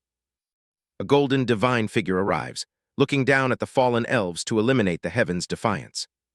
The Road of Divine Guildmaster, Asher Hum, corners Elion and mocks the Dark Elves. He directly demands they call Ghost Face for help if they want to survive. Asher easily grabs Elion, fully flexing his overwhelming power over the area. But before he can crush her, a sudden flash forces him back. Asher just smirks, completely unfazed by the sudden interruption. It turns out Haruo stepped in, instantly catching the injured elf. Asher mocks them, saying they should have brought Ghost Face instead. Meanwhile, intense dark energy swirls right above the New World tree. Jinhyuk is right in the center, currently absorbing the powerful fruit. Knowing the stakes, Haruo orders Elion to stand back and stay safe.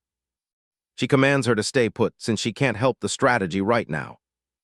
Asher charges his divine light, declaring he will kill everyone here. He unleashes a powerful blast to wipe the defenders out instantly. Haruo quickly dodges the massive strike by leaping high into the air. But Asher predicts her movement and instantly prepares a follow-up attack. The battlefield completely shatters as the intense pressure mounts. Elion suddenly fires an arrow, screaming at him for attacking her people. The demonic arrow hits, and Asher notes it is actively slowing down his regeneration. Annoyed by the interference, Asher instantly decides to eliminate Elion first. He charges forward with insane speed, closing the distance instantly. Elion looks completely shocked as the terrifying pressure locks her down. Even then, she readies her weapon to stand her ground until the end. Asher's eyes glow brightly as he unleashes the essence of dragon power. He fires a massive dragon breath attack straight at the dark elf. Haruo screams for Elion to run as the massive blast closes in. The overwhelming golden light completely engulfs the entire area. The explosion rips through the defensive lines, leaving pure chaos behind. A massive cloud of dust fills the battlefield after the devastating impact. Haruo barely manages to stand up through the heavy smoke. Asher stands over them, completely gloating about their total defeat. Suddenly, a chilling dark energy spike cuts right through the holy light. Asher turns around, thrilled to finally see Ghost Face appearing. But Haruo knows Jinhyuk isn't fully ready and leaps back into the fight. She gets right between them, shouting that Asher has to face her first. Asher just chuckles at her loyalty and tells her to try stopping him. Their weapons clash with incredible force, shaking the entire forest floor. Massive shockwaves of dark and holy magic erupt from the point of impact. Asher admits her dragon power is quite strong, but still not enough. Haruo drops to one knee, completely exhausted from the massive strain. Asher stands over her completely uninjured, coldly asking if she is finally done. Despite the damage, Haruo keeps pushing herself back up to fight. Asher mocks her pride, saying it is the only reason she is still standing. He claims wasting that dragon body on trash like Ghost Face caused her defeat. Suddenly, a brilliant pink slash cuts across the screen, breaking Asher's stance. The speed of the counterattack catches the Divine Master completely off guard. Haruo smirks as the real battle finally begins for the ultimate cliffhanger. Haruo goes absolutely feral, throwing everything she's got into a lightning-fast combo. The enemy is completely thrown off because his health bar can't even keep up. He recognizes this insane pressure as the legendary legacy left behind by the Oni. Haruo keeps up the aggressive push, determined to break right through his guard. But pushing her limits like this takes a massive toll on her body. The enemy notices her eyes are bleeding and figures she's officially hit her ceiling. Even so, she refuses to back down and forces herself to keep moving. The enemy mocks her, noticing she's finally starting to slow down. Haruo groans as the physical strain nearly forces her to her knees. The opponent gloats, saying the 9-star executives were right to target them early. He decides it's time to end this right here and finish them all. He charges up a massive blast of divine energy to wipe the field. Choi Joo-hoon panics and screams for Haruo to dodge the incoming strike. The attack lands, completely engulfing the area in a bright flash. But when the smoke clears, the enemy looks totally confused by the result. He checks his surroundings, wondering what just blocked his ultimate move. Turns out, Cha Jinhyuk finally made it back and lands a direct counter. The sudden shockwave completely shatters the enemy's momentum. Haruo looks up with pure relief, immediately recognizing her savior. Jinhyuk gives them a quick nod, praising them for holding the line. He orders everyone to step back to safety because he's bringing out Tam.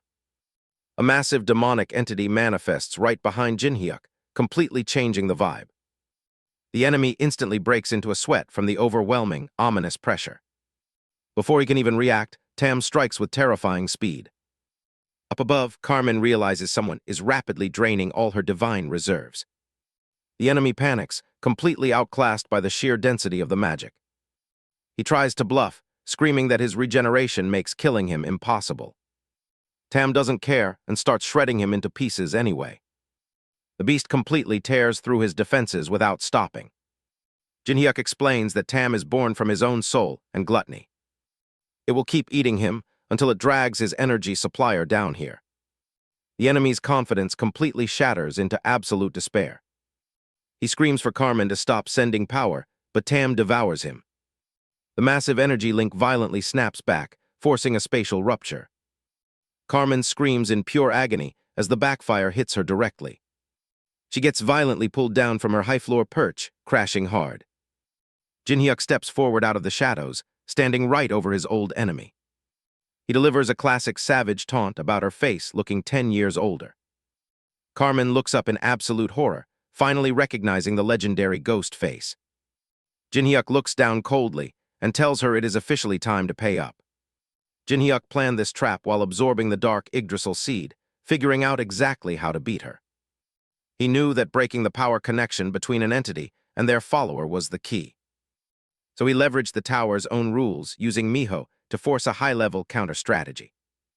By exploiting those exact system constraints, he triggers a forced-level descent. Carmen finally connects the dots and realizes she was tricked into dropping floors. Jin-hyuk smirks beneath his mask, telling her that her own actions sealed her fate. Immediately, the floor's severe performance penalties start crushing her body. She screams out in pain as the intense structural pressure forces her back. Still, she stubbornly tries to muster up a final defensive counteraction. She unleashes a golden aura burst, desperate to show the power of a high-floor climber. But the spell instantly shatters into starlight shards due to the floor debuff. The severe stat regression causes her to bleed heavily from her face. She collapses to her knees, completely unable to hold her own body up. She hits the ground hard, completely pinned down by the gravity constraints. Jin-hyuk calls her stupid for recklessly throwing around power under a massive floor penalty. Standing right over her, his eyes flare as he prepares to finish this.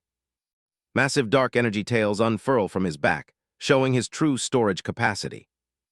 A tense silence fills the battlefield right before the final exchange. Carmen glares up at him, her single visible eye trembling with pure rage. She fires off a desperate light beam, screaming at him to stop looking down at her.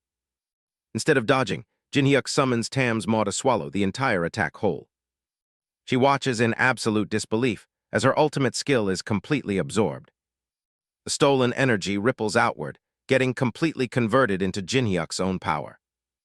A colossal shadowy arm manifests, locking onto her position for a strike. Jin-hyuk winds up a massive purple energy stance called the Fallen God Punch. The devastating impact smashes directly through her guard, shattering the terrain. Crystalline shards burst from her skin as demonic energy begins breaking down her body. The shockwave throws her backward, sending her flying straight through the rubble. She plummets headfirst into the void, completely vulnerable and out of options.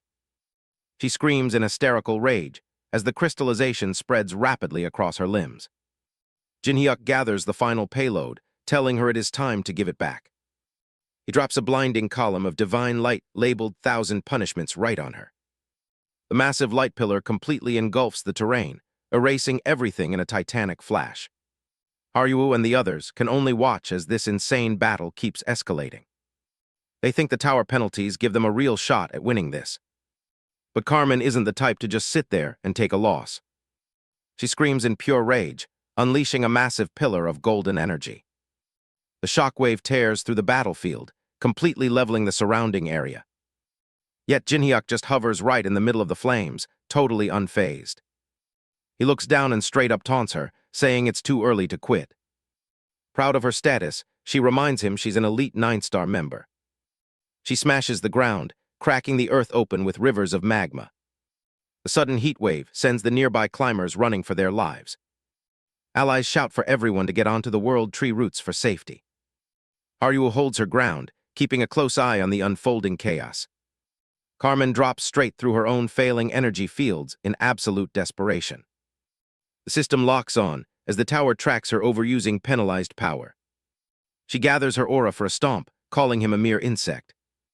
But Jin-hyuk counters instantly by summoning the giant white Snake King. His purple eye locks onto her, completely reading her every move. Furious, Carmen yells at him to shut up and pushes past her limits. Even with Saintess buffs, she can't outrun the tower's severe restrictions. Red system warnings swarm her as her body begins to break down. She tries to justify her past betrayal as just a sensible shortcut to power.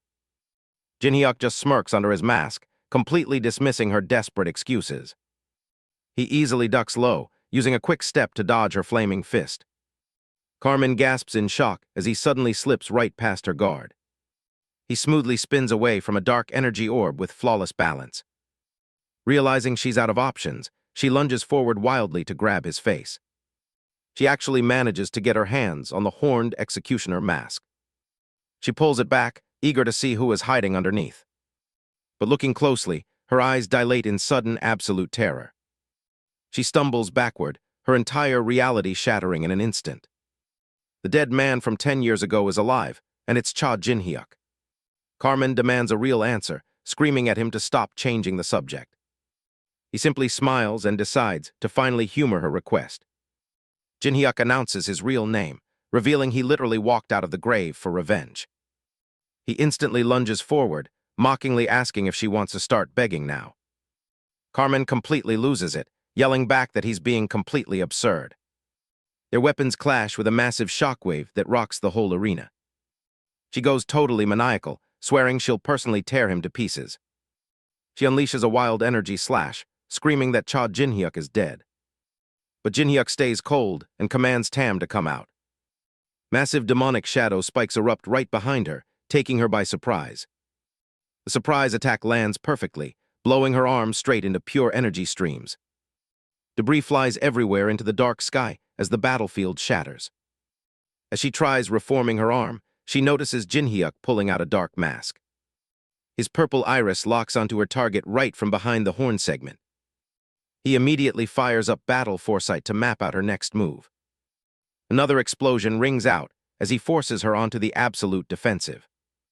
Jin-hyuk swoops down for a lethal strike, aiming to take her head clean off. Desperate to survive, Carmen literally uses her teeth to catch and stop his blade. Both climbers push off and reset their positions at the crater edge. They lock weapons again, sending massive golden sparks flying everywhere. Jin-hyuk just smirks, reminding her he is here to destroy everything backing her. Smoke settles over the ruined stone blocks during their brief standoff. Carmen stands there panting, bleeding out and calling him totally insane. Jin-hyuk sizes her up, figuring he wins if he can crush her next move. Suddenly, a bright divine aura begins forming right above her silhouette. The rogue girl sees the massive light sphere and yells that they need to run. She warns that if that thing drops, the entire forest gets completely erased. Haruo refuses to flee, stating she completely trusts her comrade to win this. Jin-hyuk looks up at the massive sun, knowing dodging is totally out of the question. He decides his only choice is to just completely overpower it with demonic energy. Carmen screams at him to stop running around like an insect and die. Her jaw drops when she sees him rushing straight into the blast zone. Jin-hyuk triggers his advanced combination skill, Unification Demonization, to fuse his power states. The colossal sphere instantly fractures right down the middle from the impact. Jin-hyuk emerges fully transformed into a winged silhouette with his demonic mask. He glares down at her, coldly stating she has absolutely nothing left. Standing in his full form, he calls the match, telling her it's officially over. Jin-hyuk fully unlocks his demonic form, letting the dark transformation take complete control. He's officially back, and he's not holding anything back this time. Carmen completely freezes up, realizing her absolute best attack didn't even leave a scratch. Before she can even process the danger, Jin-hyuk drops right above her like a nightmare. He delivers a brutal downward strike that sends shockwaves echoing through the entire floor. The impact tears the ground apart, releasing a violent blast of purple energy. The resulting crater completely reshapes the landscape, leaving nowhere left to hide. Hovering in the air, Jin-hyuk looks down through the smoke at his cornered target. For the first time in her life, absolute terror takes over Carmen's mind. Her legs completely give out, forcing her to drop straight into the dirt. Jin-hyuk casually walks up to her, totally unfazed by her pathetic state. She keeps muttering to herself, unable to accept that she's totally outclassed. As he gets closer, she physically flinches away in pure desperation. Jin-hyuk just mocks her panic, asking why she's suddenly so terrified. That snaps her pride, and she starts screaming about being a peak climber. She forces her power past the limit, completely ignoring the red system warnings. Golden sparks fly everywhere as she prepares one final, desperate counter. She builds a massive golden magic circle array, vowing to kill him again. Jin-hyuk just smirks under his mask, completely amused by her last-ditch effort. He spreads his massive dark wings, ready to shut her down permanently. He calmly accepts the challenge, telling her he'll take her on directly. Carmen fires her maximum golden laser beam straight down at his head. The magical acceleration streaks through the air at terrifying speed. Bright geometric patterns fill the sky as the full attack descends. Jinhyuk counters by channeling a highly volatile purple orb right in his palm. His purple energy core expands rapidly, crashing straight into her golden blast. Watching from the sidelines, Hendrik and Valken can barely handle the pressure. The dark void completely swallows her magic, erasing every single golden layer. As the smoke clears, Jinhyuk breathes heavily while his mask begins to crack. System logs warn him about physical body damage from staying demonized too long. He completely dismisses the warnings with a ruthless smirk, refusing to stop now. Looking over his shoulder, he reminds her that his revenge is just beginning. Carmen lies broken in the rubble, completely out of mana and gasping for air. She literally crawls on all fours right up to his armored boots. Towering over her, Jinhyuk tells her their toxic history officially ends today. She starts frantically begging, offering her money, top-tier gear, and the Holy Kingdom. She pathetically reminds him of their past climbing days, crying out for forgiveness.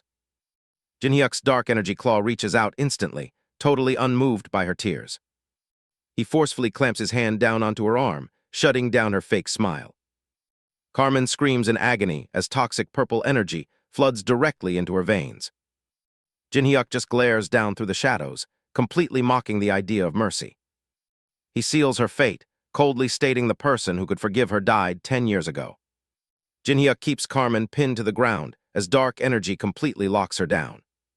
She tries scrambling away in absolute panic, but there is nowhere left to run. Jinhyuk locks his target, sealing any final chance she has of escaping. He brings his foot down hard, shattering the ground beneath her. Smoke rises from the impact zone as the dust starts to settle. Jinhyuk coldly points out that they have officially killed each other once now. She begs to become a summon, but he is going to devour her soul. Carmen screams in pure terror as she realizes her fate is sealed. He summons Tam to finish the job once and for all. Carmen's soul form gets pulled completely out of her body. Tam's massive jaws close in on the floating spirit form. The monster engulfs the light as she screams in horror. Her soul gets vacuumed right into the dark core framework. Jinhyuk watches with a vindicated smirk, knowing his revenge is complete. Tam swallows the last traces of her screaming energy. The black smoke recedes, leaving nothing but total silence. His demonization form releases, and his normal dark hair returns. The severe physical backlash hits instantly, leaving him barely able to move. Luckily, Haruo and Hendrik catch him before he collapses. Haruo gives him a warm smile, celebrating the massive win. Jinhyuk smiles back silently, grateful for his loyal crew. Elion surveys the area, noting the entire forest is in ruins. Suddenly, a system message flashes with an urgent warning. The World Tree explicitly states fighting Kind Pellin right now is suicide. So the group decides to retreat and focus on getting stronger. Shortly after they leave, heavy rain and lightning hit the forest. The storm pours down heavily over the destroyed battlefield. Kind Pellin lands gracefully right in the middle of the rainstorm. He manually inspects the massive cracks split across the ground. The tracks reveal total destruction is all that remains. Rainwater fills the deep fractures left by the intense battle. Kind stands before a massive towering skull sigil left in the crater. His eyes flare with rage as he mutters the target's identity. Jinhyuk reveals his ghost face identity to a completely stunned Kind Pellin. Kind freezes in absolute shock, struggling to process the terrifying declaration. His world completely shatters the moment he learns his sister Carmen is dead. He screams in total denial, refusing to believe anyone could defeat her. But the undeniable memory shows Carmen's soul being ruthlessly devoured by Tam. Kind spits blood from raw fury as he realizes Ghost Face is actually Jinhyuk. Losing his last remaining family member drives him to vow absolute vengeance. The mocking skull insignia points out his hypocrisy for crying over past betrayals. Jinhyuk leaves him with a chilling warning that his turn is coming next. Enraged, Kind unleashes a burst of holy magic to shatter the illusion. As the cavern clears, he stands alone swearing to hunt Jinhyuk down. News of the core 9-star members' demise quickly sparks an uproar across the tower. Without Carmen's protection, the Holy Kingdom's territories are immediately invaded by rogue climbers. A bloody battle axe cuts straight through the defenders, proving their authority is gone. The lawless rebels openly mock the Empire's soldiers while standing over their bodies. A shocked official tries to pull rank, but the name holds no power anymore. Guildmaster Inoa steps forward with his knights, trying to restore order through force. The invaders just laugh in his face because their top leader is dead. The street hunters firmly declare they are reclaiming their autonomy by force. Brutal axe strike signals the start of a massive chaotic turf war. The Holy Guards panic as the aggressive wave punches right through their line. The rogue leader violently smashes Inoa's defense, calling him a pathetic weakling. A severed helmet seals the guild's downfall, forcing the remaining loyalists into hiding. Several months pass, and wanted posters are scattered across the tower's towns. Climbers whisper rumors about the missing ghost crew, wondering if 9-star retaliated. Meanwhile, inside the elite corporate chambers, internal faction tensions reach a boiling point. A magical projection analyzes the battlefield remnants to confirm Jinhyuk's survival. The diagnostic data leaves no doubt that their old target has returned. Suddenly, a loud mocking laugh echoes through the command terminal behind Kine. Kine clenches his fists in growing anger as his peers humiliate him. An arrogant green-haired rival steps up to mock his complete failure. The scar-faced traitor smirks, completely unimpressed by Kine's fragile leadership facade. Kine looks out the window, realizing his own allies are abandoning him to Jinhyuk. The rival explains that Kine only led because they held fragments of divine power. Refusing to step down quietly, Kine slams his hands onto the main console. He demands to know if the entire board is backing this mutiny. A green digital barrier panel instantly encapsulates him, cutting off his movements. Trapped in a ceiling matrix, he watches his former allies prepare to divide his authority. Kine growls in pure hatred, blaming Ghostface for stripping his power away. High above the valley sprawl, a messenger hawk carries word of the internal split. Deep in the shadows, Jinhyuk and Haruo prepare to make their final decisive countermove. Unlike Carmen, Paladin Kine Pellin is incredibly tenacious, meaning he won't go down easily. So our plan is to trap him by aggressively buying up all their dumped assets. Gold Rich knows exactly what he's doing, because money is the ultimate inescapable addiction. It's time for Puppet and the Dark Elf to get moving and start working. Meanwhile, the team splits up to build their own strength over the next few months. The White Fox monster wanders alone through a freezing, snow-covered forest region. But a couple of dangerous high-floor poachers are already hot on its trail. They recognize the beast from a 9-star wanted poster and anticipate a massive payout. One poacher lines up a heavy sniper rifle, treating it like helpless prey. The crosshairs lock right onto the fox, leaving no room for escape. The fox freezes in pure terror as it senses the incoming danger. Suddenly, a massive burst of energy completely shatters the poacher's line of fire. A lone martial artist effortlessly catches the magic bullets with his bare hand. Choi Jung-hoon steps forward, completely shielding the fox from any further harm. The sniper completely panics after seeing his demon fire. Bullets get effortlessly blocked.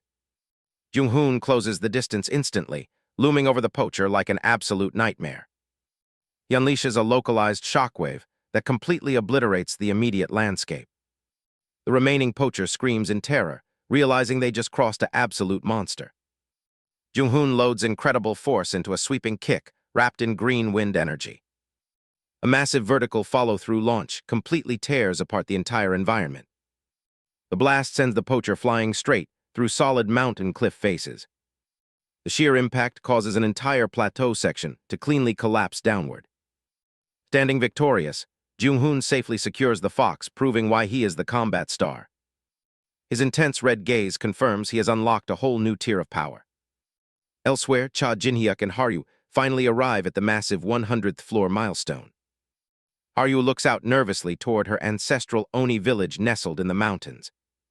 Jinhyuk notices her worry and kindly suggests detouring to check on her home. She happily runs ahead after getting the green light to lead the way.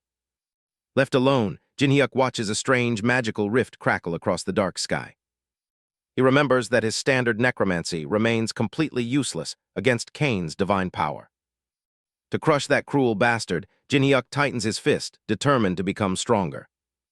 His purple eye glows, knowing he must master Tess's martial arts to counter Cain. He scans the distance, searching for Jung-hoon's location to start their training. Suddenly, a massive surge of spatial vectors points directly toward Haryuu's coordinates. Sensing extreme danger, Jin-hyuk immediately leaps straight down from the cliff face. Heavy footsteps echo near a massive, smoky crater as a battle erupts below. A brilliant angel with massive white wings hovers directly over the debris field. Jin-hyuk instantly recognizes this divine magic signature as the returned celestial entity, Hamiel. He quickly dons his black horned demonic executioner mask to brace for combat. Jin-hyuk dives headfirst straight into the epicenter of the crater to save them. Sharp eye tracks the battlefield amidst flashing purple magical lightning discharges. Jin-hyuk summons Tam, who takes a massive downward sword strike directly face first. The mysterious attacker is stunned that Jin-hyuk actually survived returning from the dead. The dust clears to reveal the resurrected sword saint, Donath Taylor, sporting a smug sneer. Jin-hyuk is locked in a fierce high-altitude sword clash on the 100th floor. The battle hits a whole new level of intensity right from the start. His opponent mocks him for playing defense, demanding to know why he came back. The guy is clearly thrilled to corner him this far down the tower. Their colliding blades unleash a massive shockwave that pushes both of them backward. They fly apart through the smoke, briefly resetting the frontline spacing. The attacker dives again, claiming system penalties won't stop him from winning. Jin-hyuk takes a hard landing, crashing straight through a massive clock tower roof. The sudden structural explosion completely terrifies the civilians watching from the streets below. The enemy presses his advantage, gloating about Jin-hyuk surviving the initial drop. Flashback panels showing a massive magical beam or explosion tearing up huge structural boulders. It highlights an old betrayal where an ally was brutally impaled from behind. He remembers how strong Jin-hyuk stayed, even after losing everything back then. The shadowed attacker tried everything to win, but still felt completely overlooked. Now he flashes a wild, manic grin, determined to finally humiliate his rival. A massive energy beam cuts cleanly through the city blocks as he strikes. Pillars of violet magical power erupt wildly right out of the plaza floor. The subsequent blast completely fills the area with a thick purple haze. Jin-hyuk calmly sizes up the enemy position through the residual smoke trails. Energy loops spin slowly through the air as the dust begins to settle. Jin-hyuk completely dismisses the guy's petty grudge and trash-tier team-ups. He just smirks, gathering purple flames around his shoulders because this is ridiculous. A massive dark summoning circle expands high above the ruined city center. Jin-hyuk invokes his high-tier soul summon, Tam, who ascends directly underneath him. Tam's terrifying horned mask reveals a menacing grin as dark energy gathers. The opponent's jaw drops in absolute shock as his confidence vanishes instantly. His eye reflects the absolute monster he just forced Jin-hyuk to summon. Huge shadow claws sweep down from the sky, completely trapping the target. The devastating purple blast vaporizes an entire neighborhood block in a second. The copycat stands broken inside a crater, staring up at the monolithic shadow. Jin-hyuk floats above him, casually preparing to tear down his biggest secret. He addresses him by his true canonical name, Dyunus, mocking his appearance. Jin-hyuk exposes that Dyunus got plastic surgery just to copy his exact face. Dyunus stands frozen and pale, completely speechless that his identity theft failed. A flashback shows crowds cheering for Jin-hyuk while ignoring an ugly outcast. The old buck-toothed face contrasts sharply against the pathetic counterfeit he became. Jin-hyuk notes he could never truly copy a star with such foundational failure. Driven completely mad with rage, Dyunus erupts with dark flames and swings blindly.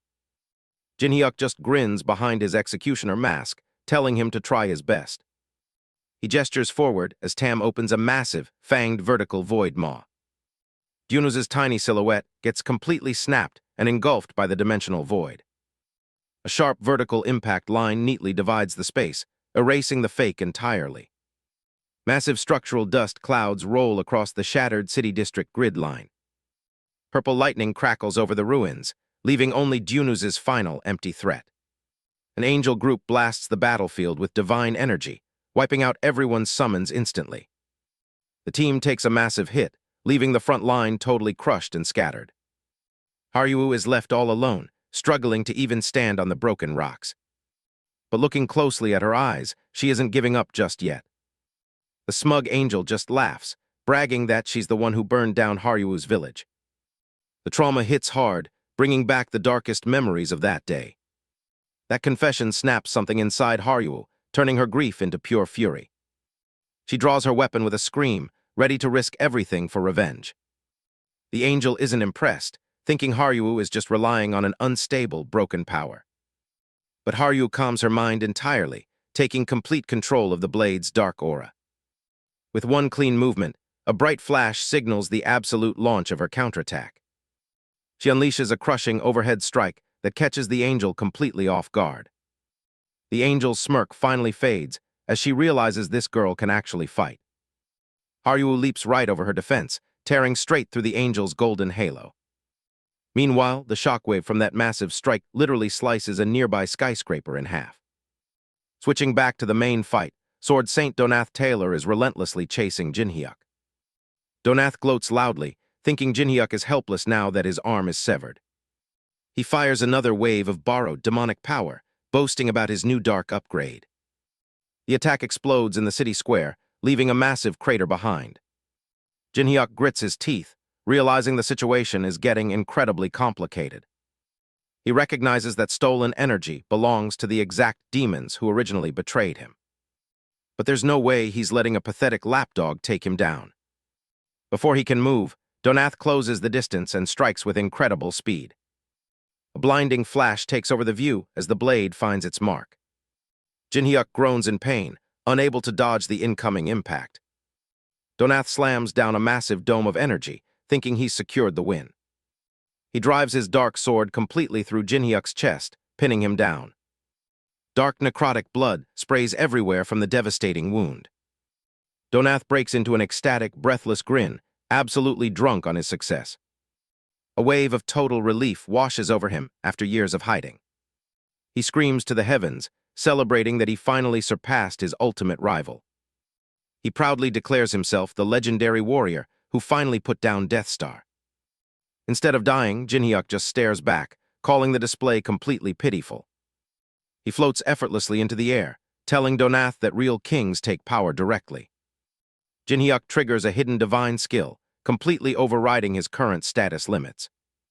Donath's jaw drops as he senses the sudden, terrifying shift in energy. Jinhyuk unifies his attributes, transforming into a magnificent, winged celestial being. As golden feathers drift down, the ultimate master shows what absolute power looks like. Donath is losing his mind, trying to figure out how Jinhyuk's power completely outclassed him. Jinhyuk just stands there looking like a final boss under a literal starry galaxy sky. Donath grits his teeth so hard they might break, pure anger building up. He snaps completely, screaming Jinhyuk's name because he absolutely hates being looked down on. He throws everything he has left into one final desperate charge. He pulls out a divine punishment spell, unleashing a blinding flash of golden energy. The resulting blast swallows the entire stone battlefield in a massive explosion. Shockwaves rip through the area, shattering the platform into flying debris. But as the smoke clears, Jinhyuk just casually walks right up to the fallen warrior. He looks down at Donath, reminding him that he used to be the strongest. But relying on borrowed demon energy completely ruined his sword skills over the years. Donath can only curse his luck as Jinhyuk delivers the harsh truth. Suddenly, Jinhyuk coughs up a spray of blood from absolute physical strain. He drops straight to one knee, clutching his chest in sudden agony. Turns out stacking two different types of unification has a massive physical backlash. Before he can even recover, a spectral soul trail tears out of the crater. Jinhyuk doesn't drop the pace and immediately shifts his focus away from the floor. He cracks a sinister smile, grabbing the target because nobody gets a peaceful exit. Meanwhile, the perspective jumps way over to a sunny mountain range battlefield. Haruo is flipping upside down through the sky, dodging a deadly pink laser grid. She activates battle foresight, moving so fast the angel barely sees the strike coming. Her massive energy slice obliterates the old wooden buildings down below. She calls out the angel for destroying her hometown out of pure greed. The angel takes a direct impact, groaning under the sheer force. Hamiel grits her teeth in pure frustration, blamed entirely on system penalties. Haru goes in for the kill, declaring that the fight is officially over. But Hamiel refuses to accept defeat, hovering high above with spread wings. She remembers stepping over captive dark elites and rules herself a superior species. Losing to a low-floor Oni is out of the question, so she completely snaps. System warnings trigger everywhere as a massive column of divine light pierces the sky. Haru freezes instantly, sensing a terrifying presence descending directly through the angel. A blinding white glare completely distorts the field, leaving everyone totally stunned. A haunting transcendent face with glowing cross-pupil eyes appears, changing the game completely. Desperate for power, the angel's vessel begs her divine patron to eliminate their enemies. She promises anything in return, utterly consumed by her rage against them. The celestial entity accepts the terms, ready to manifest its absolute power. Down below, Haru prepares herself as a terrifying energy builds up in the sky. The angel floats high above the battlefield, preparing to unleash judgment. But this divine intervention comes with a dark price. Her body belongs to him now. With the pact sealed, the entity drops the hammer, invoking a massive divine punishment. A massive bolt of light splits the clouds, threatening to erase everything below. The attack hits the ground with a detonation that shakes the entire floor. As the smoke starts to settle, the winged entity glides down to check the crater. She notices the vessel's arms are already wearing down from the brief clash. Just then, she catches movement in the debris and realizes something is wrong. Choi Jung-hoon stands right in front of Haru, completely deflecting the divine strike unarmed. Before the angel can even speak, Jung-hoon throws a heavy backhand that breaks her guard. He doesn't give her a second to breathe, closing the distance instantly. Jung-hoon hammers her straight into the stone tiles, shattering the landscape. The angel struggles out of the rubble, her pride entirely ruined by a human. Watching from behind, Haru looks up in absolute awe as she recognizes him. It is none other than Choi Jung-hoon, radiating a powerful emerald aura. She realizes he is the one loyal friend who never turned his back on her brother. Meanwhile, the vessel panics because a single punch completely cut off her connection to Sandalpin. She frantically screams about the divine factions backing her up, trying to bluff. But Jung-hoon shuts her up instantly with another brutal physical strike. He looks down at her, casually asking if she forgot who supports him. He reveals his cosmic master is Martial Emperor Tess, and they messed up badly. The angel completely loses it, recognizing Tess as a transcendent power equal to the gods. Jung-hoon stares her down with cold fury, letting her know it's personal now. Realizing she can't win, the angel fields her wings and takes off, shouting empty threats. She flies away desperately, hoping he stays alive until their next matchup. But her jaw drops when she looks back and sees a human easily outflying her. Jung-hoon snatches her right out of the air by her own wing frame. He loads up his signature stance, ready to end this sequence once and for all. His straight jab connects, creating a massive explosion that clears the sky. Meanwhile, the scene shifts over to a dark room elsewhere in the tower. The resurrected Donath Taylor wakes up completely bound in dark iron chains, panicking. Jin-hyuk steps into view, demanding to know what the traitor Kane Pellin is plotting. Donath boasts that an elite angel squad is currently arriving to wipe them out. He truly believes his divine allies are going to save him from this dungeon. Jin-hyuk flashes a massive smirk, letting him know Jung-hoon already crushed their champion. He points out that unlike the traitors, his allies actually understand real loyalty. He has absolute faith that the people backing him will never backstab him. With that, Jin-hyuk completely breaks the former Sword Saint's remaining spirit. Jin-hyuk instantly senses the tension, as a sudden combat exchange initiates right in front of him. Jung-hoon lets loose a massive aura flare that completely shatters the treasury floor. As the debris clears, Donath watches the two powerhouses trade blows with absolute disbelief.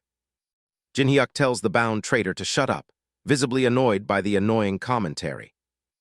Before Jung-hoon can even finish his sentence, Jin-hyuk closes the distance with insane speed. He summons Tam, ordering his shadow asset to stay put while he handles this personally.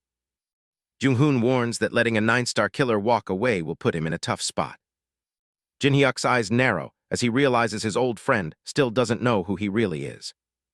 Deciding that actions speak louder than words, Jin-hyuk lunges forward into direct martial arts combat. He seamlessly unleashes Jung-hoon's own signature fourth form, turning kick right back at him. A massive shockwave barrier explodes outwards the exact moment their blows collide. Haruo and Jeno rush into the room, staring in pure shock at Jin-hyuk's unbelievable speed. Haruo tracks the high-speed movement, her eyes widening as she tries to process the fight. Sparks fly across the chamber while she watches her leader match high-floor powerhouse blow for blow. Jung-hoon breaks into a confident smirk, praising his opponent's ability to block his strikes. They lock arms in a tight grapple, their faces inches apart as Jin-hyuk prepares a verbal counteroffensive. Jin-hyuk drops a massive childhood secret, instantly freezing Jung-hoon's confident smirk into pure horror. Jung-hoon starts sweating profusely as Jin-hyuk vividly details his old orphanage bedwetting days. Completely red-faced and embarrassed, he screams at Jin-hyuk to shut his mouth already. The violent tension entirely deflates into a petty, comedic physical struggle between childhood friends. Jung-hoon fires back emotionally, furious that Jin-hyuk hid his regression and pretended not to know him. He yells that if Jin-hyuk had just come to him first, he would have helped him no matter what. Shattering all prior hostility, Jung-hoon steps forward and pulls his old friend into a fierce hug. Jin-hyuk jokes about the suffocating grip, bringing the high-stakes confrontation to a warm, casual wrap-up. Watching the intense bro-bond display from the sidelines, Haruo pouts with a bit of dry jealousy. Meanwhile, the narrative shifts up to an elite wood-paneled assembly room on the higher floors. The mysterious office monitor reviews the recent structural purges executed by the mysterious ghost face. She laments Hamiel's failure before introducing the replacement high-floor representatives gathered to fix it. First up is Hayes, the distinguished white-bearded demon representative from the 600th floor. Next is Kynan, the intense red-haired dragon representative who openly mocks the other factions. Rounding them out is Maria, a nervous interim angel representative making her debut at the table. The manager flashes a malicious smirk, outlining an absolute operation to select and kill Ghostface. Just as the leaders agree to the purge, a sudden menacing shadow cuts across the room. The room temperature drops instantly, forcing Maria into a state of pure trembling shock. The corporate manager gasps in horror as she recognizes the heavily scarred entity breaching their security. A predatory golden eye locks onto the interim replacement with absolute killing intent. It is Hamiel, showing off her torn wing scars and casually dropping the interim angel representative. Claiming she is deeply upset, the fallen elite sets the stage for a total corporate bloodbath. An elite officer panics after realizing Hamiel survived her brutal encounter with Cha Jin-hyuk. Kynan and Hayes mock the fallen angel, totally unfazed by her surprise return. Though severely weakened and wingless, Hamiel stands proud and refuses to go down quietly. Her eyes flare with golden light as she vows absolute revenge against everyone who wronged her. The demon reps casually dismiss her, saying she doesn't have the rank to stand beside them. That dynamic completely breaks her pride, sending her into a state of pure rage. She unleashes a burst of energy, determined to tear down the entire council hall. Screaming with raw fury, she channels plasma fire to wipe out her tormentors. A massive magical blast erupts, blowing the corporate high-floor enclave to absolute pieces. Meanwhile, an injured warrior falls in the desert dust after a brutal high-floor defeat. The attacker looks down with absolute contempt, completely outclassing the party's scouts. This powerhouse is Mug, a towering giant representing the heavy hitters of the 620th floor. Mug confidently walks past Kynan, proving the giant faction is backing the anti-protagonist alliance. The giant mockingly brags about crushing an annoying insect out in the desert. But before he can even finish his sentence, the narrative cuts away. Back at the safe house, Jin-hyuk's eyes widen as he senses the massive danger his team faced. Hendrik arrives covered in blood, barely smiling through the immense physical toll. He collapses face first onto the wooden floor, while the worried party rushes to help. Jinhyuk uses divine power to stabilize him and asks if the four royalties ambushed him. Hendrik groans and confirms he was utterly outmatched by a highly skilled giant. A flashback reveals Mugh's massive stone fist smashing straight through Hendrik's defense lines. Hendrik watched in total shock as his guard shattered in a single strike. Mugh slammed his open palm down, instantly crushing the surrounding desert landscape. Hendrik warns Jinhyuk that broadcasting his name has put the entire tower on high alert. Now their global enemies are smiling, actively hunting them down without any stealth. He angrily calls Jinhyuk an idiot for putting his close comrades in such danger. Jinhyuk just smiles calmly, ready to show off the insane reward behind his gamble. Miho happily holds up the final rare green diamond component they needed to gather. Jinhyuk points to the UI, proving he needed global fame to fulfill Bael's blueprint quest. Since he is already hated as mankind's worst traitor, the reputation metric auto-completed instantly. Hendrik can only sigh at the absolute audacity of Jinhyuk's ridiculous cosmic demands.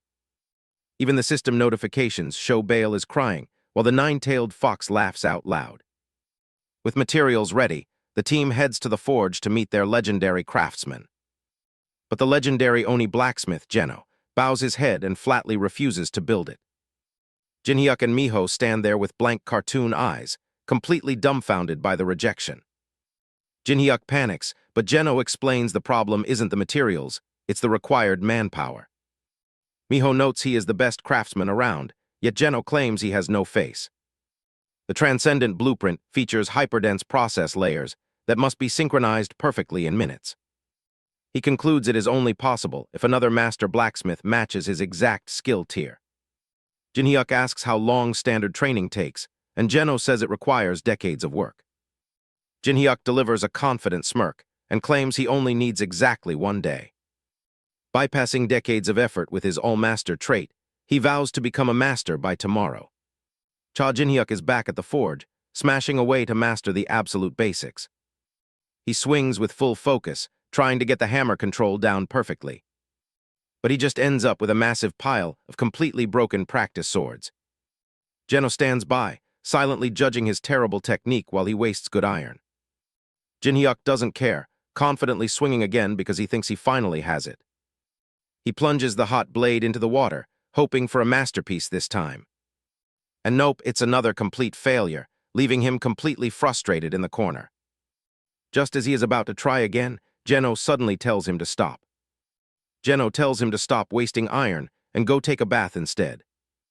Because practice is over, and it's time to pull out Bael's real weapon blueprint. Jinhyuk flashes a wild, predatory smirk, ready to finally craft the real thing. Meanwhile, outside, Hendrik lunges forward aggressively to test Haryuu's defenses in combat practice. Haryuu blocks the heavy strike head-on, struggling against his insane, raw physical power. A massive cloud of dust erupts in the woods from their intense training session. Haryuu ends up totally wrecked against a tree, while Hendrik tells her to get up. Hendrik cracks his knuckles, calling out her weak mindset for a real high-floor climber. He completely ignores his own major injuries, claiming he can't just lie in bed. But their intense conversation is suddenly cut short by a massive tremor in the ground. A colossal beam of fiery energy shoots straight up into the sky from the workshop. Terrified the old man got blown up, they sprint back through the forest trail. They find Geno safe, laughing at the absolute absurdity of Jinhyuk actually succeeding. A beautiful column of bright purple magical energy crackles violently into the clouds. Jinhyuk steps out of the light, sporting an awesome new dark metal wrist guard. Later, the focus shifts to Donath Taylor's soul twisting in complete agony under interrogation. Donath boasts he'll die and see them in hell, but Jinhyuk summons cloaked angels. A faceless holy entity raises a golden cross staff high into the air. Donath watches in absolute horror as his crumbling soul matrix begins forcibly recovering. A blinding wave of yellow celestial energy completely saturates the dark interrogation room. Donath screams in existential panic as he is forced right back to full health. Jinhyuk looks down coldly, asking the massive loser how many times he can regenerate. The terrifying shadow Maw immediately devours his screaming face all over again. Jinhyuk casually loses count, while his undead king confirms this is the 17th loop. He offers a final deal, promising a quick purification if he just spills the secrets. Donath finally breaks, revealing that Kind Pellin is assembling a massive army to destroy the tower. The blue-tinted loser begs for his life, claiming he spilled everything he knows about Kind's funds. But Jinhyuk just stares him down coldly, showing absolutely zero mercy. He decides they're done here, letting Tam's giant dark maw swallow the guy alive. Jinhyuk flashes a wild, predatory grin as the traitor's soul begins to dissolve painfully. With a massive swirl of purple energy, Gluttony completely finishes off the target. Back in the war room, Jinhyuk warns the team that Kind will start targeting them soon. His ally gets completely furious over the betrayal, vowing never to forgive them. The stakes are massive, especially with the ruin left behind by the four royalties. Worse, that divine weapon Donath mentioned is a total wild card they can't easily stop. So Jinhyuk locks in on the only real choice they have left, an all-out battle. Meanwhile, the Heaven's Defiants are still laying completely low on the 100th floor. One ally suggests launching a preemptive strike right now to catch them off guard. But Jinhyuk shuts that down immediately, saying they lack the power for a frontal clash. Hendrik looks out the window, realizing no normal floor fits the training conditions they need. Except Jinhyuk already has the perfect, secret location in mind where their allies are hiding. He tells Hendrik he definitely knows who they are, setting up their next move. 2 weeks pass, and the squad arrives at the brilliant metropolis of the 190th floor. They disguise themselves as simple hooded laborers to slip past local security unnoticed. Jinhyuk and his ally exchange a quiet nod under their hoods, keeping total silence. Once they reach a quiet stone courtyard, the team drops their disguises to regroup. Jung-hoon starts flexing about his fists, earning some classic eye rolls from the girls. Jinhyuk reminds them that tracking the hidden, wingless escape network won't be easy. Right on cue, Uriel completely catches him off guard by tackling him from behind. Jung-hoon and the crew spin around in absolute shock as they recognize her face. Uriel ignores the rest of the team and tells everyone to hold on tight. Before anyone can question her, a massive divine light engine erupts around them. A nearby worker turns around at the sound, finding a completely empty alleyway. Jinhyuk screams in agony as they zoom through a supersonic space-time tunnel. He drops to his knees on modern concrete, dealing with severe motion sickness. Uriel calmly apologizes, revealing she brought him back to Earth to minimize her time. Jinhyuk's eyes widen in total shock as he realizes exactly where they landed. Welcome to their secret refuge and the ultimate upcoming battlefield, Dream City. Jinhyuk follows Uriel into their incredibly hidden sanctuary, perfectly masked against aggressive angelic raids. When asked how a human managed to find this place, he just smiles confidently. He pulls out a familiar item, proving he tracked them down using her own sacred feather. But bringing a massive battle straight to this peaceful refuge means everything they built could vanish. Uriel drops a cryptic hint, making Jinhyuk realize their literal god already predicted his arrival. They step inside a massive cathedral dominated by a stone statue of the fallen angel. This imposing figure is none other than Lucifer himself.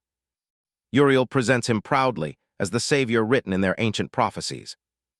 An old robed attendant blocks the corridor, asking them to hold on briefly. Jinhyuk can't help but stare, since it's his first time seeing an elderly angel. Suddenly, the heavy doors creak wide open as the holy prayer session wraps up.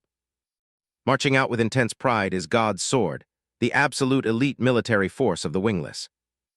Jinhyuk walks right past rows of massive, haloed warriors sizing him down. One arrogant blonde guard scoffs instantly, deeply insulted by a mere human stepping into their temple. Jinhyuk keeps his clinical composure and walks right by without breaking a sweat. Left completely alone in the silent shrine, he confronts the cosmic entity that summoned him. He doesn't hold back and demands Lucifer speak to him directly. Vibrant blue magic sparks across the stone face as the divine communication channel awakens. With Baal and Ninetails listening in, Jinhyuk demands to know their true hidden motives. He looks up fiercely, asking the ultimate question of why they resurrected him. The interface mentions an ancient eternal war that completely predates the creation of the tower. Visual of Jinhyuk standing before the vast divine avatar as the text details the monopoly over divinity. Their grand plan is an absolute rebellion against heaven to completely overthrow the ruling gods. Hearing that he is their chosen destiny, Jinhyuk bursts out laughing at these voyeuristic sickos. He points aggressively, making it clear he will exact revenge strictly on his own terms. Ironically, the system confirms this erratic, defiant attitude is exactly how the prophecy fulfills itself. Jinhyuk storms out into the hallway, incredibly annoyed that he still feels manipulated like a chess piece.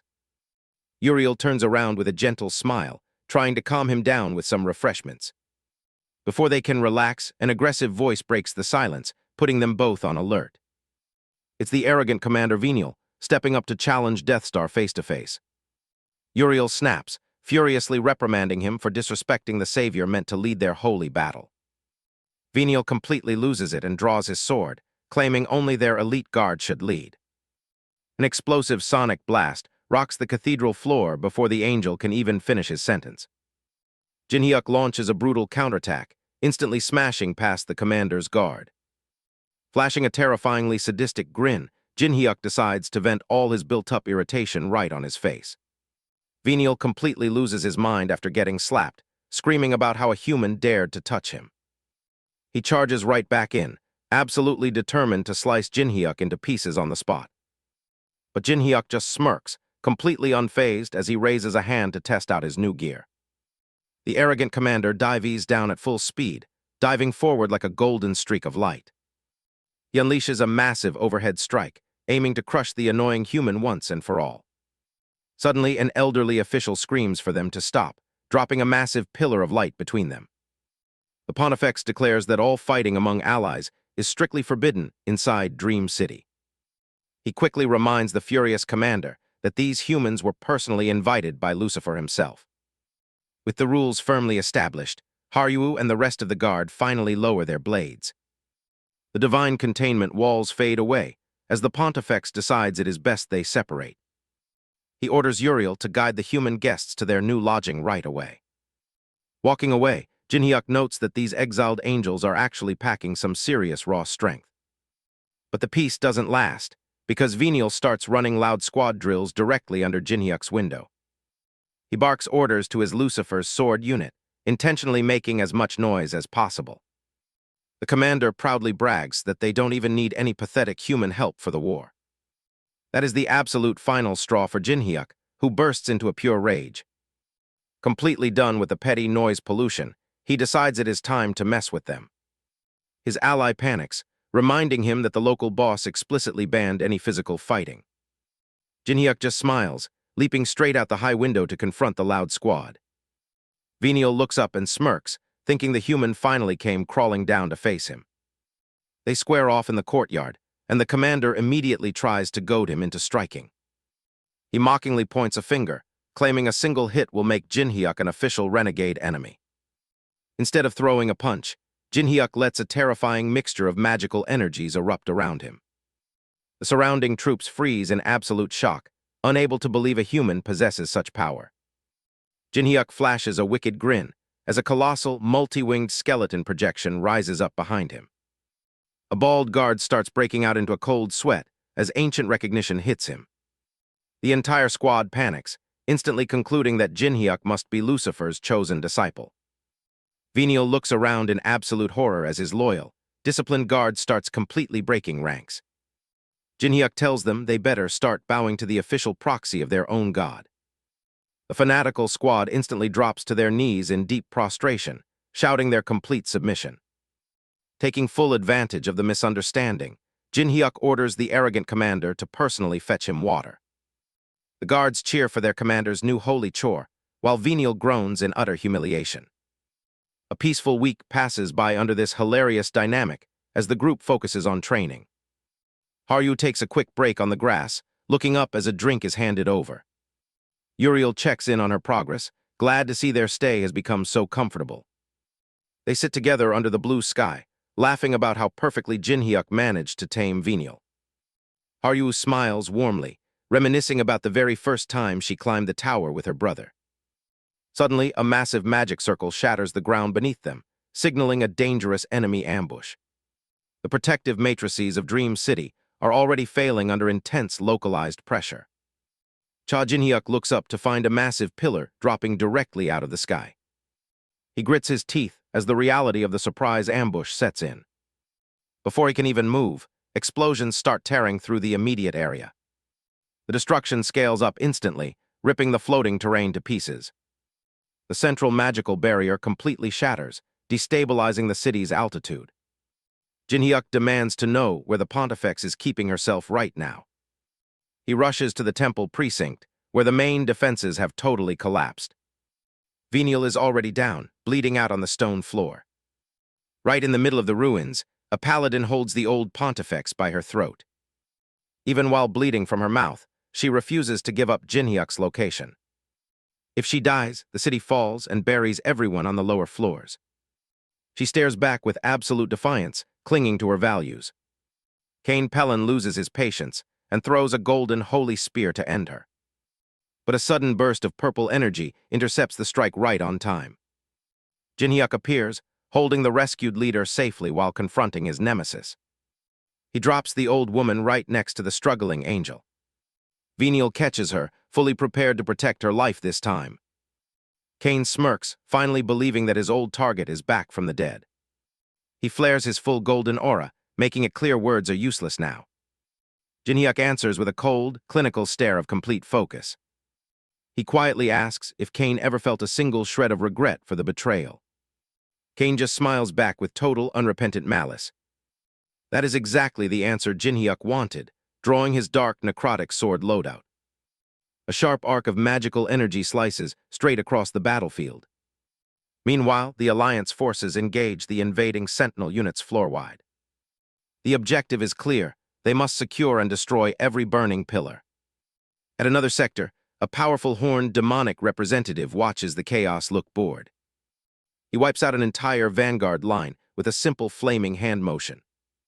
Just then, a heavy armored boot steps up to challenge him directly. The tension balances out as both high-tier combatants size each other up. Back at the central temple debris, the two rivals face down. Cain smiles with wild eyes, ready to finish this once and for all. Jinhyuk lunges forward with incredible speed, trailing purple lightning to end their relationship. Cain leaps right into the air, bringing his radiant blade down. Their contrasting elemental flares illuminate the arena as their weapons lock. A massive shockwave shatters the air, leaving the final outcome for next time. Uriel tries to keep things civil, remind her former adversary that they used to be on the same side. But this lady isn't having it and completely laughs in her face. She brings up the exact moment she brutally ripped Uriel's white wings right off. Uriel just stares back coldly, refusing to let the taunts get under her skin. She casually turns around, showing off her own matching set of tattered back scars. That completely sets the other angel off, making her shake with absolute rage. She flies into the sky, summoning a massive golden sun to force her way back to the gods. Uriel glares upward and charges up a counterspell right between her hands. A giant pillar of divine light blasts down, completely tearing up the landscape.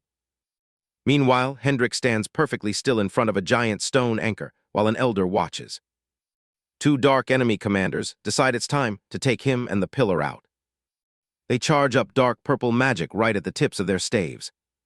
They launch a massive soul laser straight across the battlefield. Hendrik barely even turns his head, completely unfazed by the attack. The enemy commanders are completely floored when their blast doesn't leave a single scratch. One of them starts sweating bullets, panicking over who this guy actually is. Their leader, Hayes, scoffs and says he doesn't use basic undead summons. He pulls on heavy iron chains, revealing he controls living human thralls instead. A brainwashed climber begs him for more corrupt demonic energy as a reward. Suddenly, dozens of glowing purple eyes light up from the shadows. An ally climber breaks into a sweat, realizing they just got completely ambushed. The crazed horde of demonic humans leaps down with bared fangs. Hendrik just watches them with pure disdain, thinking physical fighting is beneath him. He summons his own army of dark phantom knights to block the charge. Suddenly, a red-haired dragon named Kynan crashes the party, looking for a good fight. He looks down at Hendrik, mocking him for looking like a total dud. Kynan insults him for throwing away divine favor to side with the wingless outcasts. But then he stops and recognizes him by his legendary title, Dragon Slayer Hendrik. A massive draconic silhouette looms, proving the class gap between dragons is just too big. Hendrik looks up sideways, completely annoyed by the critique on his hair. Kynan stares closely, realizing he has never actually seen a dragon with black hair. He calls Hendrik talentless trash and unleashes a massive wall of fire to burn him alive. Suddenly, a dark shockwave detonates outward, completely tearing through the flames. Hendrik swings down with incredible speed, unleashing the black dragon slash. The massive energy wave slices straight through the battlefield terrain. Hendrik smirks with total confidence as his eyes begin to glow with dark clarity. A heavy dark miasma rises intensely from his body as his true nature awakens. A colossal demonic dragon manifests behind him, leaving his opponent screaming in absolute terror. Hendrik pushes the attack, questioning Kynan's pride as a high-tier dragon. Kynan panics and desperately throws up a spatial blocking spell to survive. A massive energy blast erupts instantly, completely covering the combat canvas. Hendrik glides down through the flames with total clinical calm. Sharp visual slashes tear right across the battlefield terrain. Kynan is completely sweating bullets as his defenses crumble. He frantically starts building another magical sigil array to stop the pressure. Hendrik just stares him down, completely unfazed by the counterattack.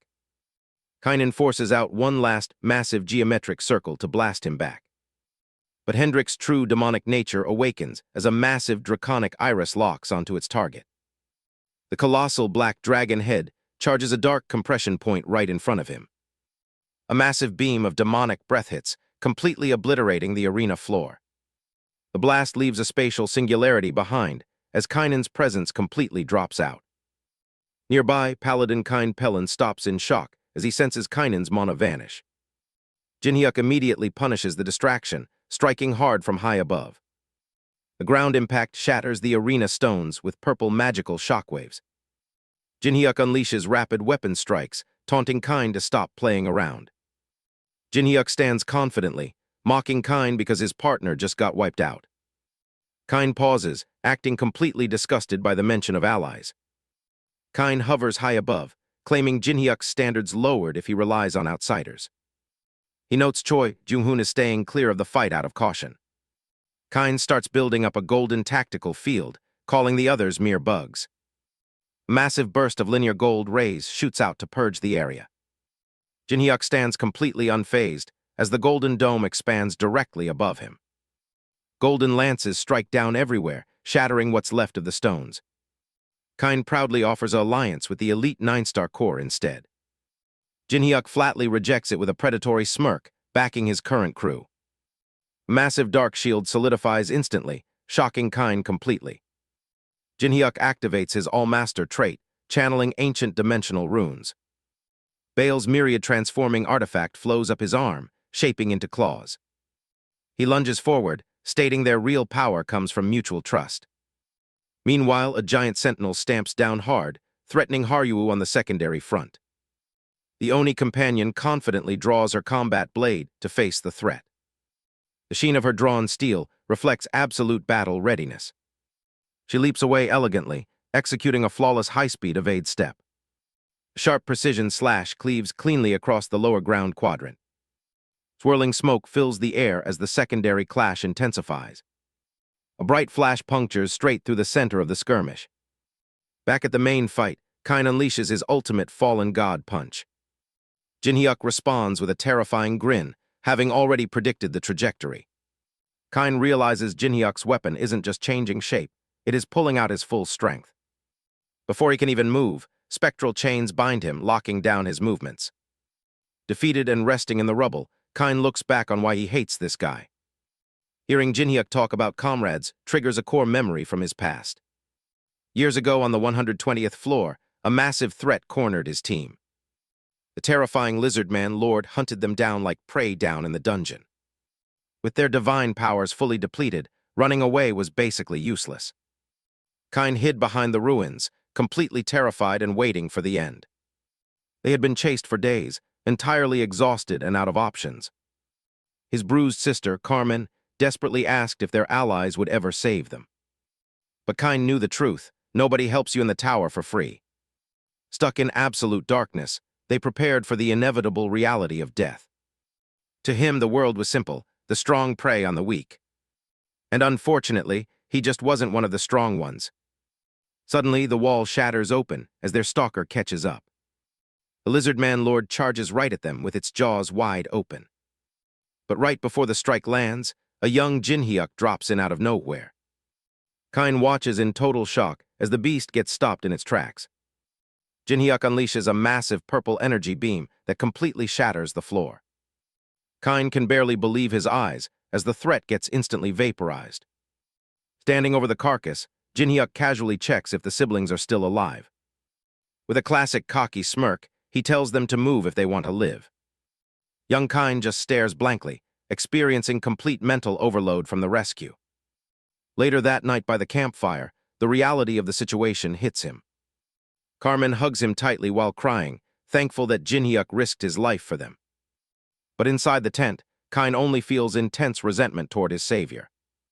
He hated that Jinhyuk broke the rule of survival of the fittest. That weakness led him to a pact with the master of the sky. Back in the present, Kain smiles crazily, praying to the god who gave him power. Jinhyuk lands right in front of him, noting that Kain doesn't look so hot. Kain is visibly suffering from internal wounds due to his active system penalty. Jinhyuk raises a glowing hand, ready to finally end this grudge match. He steps forward for the finish, promising to reunite him with his sister. Just then, a strange, divine light sparkles around the paladin. A massive holy energy pillar erupts, blasting Jinhyuk backward out of the blue. As the debris clears, Kain's power starts skyrocketing past its normal limits. Annoyed, Jinhyuk looks at his interface and asks Baal who is interfering. Baal's crimson system box glitches out in absolute shock at what's happening. Enveloped in golden fire, Kain mocks the idea that friendship brings victory. He screams maniacally as his internal power constraints begin to crack apart.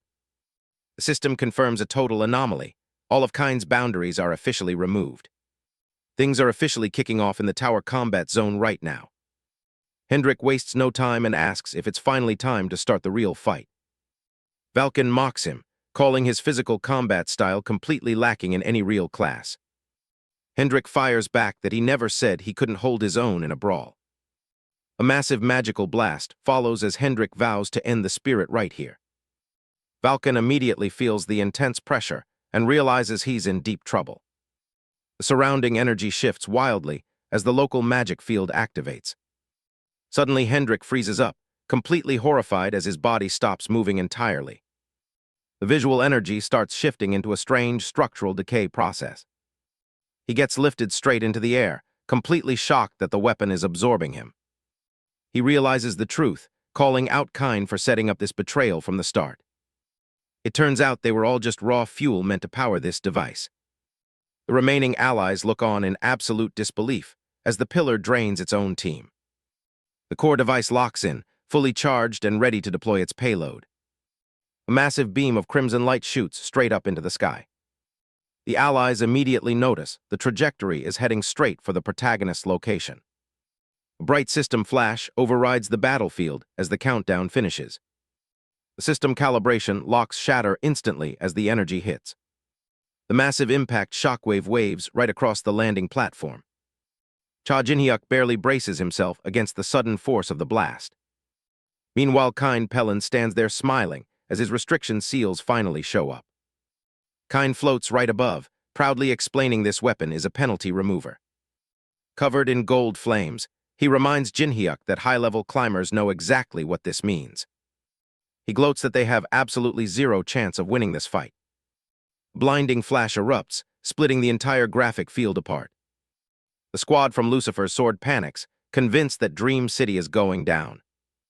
A massive wall of dust and smoke completely cuts off all visibility. The squad leader frantically looks around, desperate to find where the disciple went. He looks up and realizes Jinhyuk is still actively trading blows with the enemy. Kain mocks him, laughing about how quiet he got after talking so much. He casually admits he sacrificed 4 high-tier royalties just to unlock this power. A quick flashback confirms he caught his own allies completely off guard from behind. Jinhyuk processes the news, recognizing that a member of God's sword actually survived. The magic deployment circles start updating as the system processes the energy. The captive sacrifice is completely deleted, sending shockwaves through the tower. Kine keeps laughing, completely dismissing the defense capabilities of the wingless faction. Jinhyuk just smirks back, his demonic armor plating starting to manifest. He charges straight ahead, furiously telling the bastard to shut up and stop. The regular fighters completely lose hope, knowing they can't beat an unpenalized 9-star. The commander tries to rally them, declaring that Lucifer's sword doesn't just back down. But the pressure is too much, and he screams at everyone to run away. Violent wind lines take over the panel as a new presence arrives. Out of nowhere, a massive gray hand reaches down and grabs the core pillar. The core mechanism locks securely into the giant's iron grip. The massive giant representative, Mug, stands tall as the system officially removes his penalty. The battle turns chaotic as the system completely removes the penalty on the giant climber Mug. A deafening scream echoes across the area as his restricted power suddenly explodes outward. Everyone is completely caught off guard by the noise, looking up in sheer disbelief. The enemies mock them, declaring Mug is about to smash the whole place to pieces. Unpenalized giants are terrifying because their absolute physical power easily crushes any other species. Uriel watches in panic, realizing the battlefield allies stand absolutely zero chance against him. An intense shockwave erupts, creating a deadly line that nobody dares to cross. Mug simply smiles, tightly clenching his colossal fist to crush the insects below him. Haryu screams at everyone to run, but dodging an attack this massive is impossible. The massive fist drops down like a falling meteor, casting a shadow of absolute doom. Jinhyuk keeps his focus entirely locked on Kine as the battlefield erupts around them. Dark energy blasts tear right through the space, completely shattering the defensive ground layer. The surrounding climbers groan in heavy pain as the brutal aftermath settles over them. Mug roars out in pure fury when their desperate counterattacks barely scratch his face. Allies are thrown back into the debris, frantically yelling for everyone to get away. A blinding beam of blue energy rips through the front line, completely devastating their defenses. The sheer force of the blast leaves huge boulders floating uselessly in midair. Meanwhile, Jinhyuk is locked in a fierce duel, sparks flying with every single clash. Paladin Kine grins with absolute malice, feeling like he finally has the upper hand. Their blades move at extreme speeds, turning the sky into a relentless danger zone. Shockwaves rattle the heavy clouds above as neither fighter yields an inch of ground. Jinhyuk panics slightly, realizing his friends below are in mortal danger from that unpenalized giant. Suddenly, a brilliant column of golden light strikes directly down from the heavens. The transcendent angel Sandalpin descends majestically, completely altering the pressure on the field. She locks her eyes onto Jinhyuk, recognizing him as the one who resisted selection.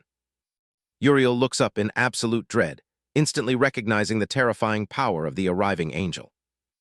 Kine uses that exact split-second distraction to brutally stab Jinhyuk directly from behind.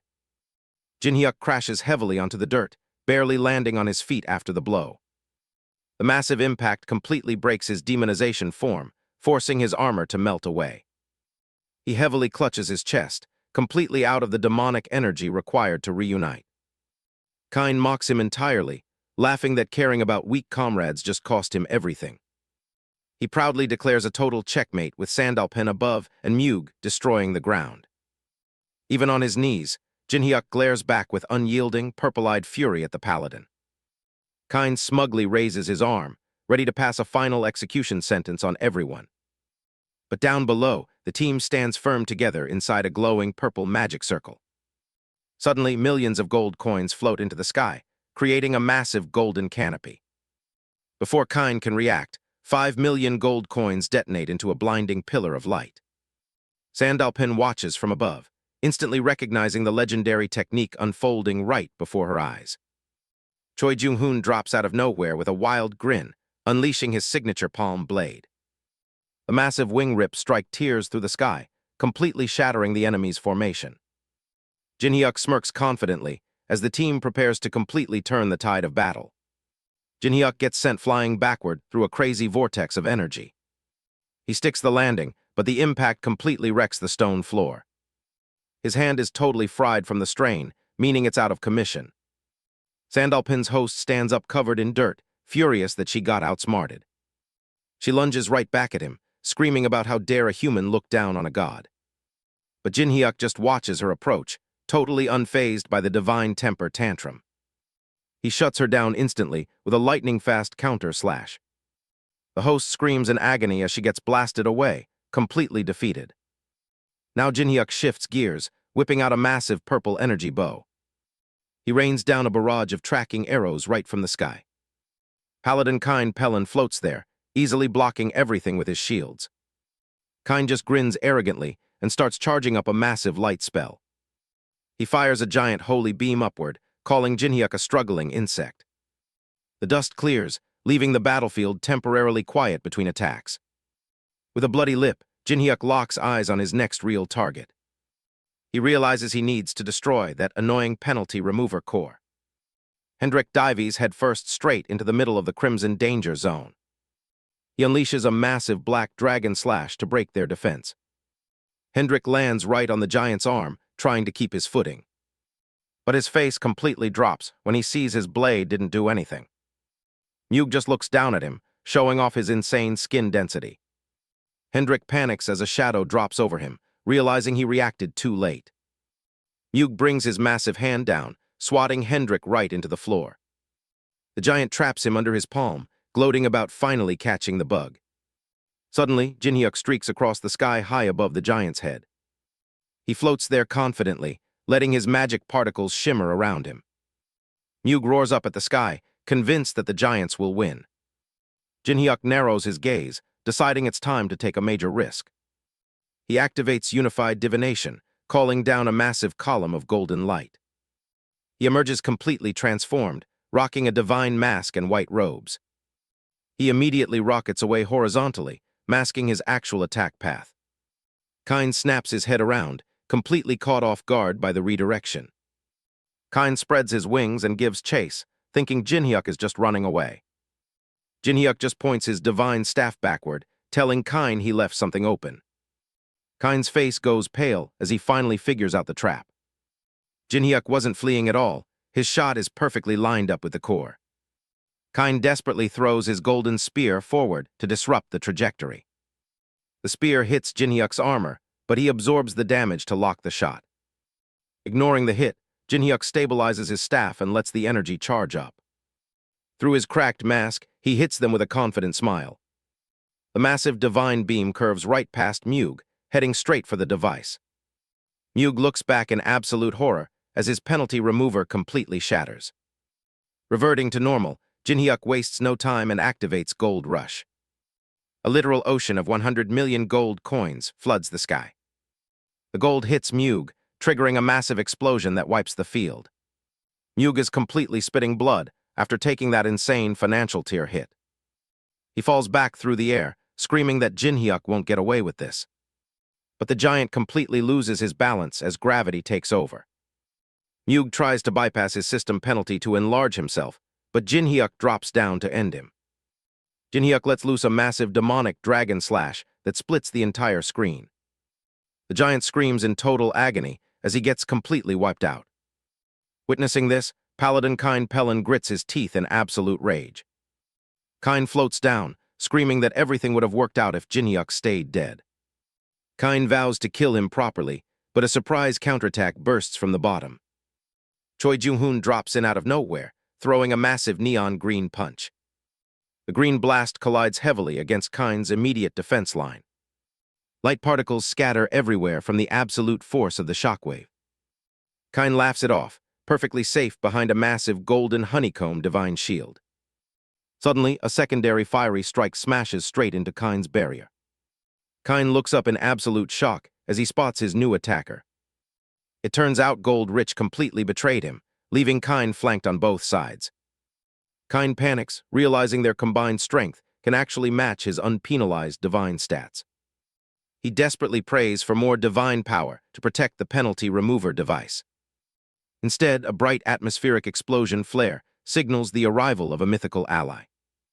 The legendary nine-tailed fox manifests fully with a chilling, wicked grin. With one absolute flex, the golden honeycomb shield matrix completely shatters apart. The massive multi-tailed fox floats majestically over a terrified, defenseless Kine. Her glowing purple eyes completely freeze Kine in place, paralyzing his body. With the target locked down, Jinhyuk dives from above like a dark hawk. He hits Kine with a terrifying predatory smirk and bright purple eyes. A deep purple energetic impact shockwave explodes outward from the brutal slice. Kine is blasted back by sheer air pressure, utterly outmatched in stats. Jinhyuk's dark cape trails behind him as he delivers the final rupture strike. Kine coughs up massive strings of blood as Jinhyuk closes the distance instantly. The defeated commander drops to his knees, staring blankly up at his executioner. Jinhyuk stands calmly over him, checking his UI as Bale confirms a win. Kine goes on a pathetic ideological rant about creating a paradise for the strong. He screams that true paradise is everyone submitting to absolute authority. Jinhyuk shuts down the nonsense as a giant purple energy jaw manifests behind him. He gives a chilling final smile right before executing the traitor. Kine's vision completely fades to black as he fades away into darkness. Suddenly, a colossal golden god with a long white beard appears in a vision. Kine's soul screams frantically within the space, refusing to die like this. Back in reality, massive electrical current lines literally tear open the sky. A cosmic dark-skinned hand breaks violently forward out of the spatial void rift. The master of the sky descends out of the clouds with glowing golden eyes. A massive beam of light suddenly tears down from above. Choi Jung-hoon stands frozen, staring at the terrifying entity descending onto the floor. Yahoo reaches his giant hand down to personally rewrite the rules. Everyone panics and tries to run as the god prepares to strike. A massive pulse of energy sweeps out across the entire landscape. The peaceful, sprawling city on the 190th floor has no idea what is coming. Climbers on the ground look up in total confusion as a strange light envelops them. A pillar of divine energy obliterates the entire metropolitan area in an instant. The blast zone erupts into fire, completely vaporizing the towers.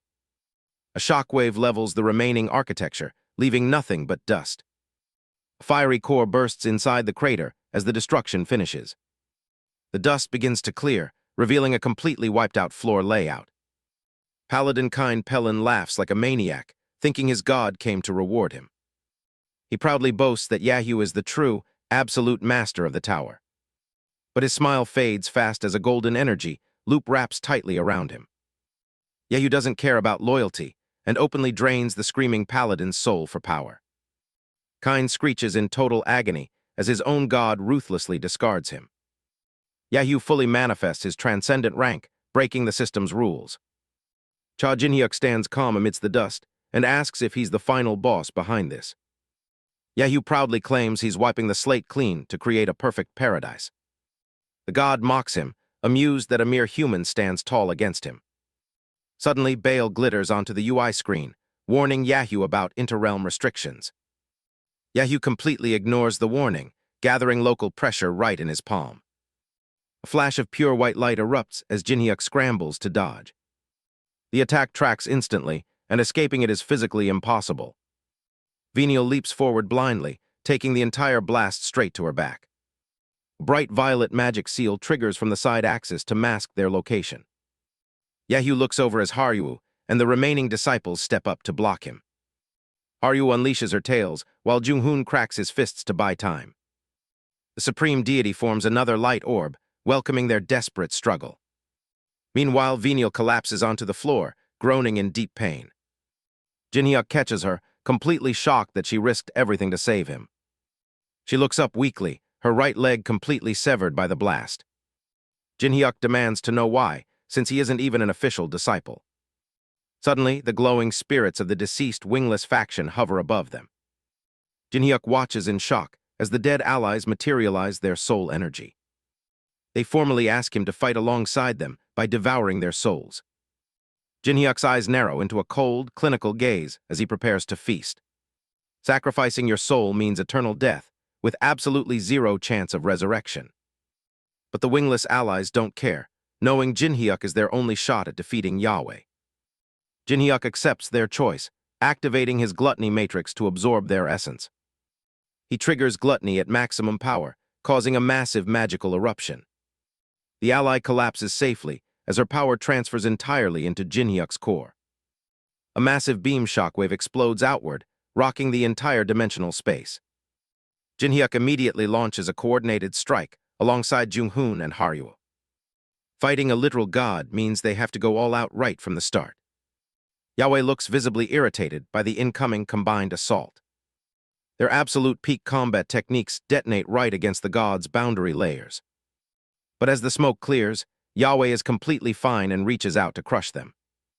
Junghoon takes a heavy hit, his arm completely locked down by system penalty terms. Yahweh's massive palm slams down next, pinning Junghoon helplessly to the floor. At the same time, the god squeezes Haryuo in his secondary giant fist. Yahweh screams in pure divine rage at these insects, daring to revolt against him. Massive energy bursts radiate from his core as he prepares a complete purge. Holding both crushed allies, he decides to just wipe out all the lower floors. Junghoon and Haryuo scream in agony as the god constricts his grip. Suddenly, Yahweh's giant hand is cleanly severed from his wrist. As the two allies float safely away, a legendary presence descends from above. Jinhyuk appears in a transcendent white-haired form, brandishing a massive divine sword array. Yahweh just laughs, mocking Jinhyuk's weak mortal body for trying to hold divine power.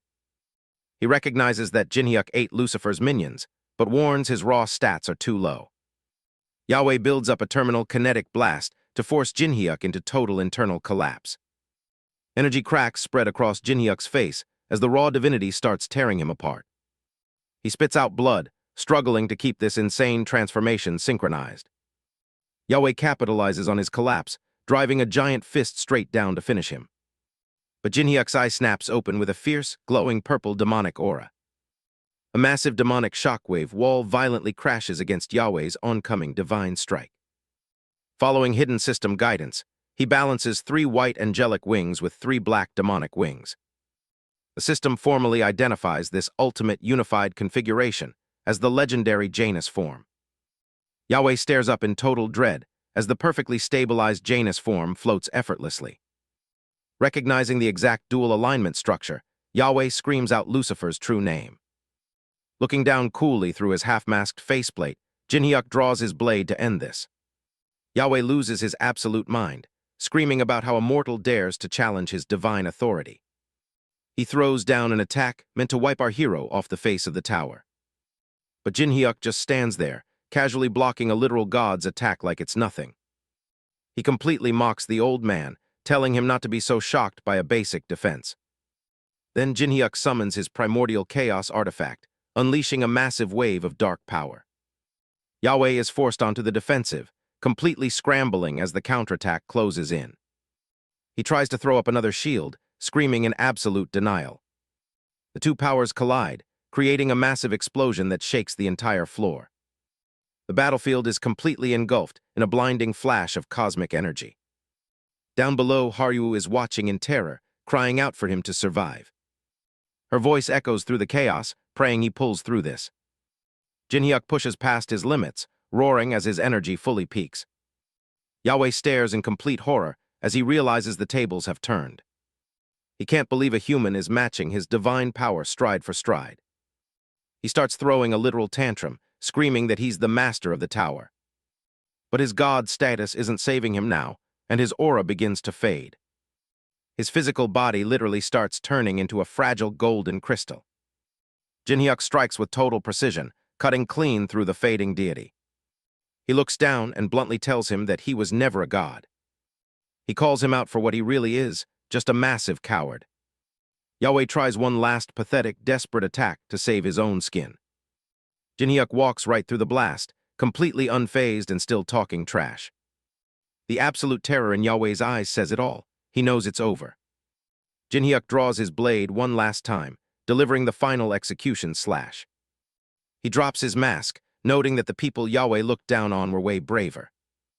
Yahweh's crystalline face shatters into absolute dust, finally ending his tyranny. A final bright flash cuts through the darkening sky as the god falls. The massive spatial rift finally closes, sealing away the divine threat for good.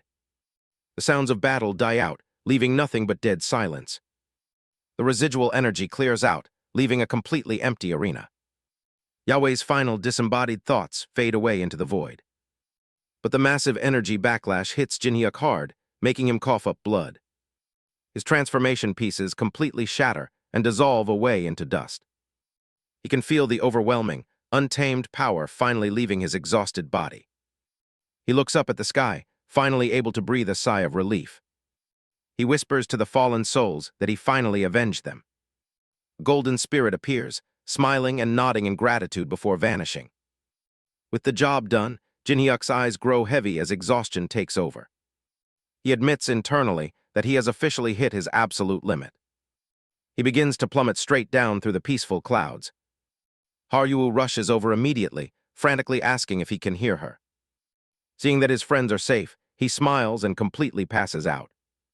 Haryuu panics, shaking him and screaming at him to wake up. A month later, Gold Rich takes over the Holy Kingdom's abandoned properties. With their god gone, the upper management falls into massive internal chaos. Meanwhile, the path to the 190th floor stands ready for exploration. The massive ancient gates slow open, revealing the next challenge ahead.